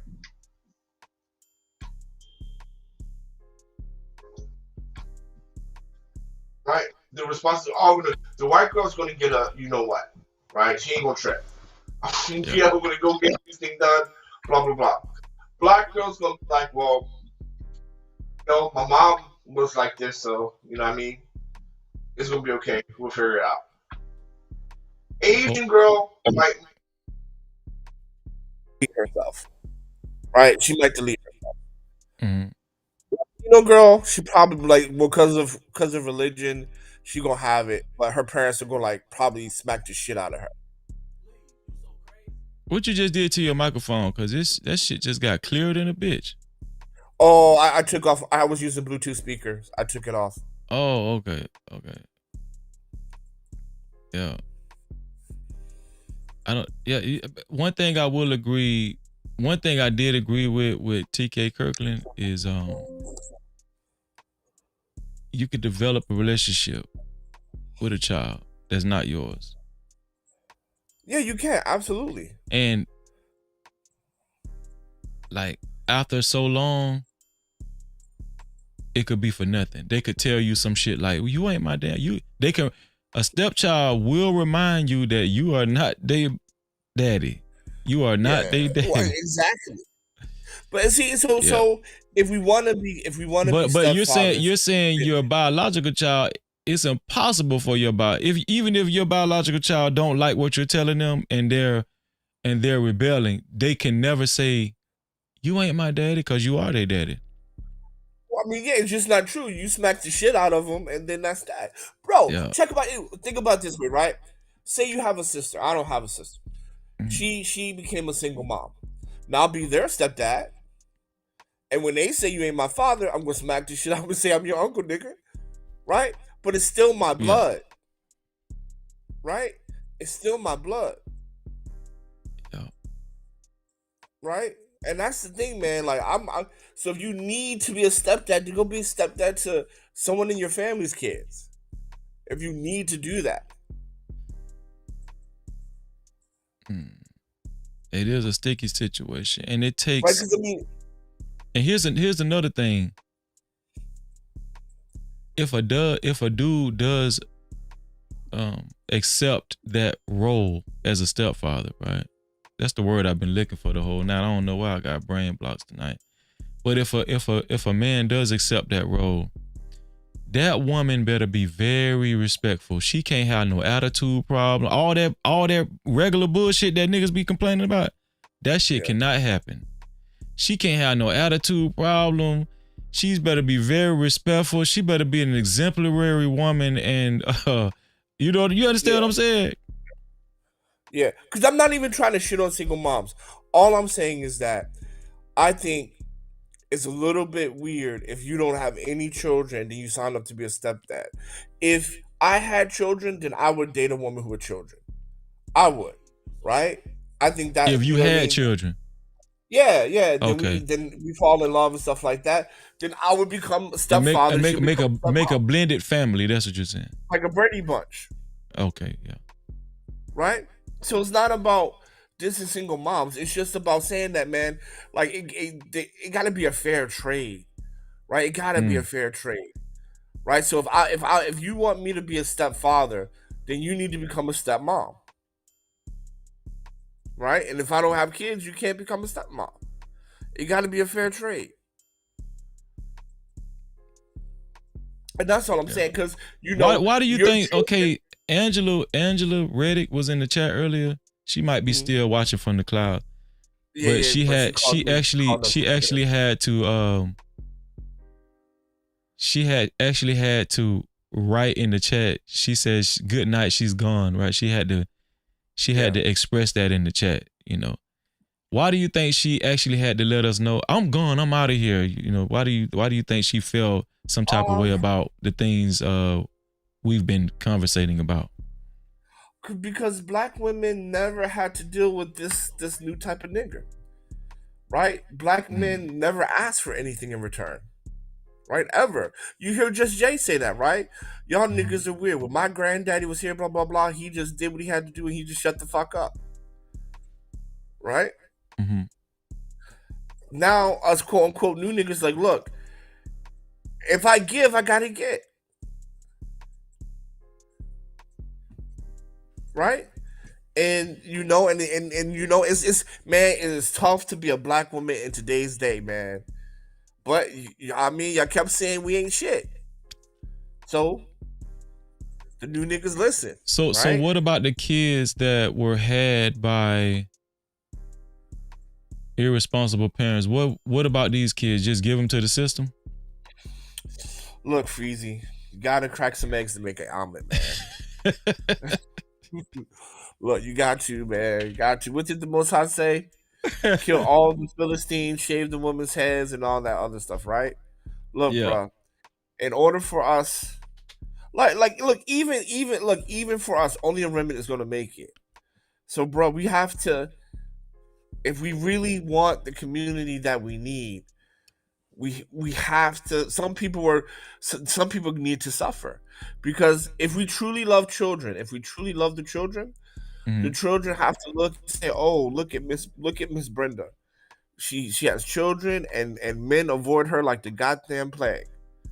Right? I don't want that. I'm gonna get my ass married before I carry, right? Because I don't want how the community is treating her ass. Now I understand what you're saying, right? So that's what you need to, because unfortunately our people learn through suffering, man. Our Right. people learn through suffering, right? And like even now, Donald Trump is great for black people, but black people gonna be worse in the next 4 years. I promise you. We're gonna be out of control. You know, when I be watching the pop my balloon shows and stuff, I might watch one with you. You want to watch one? Yeah. But hold on, let me say this. Let me say this real quick. Yeah. Okay. Remember back in the 60, 65 on TV, we see black people getting fucked up by the police, and all the white America, like, oh my God, those people, right? Yeah, my bad. Go ahead. Sorry. Now America feels so relaxed because police ain't fucking with us because they fucking with the Mexicans, right? Mm-hmm. DEI is gone, but it's really affecting white women and immigrants, right? Now they're rounding up Muslims, right? Yeah. So, I mean, let me know if I'm wrong, but it feels like for once, white supremacy is off our backs. Am I wrong about that? Off of black men's backs? Yeah. Like for once, it feels like white supremacy is off, or at least white supremacy is preoccupied with other people right now. I would say that. Yeah. I'll say that. Yeah. Right? Yeah. So it's a great time. It's a great time to be in America because police ain't fucking with us like that right now. Right? Yeah. Even though I think they still gonna roll out a lot of that Project 2025 though. I think they're gonna end up rolling a lot of that shit out though. Cause you heard about the dude Russell Vought, right? Russell Vought became like the budget director and all that shit. Yeah. Well, until that happens, you know what I mean? Like we just need to enjoy this because I'm pretty sure it's gonna drop at some point, right? Donald Trump isn't gonna try to fuck with black people, but we got something for that ass though. But anyway, yeah, it just feels like a great time to be black and and not people of color. And I just hope we can take this time to unify. But I just think we're not. We're not going to take this time to unify. We're just going to be wilding the fuck out. But anyway, that's all I wanted to say. I was going to say, like, when I don't really watch the Pop My Balloon shit. I don't really watch it. But when I have... watching it gets monotonous. Yeah, I agree. I ain't really watch it like that. I watched it the other day to see if I could find some content, but so many people cover the Pop My Balloon shit, but a lot of those women that sign up to be on the shows, they have kids. Most of them, like I'm gonna say 90% of them have kids, but they just be popping their balloon. They it's like you could be a woman and have kids and still feel like you're entitled to have this specific type of guy that you want. You know what I'm saying? Bruh, if I'm a single mom and this dude, like one of them, one of the pop the last one, he had a child too, right? Yeah. He made good money. He's like a finance guy. Mm-hmm. She had a child and she popped this balloon because she didn't like his shoe color. That's crazy, bruh. I'm like, bruh, you a whole single mom. This dude is tall like you want. Yeah, that's crazy. That's crazy. According to you, you say he's attractive, but you're not gonna establish a security because I of agree. the shoe color. I agree. Bruh, but you know what? See, that's the thing though. This is from the 90s because back in the 90s, everybody dated single moms. It was cool. It was no problem. Right? Everybody back in the 90s were dating single moms. Every kids just thought, oh, when I get date, I'm gonna date a single mom. Right? Yeah. And they took that shit for granted. So but now this is what we see, I look at it from the other side of the coin too. My dad, my mom was not a single mom. The first kids that my mom had was from my dad, right? Yeah. But my dad was a Rolling Stone, and he created kids all over the place. So he created a lot of single moms. Yeah. You feel what I'm saying? Yeah.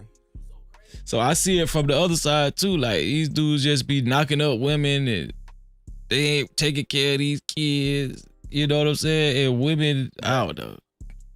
But that's why I be telling women, don't let these dudes nut in you. Just marry before you carry. I know that shit sounds cliche. It sounds cliche, but that's the only remedy that's going to actually save a lot of these families and households and to make them healthy again. You know, Bro, that I just want to mentality. know why. Bro, I just want to know why is that so hard just to wear a condom? God damn. Man, bro. Why is that? I mean, because nobody's even saying like not have sex. Fuck to you know, fuck to you can't fuck no more. But I mean, or take a plan B afterwards. They want to feel the real thing. Man, that's insane. Ain't got a pot to piss in, and you gonna roll the dice like that? Yeah, that's crazy. Man, you gonna roll the dice like that? Man, that shit is insane, bro. And that's why, and you know, Just Hilarious, man, she was real rude to him when he was like, She was mad. She was upset about that shit because she got a child, you know. Yeah, well, I mean, but look, man, this is where I'm gonna say something that's gonna offend some people. Oh, let me read this comment. OG Sigma, well, shout out to OG Sigma. He said, "Hey Freezy, how old is Hot Sauce? He started to become one of my favorites to listen to. I like your takes, my guy." Shout out to OG Sigma, man. No Cap-tivity. CMC, what's up, bro? Go ahead, Hot Sauce. No, but I mean, bro, it's just like, man, bro, it's like you up here like gambling with your health, just like that. I mean, and at the end of the day, man, look, if you are a single mom, that is a choice. I'm sorry, that is a choice. That is a choice you made. Even if the dude nutted in her? Bro, you could choose not to have sex. You could choose to wear a condom. You could choose to take a Plan B pill after. Right? Yeah. That's a choice. That's a choice, man. Let me see. I don't want to watch no whole episode. Let me see if I can find some clips. Let me see. Oh, man. Hold on. Let me see if I can find some clips. Like, you don't accidentally become pregnant. You say what now? Say it again. You don't accidentally become pregnant. And I want to say another thing. Yeah. If you're a single mom but you were married before you carry, then that's very, very different. That's very, very different. Right? Not the same people. Right? You That's classify that as different. That's what you're saying. Yeah, because you did what you're supposed to do. You got married.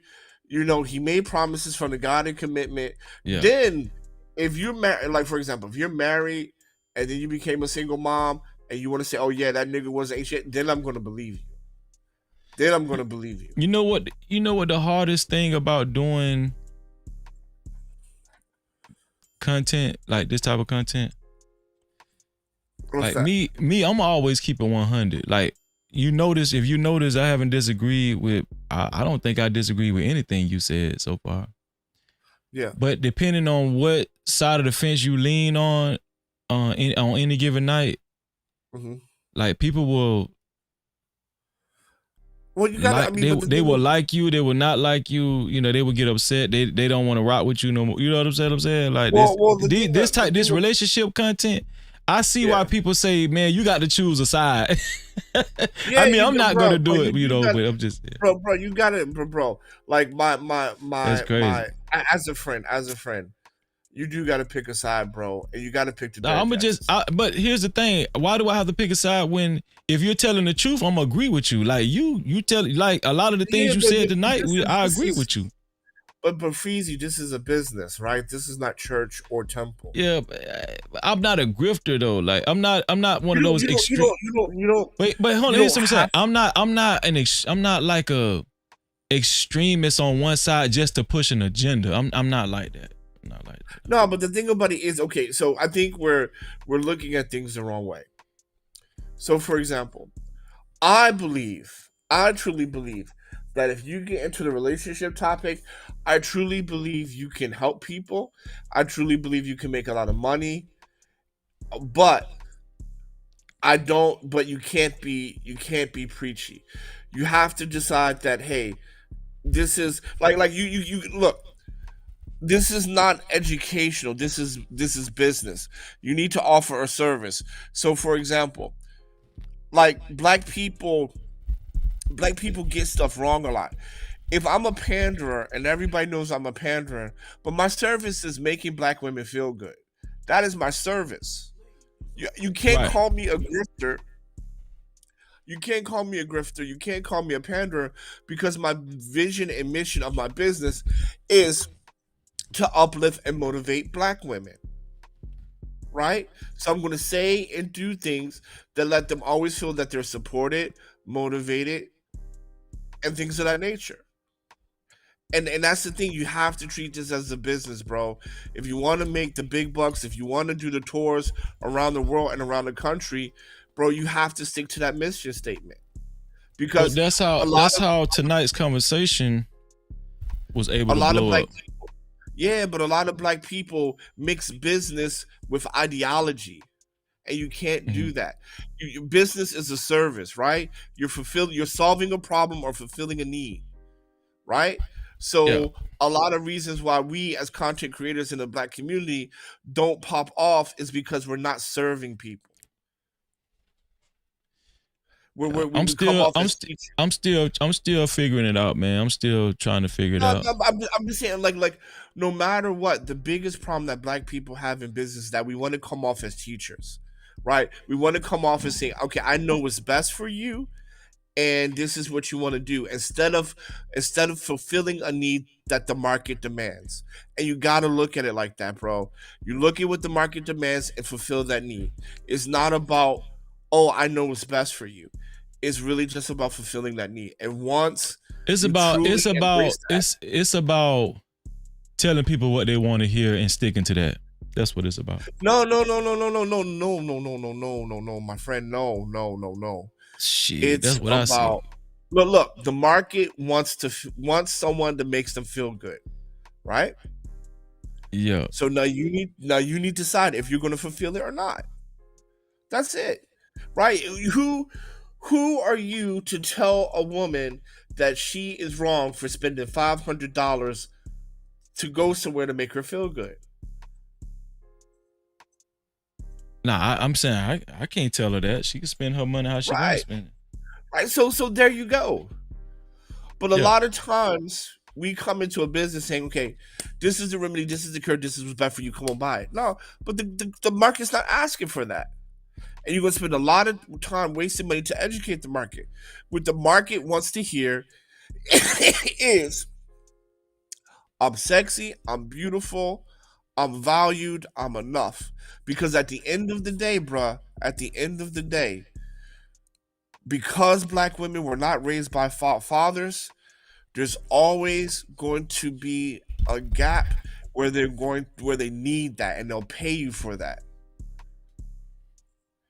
And if you can offer that unconditional fatherly love and support, people gonna pay you, bruh. Let's watch a couple of I appreciate you, man. We're gonna chop it up on WhatsApp too. You know I appreciate you, bro. Let's watch a couple of these Pop My Balloon.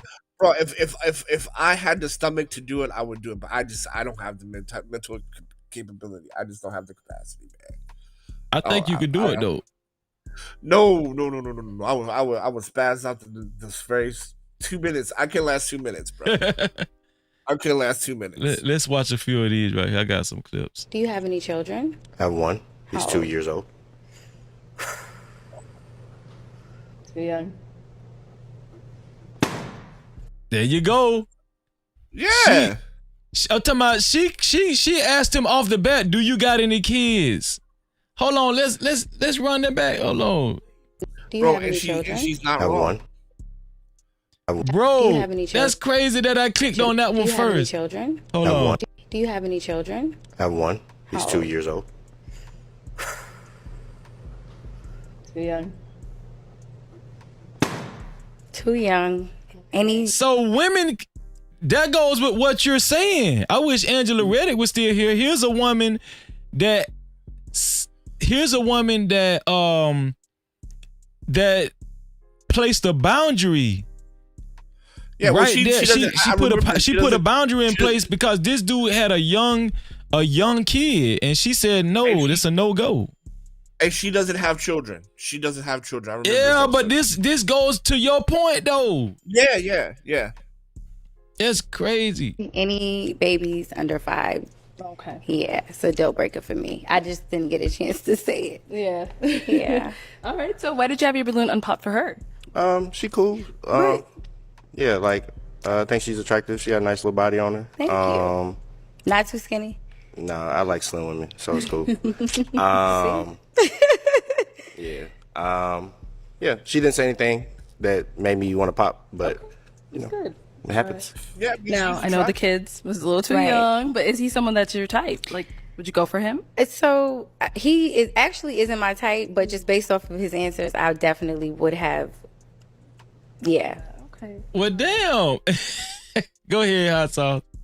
No, I mean, she's attractive, man. She's extremely attractive, excellent body, and I mean, like, she's attractive. So, but you know, nobody's going to criticize her and be like, "Hey, sis, it takes a real woman to step in there." Okay, let's see this guy right here. Hello, welcome in. What's your name? Well, goddamn. Hello, my name is Johnny. I'm an entrepreneur. Okay. I'm a businessman. And last but not least, I'm a personal trainer. Just a little bit. Your name and age, and why'd you end up popping your balloon? Letitia, and I'm 30. All of them have children. All of them have children. Did you say you were a smoker? You know what? I slowed down a lot, but I do still partake. I'm not gonna lie. If anybody know me, they know I'm an honest man. I do still smoke a little bit, but I slowed down from like a half ounce a day to like not even always an eighth a day. So like, I said I was gonna stop by the time my son turned 3. How old is your son? 2. Okay. Well, I don't do no smoking at all. I get it. I mean, I understand that. I just want to come be transparent about everything. You feel me? And I like the outside, but I'm not hiking nobody's mountain. I'm sorry. No. I'm not running from no bears, no nothing. I'm not.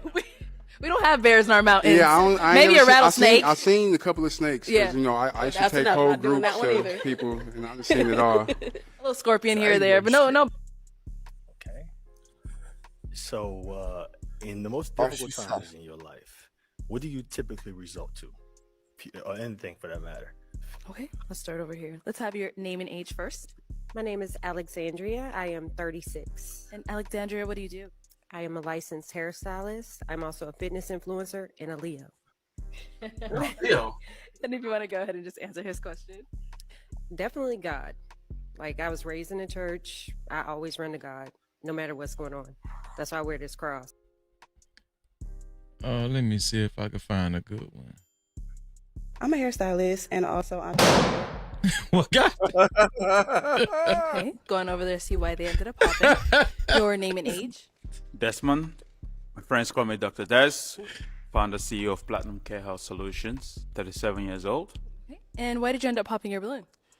I do have some criterias. As a high value man, I value the simple ABCs. I call them the Des factor.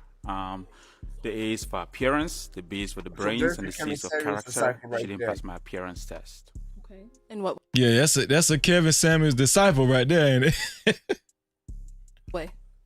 So with the appearance, I look at the front, the back. She got the front. I cannot appreciate the back for now, and I also feel the aroma. The aroma is not there. So appearance test 1/3. Okay. Now, is he someone that's your type? Not at all. Okay, and why not?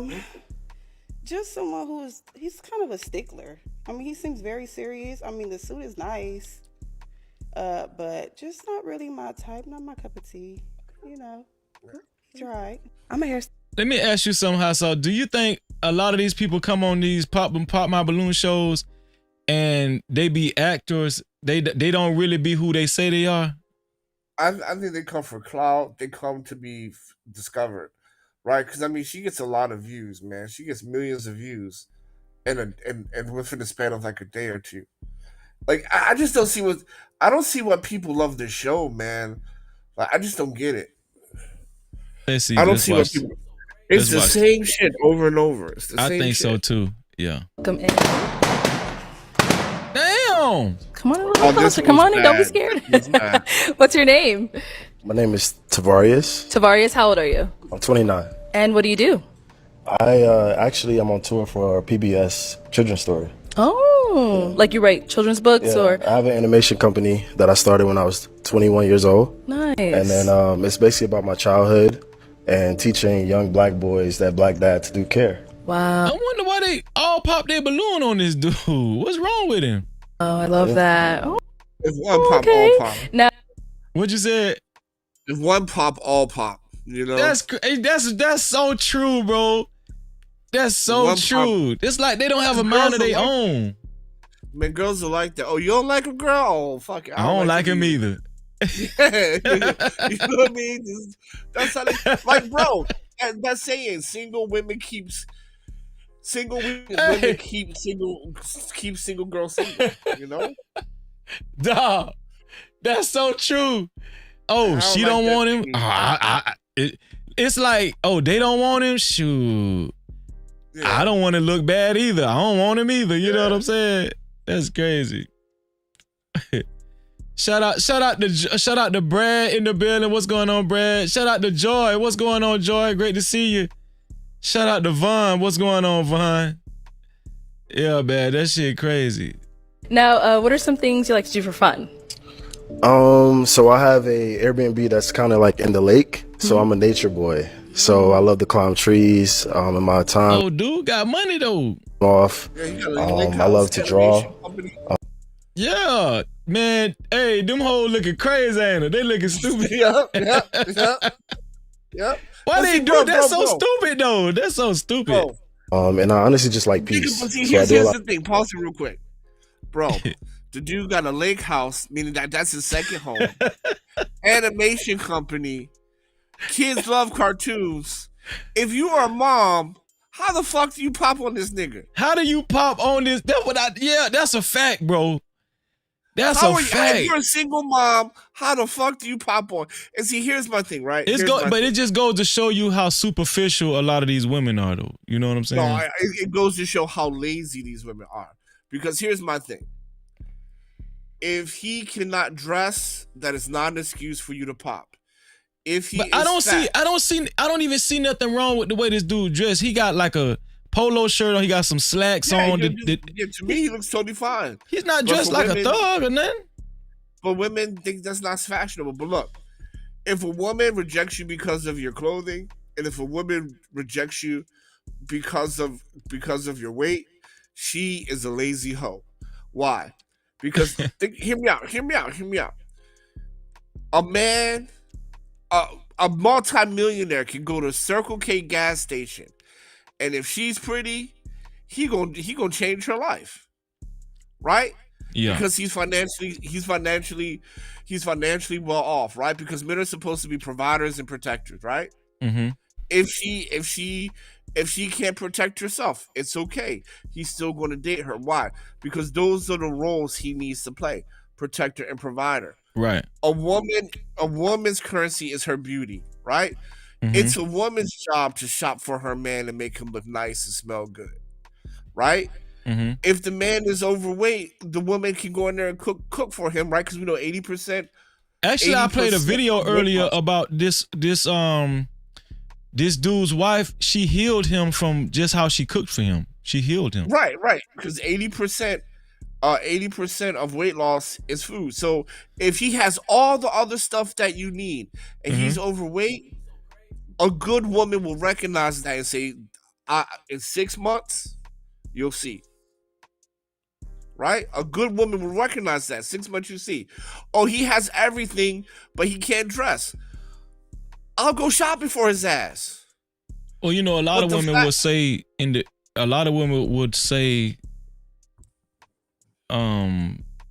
what you want us to be, his mother? A lot of women will say we're not supposed to be his mom. He should be able to take care of himself. He should be able to lose his own weight and, you know, all that kind of stuff. What do you say to that? I say, are you supposed to be? Yes, just like he's supposed to be your father.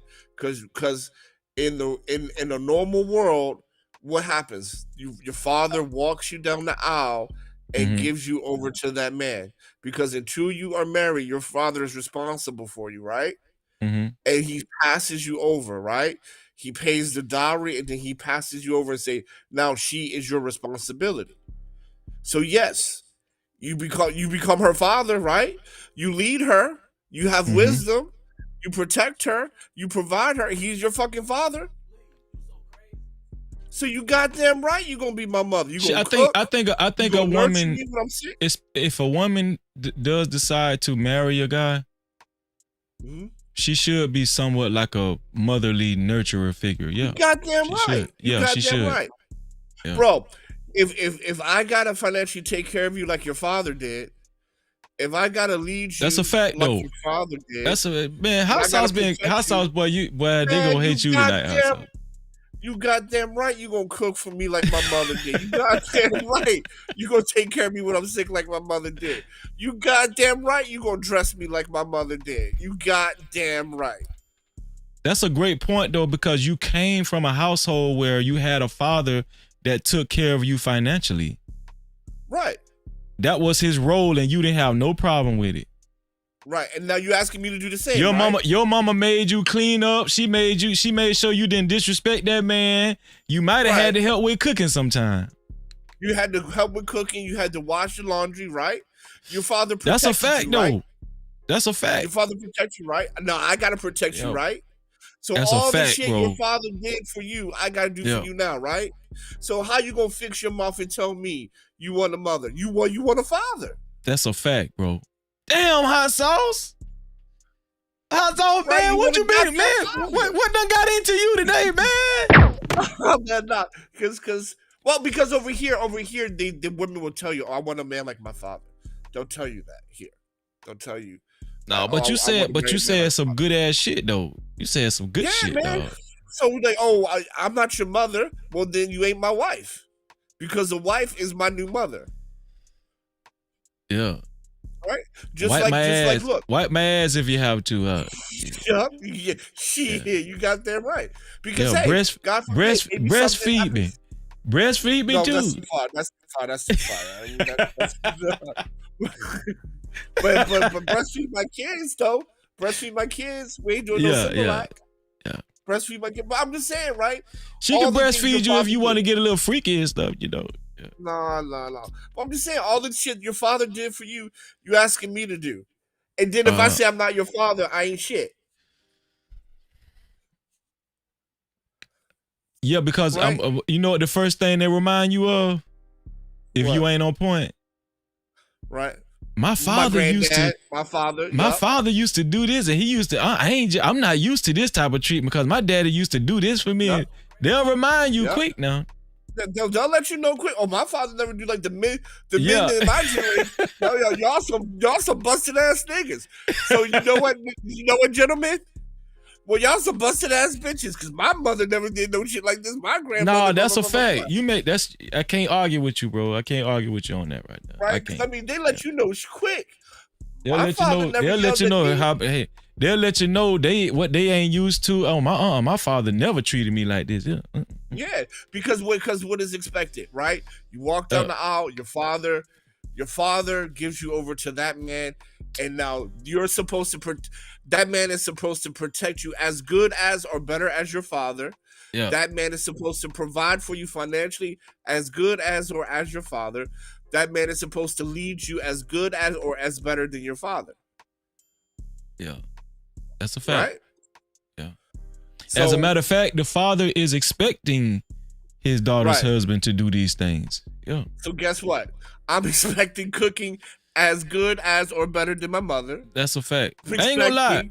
Before I got married, when my auntie used to say that. She used to say that to my wife when she was my girlfriend. And she was like, "So do you know how to cook? I need you to take good care of my nephew because he get taken care of." You know what I'm saying? They used to talk to my wife like that.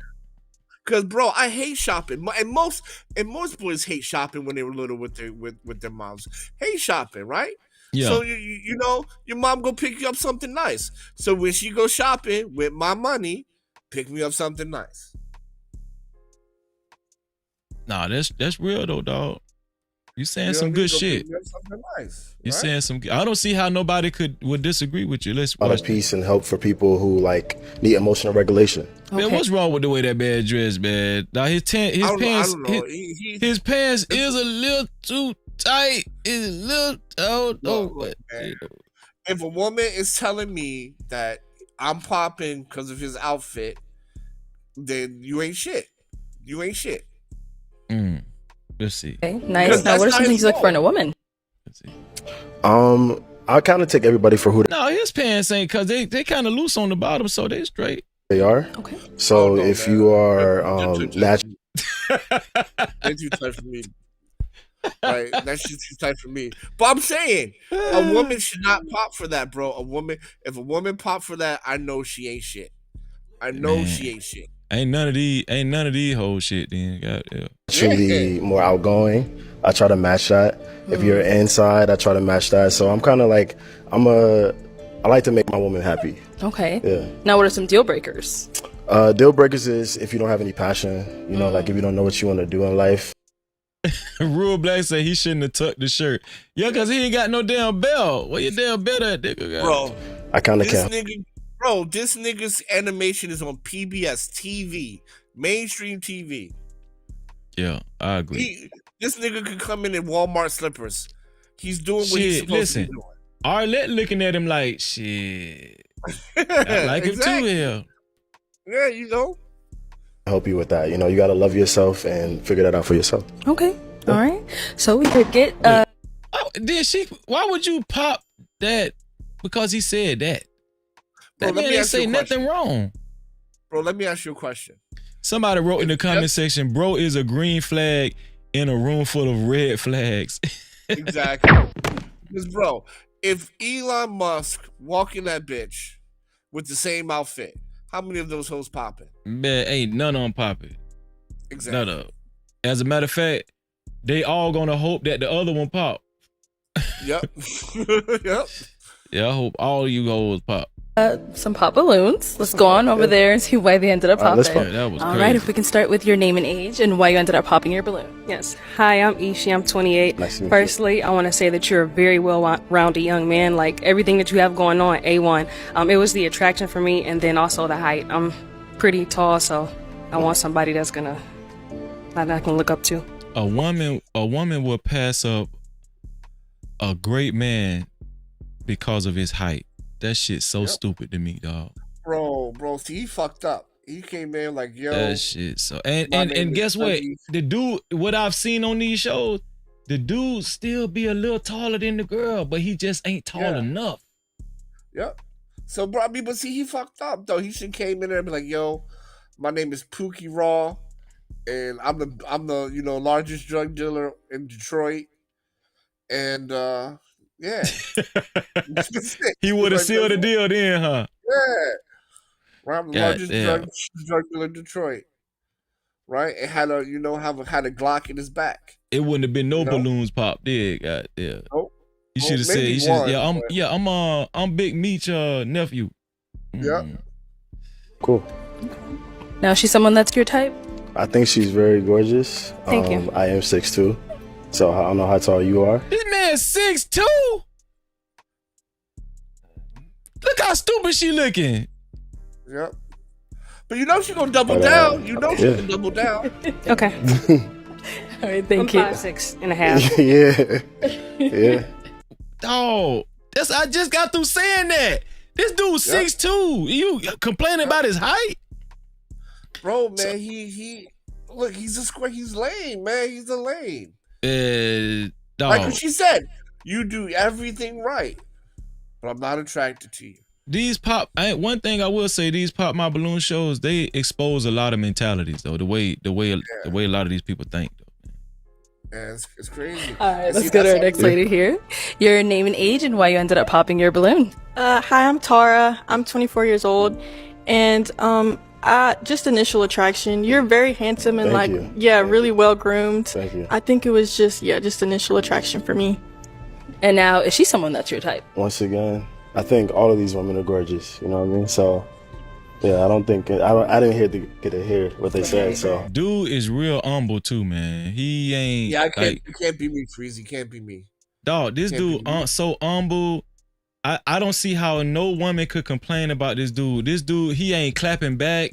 He ain't got no attitude problem. He ain't got no ego problem. He's still complimenting these women, and he's well off. Dude got Airbnbs on the lake, all kind of shit. Yeah, man. Ain't no way I'm not clapping back. I'm like, crazy. I would walk off. I would walk off. If all the balloons are popping, I'm like, all right, peace. I would walk off. But he's still being courteous. He's still being respectful and courteous. But see, this is why I believe this show is so popular. Because all the balloons have popped, right? So there's nothing else to do, right? You can go on to the next contestant. But what she gonna do is she gonna let this man go down the humiliation ritual where everybody gonna tell him he ain't shit. And he gotta turn around and say, well, you're beautiful, right? Hey, your clothes fucked up. What this is? This is like the walk of shame. Yeah, this is like humiliation ritual, right? Oh, your clothes fucked up. It's okay, I respect that. You're beautiful. Oh, I don't like your hair. I respect that. It's okay, but you're gorgeous. Yeah, you're right. You're right. This is like the walk of shame. Like everybody done pop their balloon. What the hell? What y'all need me for? Everybody, exactly. Don't nobody want me. It's time for me to walk off set. Right. And see, now, guess what? Now I need to know. Now I need to hear why everybody don't want me. Yeah. I mean, because that's what's happening right now. Hey, bro, Real Black is dying laughing. He talking about humiliation ritual. He laughing his ass off. That shit is funny though. Basically, this guy who might be a millionaire has to walk down the line, has to walk down the gauntlet of hearing why he ain't shit. Dog, that shit funny as hell. Humiliation ritual. Ain't me, man. That shit cannot be me. You ain't gonna have me walk down. Everybody pop. I'm like, all right, peace. Everybody pop. Oh, bro, it is like a humiliation ritual though. It really is. See? It is though, dog. And he don't even have to take this humiliation. The dude got money, you know. Exactly. Exactly. So I'm like, bro, why you? This shit crazy. And then the host digs in. Oh, he's just not my type. Oh, what do you mean exactly? What's not his? Like, listen, watch. Right, follow up questions on that shit. Oh, what do you mean? Oh, he ain't shit. Oh, what exactly do you mean he ain't shit about? Right? Arlette, she just make it worse, don't she? Man, Arlette, look, man. I ain't gonna say I don't want to get jumped. So I ain't gonna say nothing bad about Arlette because she's like a mini Beyonce. Like people ride for her a lot. So keep my mouth shut. But yeah, they love Arlette. She's became a fan favorite real fast, bro. Real talk. Yeah, man. She got her own little beehive. Just off of looking, I think they're beautiful. Yeah. Okay. Cool. All right, let's go on over here. Your name and age and why you ended up popping your balloon. Renee, I'm 25. I popped my balloon because of basically the height. I think you're very handsome, and I love that you're giving back to your community with working with the kids. But yeah, it was just the height. Yeah. And how tall are you? I'm 5'11". You 5'11". 5'11". This dude 6'2", and he give back to his community. This shit. And with hills. I'm about 6 feet, 6'1". And so now I'm looking you in your eyes. So I don't think so. I think you're a little. Yeah, she's taller than you. She's 5'11". So now with how tall them hills? I'm not sure, but I think I'm about 6'1" right now. So you see, those heels look about like 3 inches. Yeah. So that's like 6 what? That's about 6'2". And so where am I? That's about 6'2", but she's taller than you right now. You're about an inch shorter than her. Okay, we'll give you 6'1". I'm more for 1 inch. I'm sorry, ladies. So I'm not short though, right? I'm not a you're not short, short, but you're just not as tall as I would like you to be. But you're very handsome. Thank you. You're welcome. I was just making sure. I'm not a liar though. You feel me? You feel me? Thank you. All right, let's go to our next lady. Your name and age and why you ended up popping your balloon. My name is Dee. D look like a thought. 27. D was supposed to be the main one. Keep her a damn balloon here. I popped my balloon because you kind of look like my cousin. I'm so sorry. That shit's so stupid. You look like my cousin. Who gives a fuck? Is you fucking your cousin? Is you fucking your cousin? Oh. I don't want to date my cousin either. But you look good. You're gorgeous too. Thank you. You look like my cousin. Thank you so much. Okay. Yes. All right. Your name and age It and just be something they just want to say just to say some shit. why you ended up popping your balloon. My name is Tiffany and I'm 26 and I initially popped it because of the outfit, but now that I get close to you and I heard what you say, I want my balloon back. Oh look, she does. Hey, she heard him say he got a he went house. PBS. He on a tour. He got a house. You don't. Your dumb ass popped the balloon because the rest of these chicks popped their balloon. Now you want your balloon back, man. Guess what I would do? Hot sauce. No. Stick with your first decision. Yeah, I definitely would say hell no after that. No, you don't need your balloon back. You don't need your balloon back. You good, man. You good. Because I can always change your fit, baby. I love fashion. We Look at what that's hot sauce. That's what hot sauce is. can go shopping. Thank you. And I actually had more fits in my book bag back there. You feel me? Like, Can you get that balloon? yeah. Oh my, she asked for it. I'll hand it to you. Thank you. Okay, we'll be I back. like spoiling my lady. man. Okay, let's go into these next ones. Your name and age and why you ended up popping. Pause it right here, Fuzi. Now, that girl's alright, right? Yeah. Now, why? Now, look, everybody else is going to say some negative shit. That is going to fuck up my chances with her. I ain't gonna You feel lie. me? I wouldn't. If I'm well off, if I'm well established, you pop your balloon. You need to Yeah, I'm stand not on taking that. you back. Yeah, I'm you not need to taking you back, stand. but Yeah. But the show is designed to get shitted on because even when the girl doesn't pop, now she has to listen to 3 more people say why you ain't shit, and girls don't stand tall on stuff, right? Yeah. So there's 3 more times people can convince her to pop her balloon. Because what if he liked her, right? Yeah. But Yeah, see, that's a fact. you see how it's fucked up, Yeah, that's fucked up. It's fucked up. It's right? fucked If you pop your balloon, then you gotta listen to all these people shit on you. Yeah. That's fucked up. I agree. Super chat. Shout out to Stan Joseph for his $2 super cap. Stan, I appreciate you, bro. Stan say, where the white girl at? No Cap-tivity. Hey, the white if there was a white girl in that lineup and she seen that old boy dressed like that, she would not have popped her balloon. It would have been over. I'm talking about a real white girl. I ain't talking about a white girl that want to be black though. I ain't talking about no white.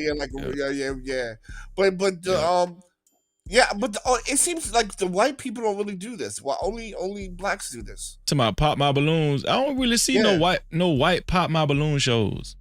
Yeah, I don't see that shit. That's a good point. Shout out to Link. What's going on, Link? Great to see you. Your balloon. Hi, my name is Kamina. I'm 27, and I popped my balloon because, like she said, because I'm Haitian, and you look a lot like my relative. Cool. Your relative's beautiful, then. Yeah, you are very handsome. Man, that was a good comeback. So you're very handsome and well groomed, like she said. I agree. So are you. Nice to meet you. Thank you. Nice to meet you too. Okay, thank you. Let's go over here. Come in. Look, they all thinking about that shit. Yeah, what did they say? Pretty all right. Pop balloon is crazy. Yeah, that shit does seem like a humiliation ritual, man. You're right. I think that's why that's why it's so popular, because people can. I think so too. I think you're on to something when you said that. What is this right here? They clowned him, and he left with the prettiest girl. All right, let's go ahead and bring out our next single guy. Hello, welcome in. What's your name? Quan, Quan, how old are you? 27. Okay, and what do you do? I'm an outreach organizer for the community. I help with I also help people get jobs and train opportunities as well. Now, what are some? They do not want to hear that outreach community shit. They want to hear about. They want to know about money. But see, here's the thing, right? In their 20s, they'll want to hear that outreach community shit. Yeah. But then when they 40s, now they over here yelling at us talk about take care of the community. And Yeah, shit. we need leaders. We need more leaders. And shit. Yeah. Right? Well, ladies, don't you remember 20 years ago when y'all was saying the same shit?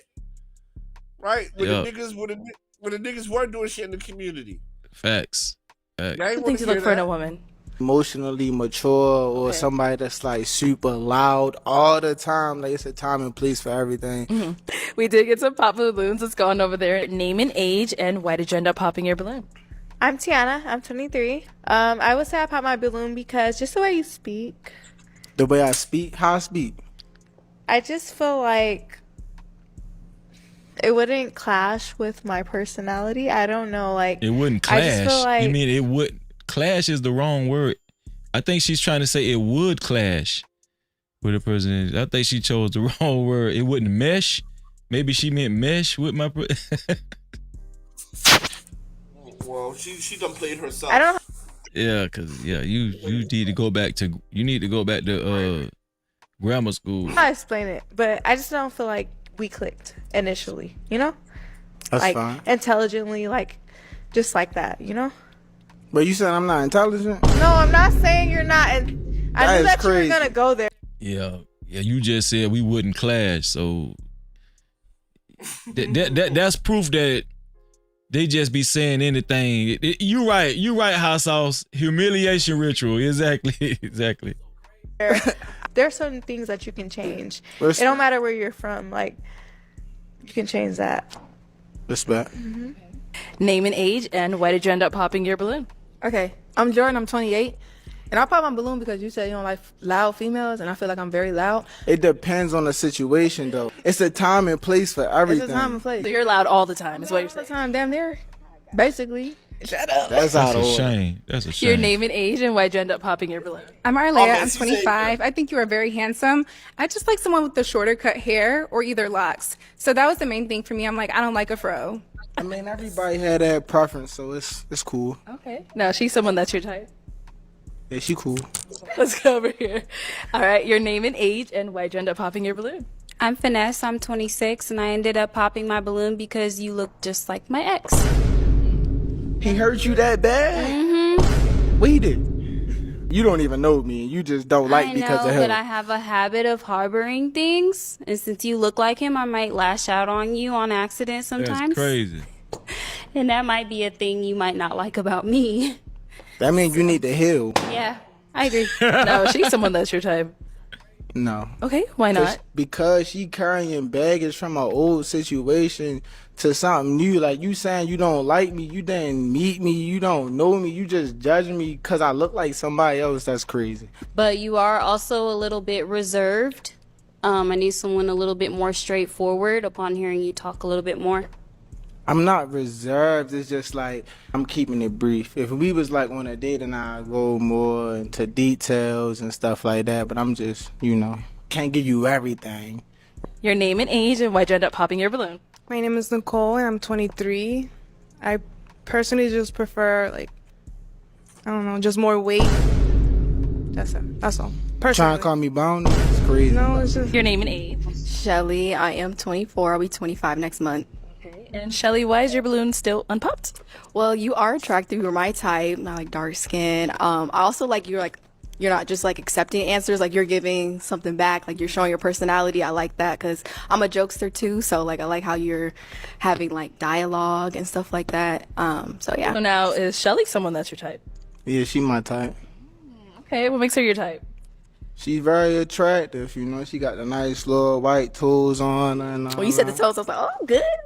Shelly, let me bring you up here. Come on up. Come on, both of you guys. Let me bring you guys up here. All right. Well, then, is it a yes for you for him? Yes. And is it a yes for you for her? Yeah. We got a match. I'll take the mic, and you guys can go on up, make some noise. Dude, he threw his weight around though. He threw his weight around. Let's see what. And this so we time. did get to hear where she's from. Where are you? Originally, D.C., Maryland, Virginia. Okay. And you live there now? I live in Houston. I am originally Liberian, West Africa. I was born and raised in Liberia. I came to America when I was 18. I'm 37 now, so I've been here. Do the math. Yeah. Okay. Yes. All right. And is she someone that's your type? Yes, she is. All right, well then let me have What you the come hell on is up that? here. I'll have you What the hell that was? scoot Oh, that no. way. Okay, Her so you guys BBL, got to hear a man, bit that- about her each other. BBL's Do you have ridiculous. one final question? If you don't, that's Hold okay. on, man. What the hell? All right, well Man, why did this lady show up on the pop by balloon like this, man? then let me have you come on up here. I'll have you scoot that way. Okay, so you guys got to hear a bit about each other. Do you have one final question? If you don't, that's okay. I'm trying to think because I asked the most important questions, like, you know, what was your go-to for healing? Because that's most important. I want to make sure you got them demons out your system, okay? Because I already warned you, but no, I wouldn't say I have any other questions for that. No. And I did get the demons out of my system Okay. because I've been through enough struggles. Okay, because I that- fight. Okay. I'm not fighting. I will always stay emotionally controlled. I'm not fighting at all. However, it's okay for you to be feisty. You know, I'm very understanding. I'm able to communicate very well. So if there's something that's bothering you, I would like to get to the root of it, so to see how best I can be able to communicate where I'm at, so we can get to a resolution. Oh, I'm gonna let you know. Yeah. Trust. Okay. There you go. So. All right. Well, then I'm gonna ask my final question. Then, is it a yes for you for him? Yes. And is it a yes for you for her? Is a yes. We got a match. I'll take the mic, and you guys. Hot sauce, man.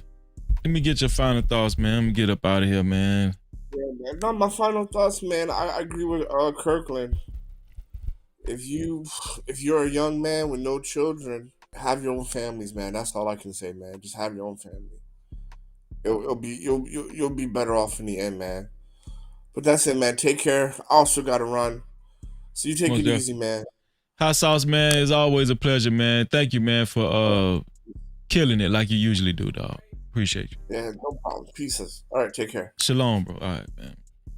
Shout out to Hot Sauce, man. Shout out to Hot Sauce. No Cap-tivity. Yeah. Shout out to Hot Sauce, man. It was a great show. It was a lot of great points. I don't know.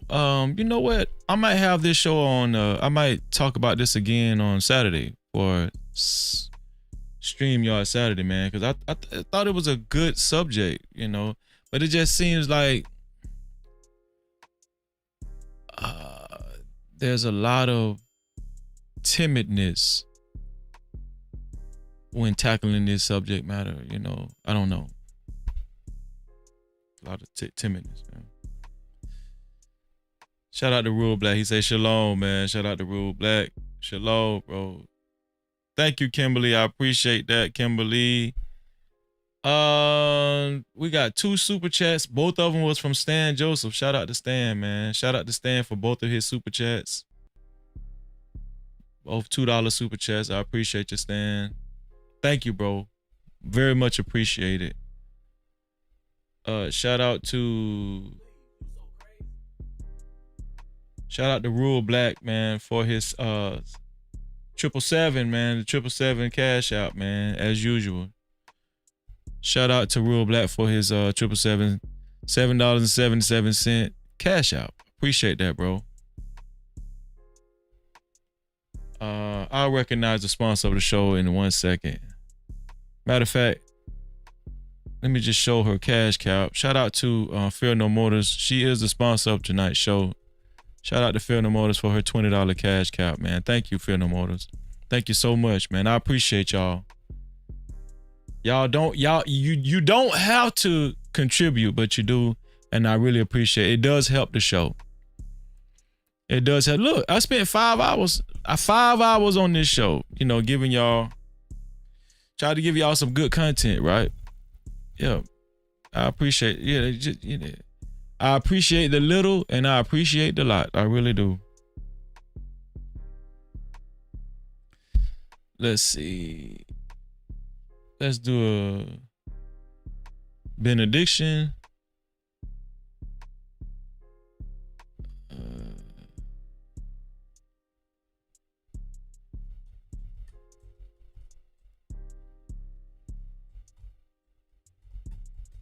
Let's see.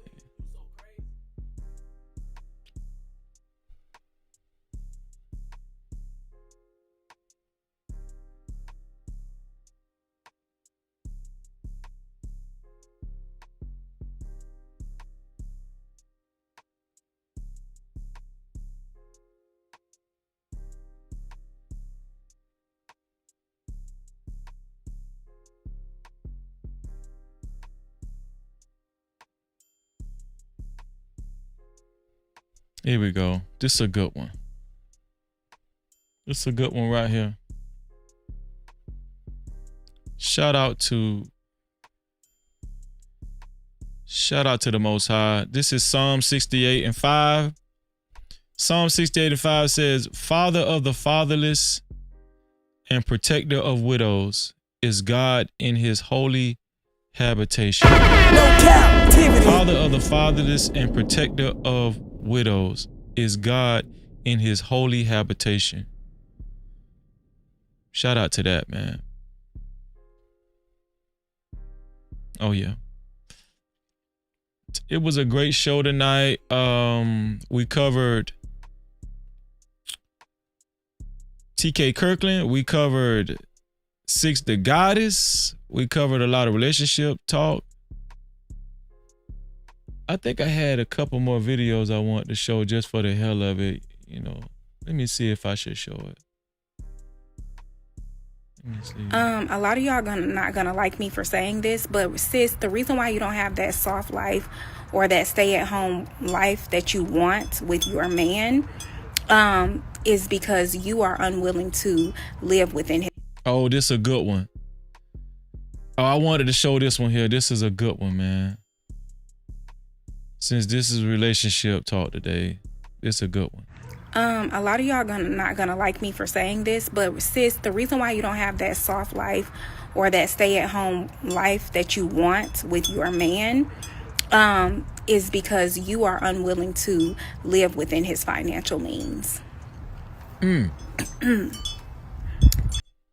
think I'm gonna do a show on this one too. I know that's gonna sting a little bit, and I know you're gonna have to, take that in, but it's the truth. You see, the real problem is you get on here and you look at these pretentious ass couples who say that they get to go to Roof Chris every Friday night for date night. But see, your man ain't got Roof Chris money, but he got Cheesecake Factory money. He got Applebee's money. He got Olive Garden money, which is just as good. But you done sat up here on Instagram and let somebody talk you out of that. To say you can't have a soft life and you got a hard working ass man, stop. You just won't live by that man's financial budget. And I get it. Some women don't want to settle, and that's fine. But stop blaming that man for that. That ain't got shit to do with that man. He makes enough, sis. He makes enough. I don't care if he makes $40,000 or $240,000 a year. He makes enough. He makes enough. Make it enough. That's what she's saying. Make it enough. Shoot. A lot of y'all. She said he makes enough. It's just not enough for you. He makes enough though. Shout out to that woman. Let me see. Oh, this. What y'all think about this right here? This for hot sauce. I'm playing this one for hot sauce. I just want to leave this message here. It's up to you to believe it or not. I'm just gonna. Y'all, I'm not saying I agree with this, but this shit is crazy what this lady finna say. Y'all gotta listen to this shit. This shit is crazy. Write this message here.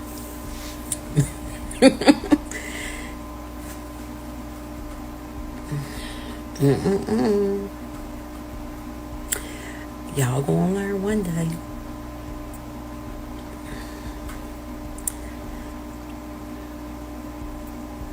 Dun, dun, dun, dun, dun.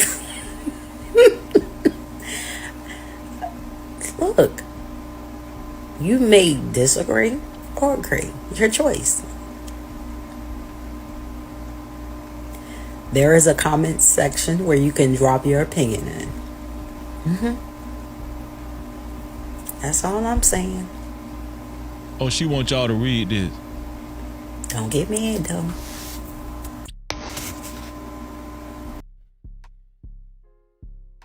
She wants y'all to read that. I ain't look at this one. Let me see what this. I don't even think this one about relationship. Let me see what this. TikTok, blow this up. My father dropped dead. Yep. My father. Out the gate. He left 8 grandchildren. He had 3 children that we know about. I'm the oldest. I have a middle brother and a younger brother. Father dropped dead. Had a fiance that I thought was a stepmom. Thought they was married. You want to talk about secrets? You want to talk about secrets? Top 5 things I don't want said at this funeral, or it's going to go up in flames. Number 1, why they don't have no flowers? Because you ain't dropped no money to the funeral home. Number 2, ooh, why it look like this? Because my budget was cremation because his ass was janky. Number 3, really? They only ordered 50 obituaries? Abso-freaking-lutely. Because while my daddy was stunting up there in Tallahassee, y'all should have told that man when he was buying that Benz, building that house, and buying them Harley Davidsons that he should have bought his ass a life insurance policy. Because mess around and find out, you gonna learn today. I would love not to go into default or debt on my mortgage. Hey, we didn't get your mortgage payment. Oh, you gotta dig it up out my daddy casket, because when I was up there planning the funeral this week, it was cremation was the budget. Why? Because he wasn't nice. Damn. She's saying woman details her family fallout after dad's passing. So she said she did not have no money for her daddy's funeral because he was not nice. She only had a cremation budget, and y'all don't want that. Hey, do the best thing you can. And this what happened when you don't have a will. But here come the cousins. Yeah, so sis, let's talk about it. He was my favorite cousin. Go buy a casket. Oh, he was I could tell you stories for days. Go pay for the vault. Oh no, we don't cremate in this family. Oh, go pay for the embalming, the casket, the plot, and the vault. Oh, your father definitely would not have wanted to be cremated, so he should have had a policy. Oh no, I think he has some money. What's the password to the laptop I can't get into? No, I think your daddy has some money. What's the PIN number to the debit card? Oh no, y'all can't cremate him. No, we gonna come up with the money. Drop it at Tillman Funeral Home on Crawfordville Road. Otherwise, I don't want to hear it. I don't want to hear it. All these cousins that let my daddy stunt, and y'all didn't make that man buy a policy. I didn't have a relationship with him because when I grew up, he didn't think I grew up. He thought he could still give me advice. Big woman, 3 kids, husband, life, adult. He still thought I was 9 years old. So, to my surprise, hey, your daddy died. Call my brother. His kids were the favorite. God damn. Let me tell you something about families. They're going to be the main ones sitting at that funeral, skinning and grinning. We'll go ahead and start cleaning chicken and doing all that low vibrational gossiping that y'all do. Because I decided that I can't wipe out my savings account. I'm at the point at the big age where I'm ready to match your contribution. He was my favorite cousin. Here go $100. TikTok. I think that's all I got for y'all. Hold on, let me see. I think that's it, y'all.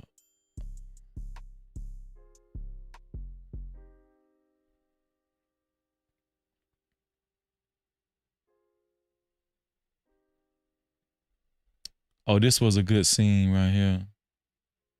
You want to know? This was what? They say this was possibly my favorite scene in the entire Falcon and Winter Soldier TV show. I thought this was kind of deep though. What went wrong? The world's different now. I know people.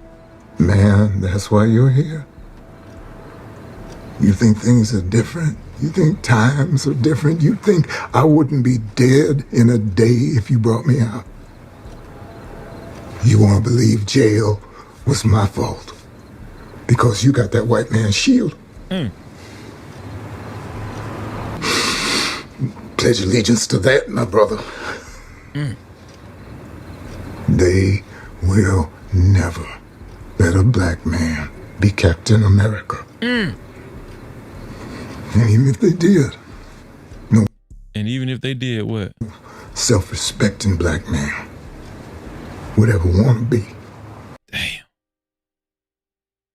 And even if they did, no self-respecting black man would even want to be Captain America. Damn, that was deep. That was deep. Shit. You want to know what one? It's kind of deep right there. That was deep. Winter Soldier. Anybody caught Winter Soldier?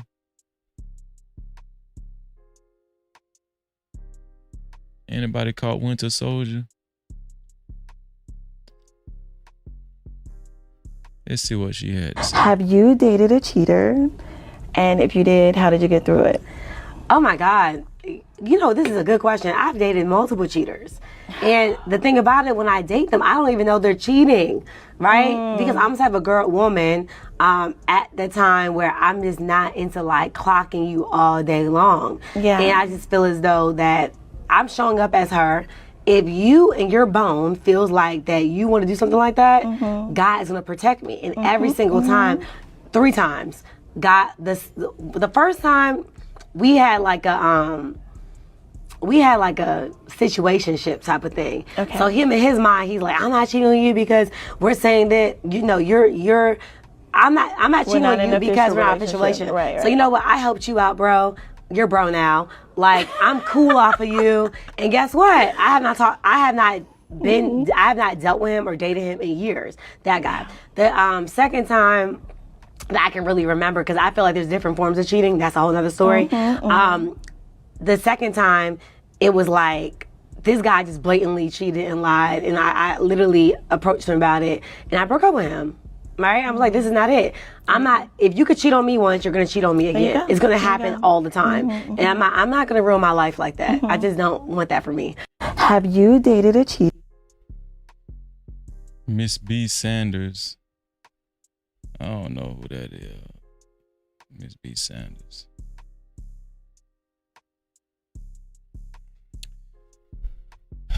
Y'all, I'm really just wasting time, man. I'm finna get up out of here. Yeah, that was deep, Kim. That was deep. Real Black say they programming the racism with the movie. Yep. Shout out to Joyce say, my hubby just told me that Will Smith gonna be the next Superman. Really? Will Smith?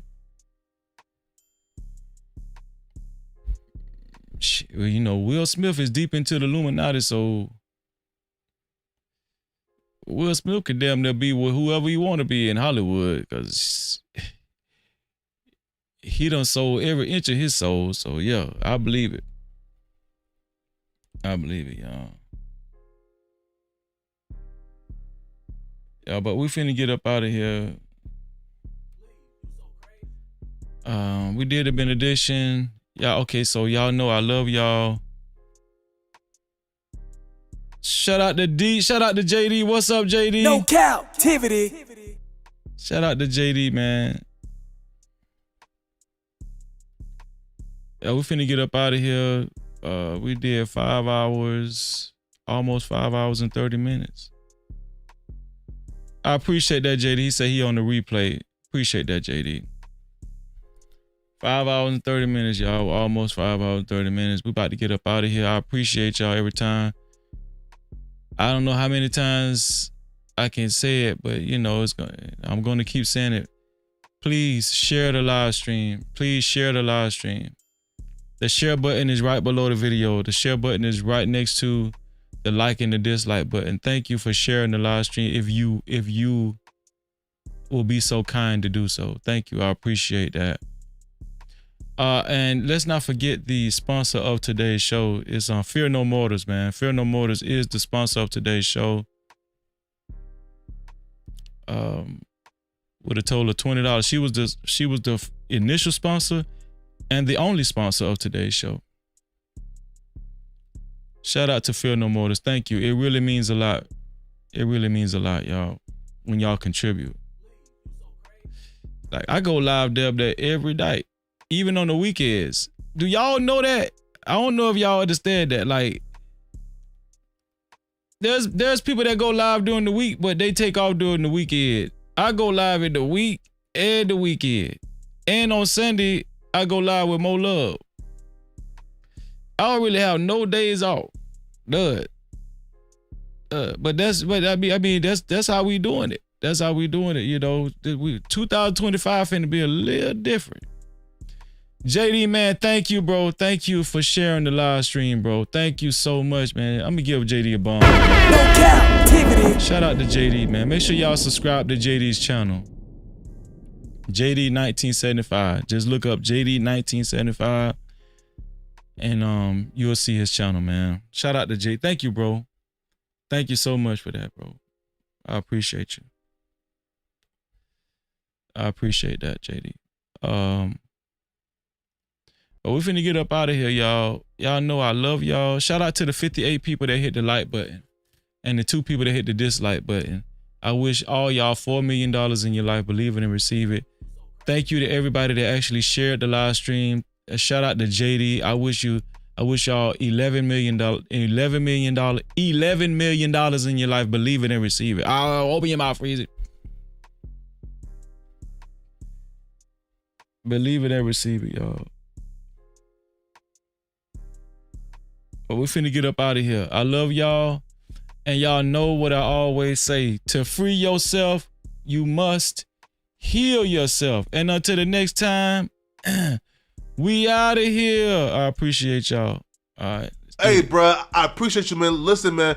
Go sub to my boy, man. Listen, man. Go sub to my boy, No Captivity, man. He's a good dude, man. Hey, bro, I appreciate you, man. Listen, man. Go sub to my boy, man. Listen, man.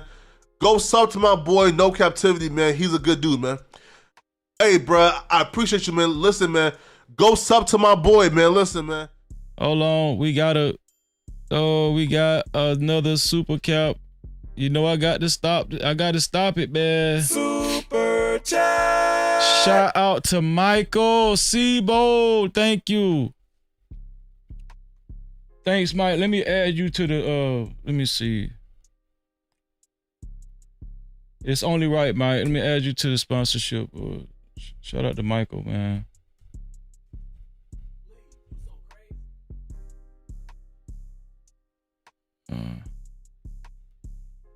€20. Thank you, Mike. That means a lot, man. How much €20 is in USD?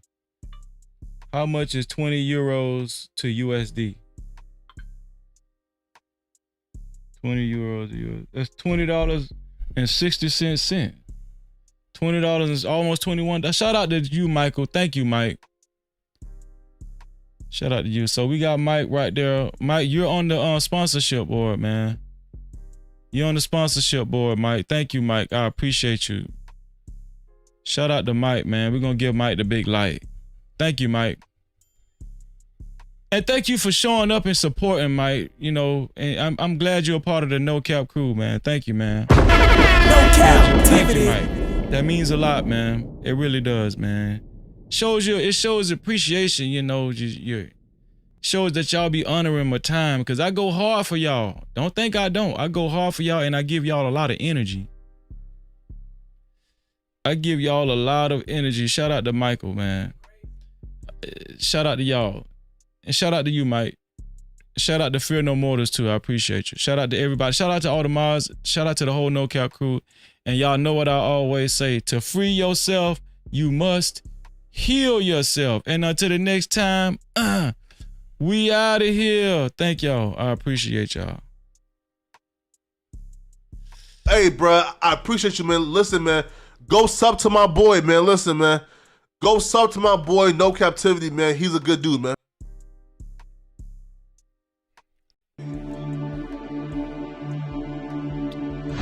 Unlock the future of branding while outpacing your competition. Dive into the digital realm, transforming raw footage into video epics. Our editors redefine storytelling. At Prime Your Logos, where pixels become portals. Prime Your Logos. Unleash the unseen. Your brand amplified. Visit us at Prime Your Logos on Instagram. Or call 704-792-6345. That's 704-792-6345. Prime your brand. Prime your logos, where artistry transcends reality.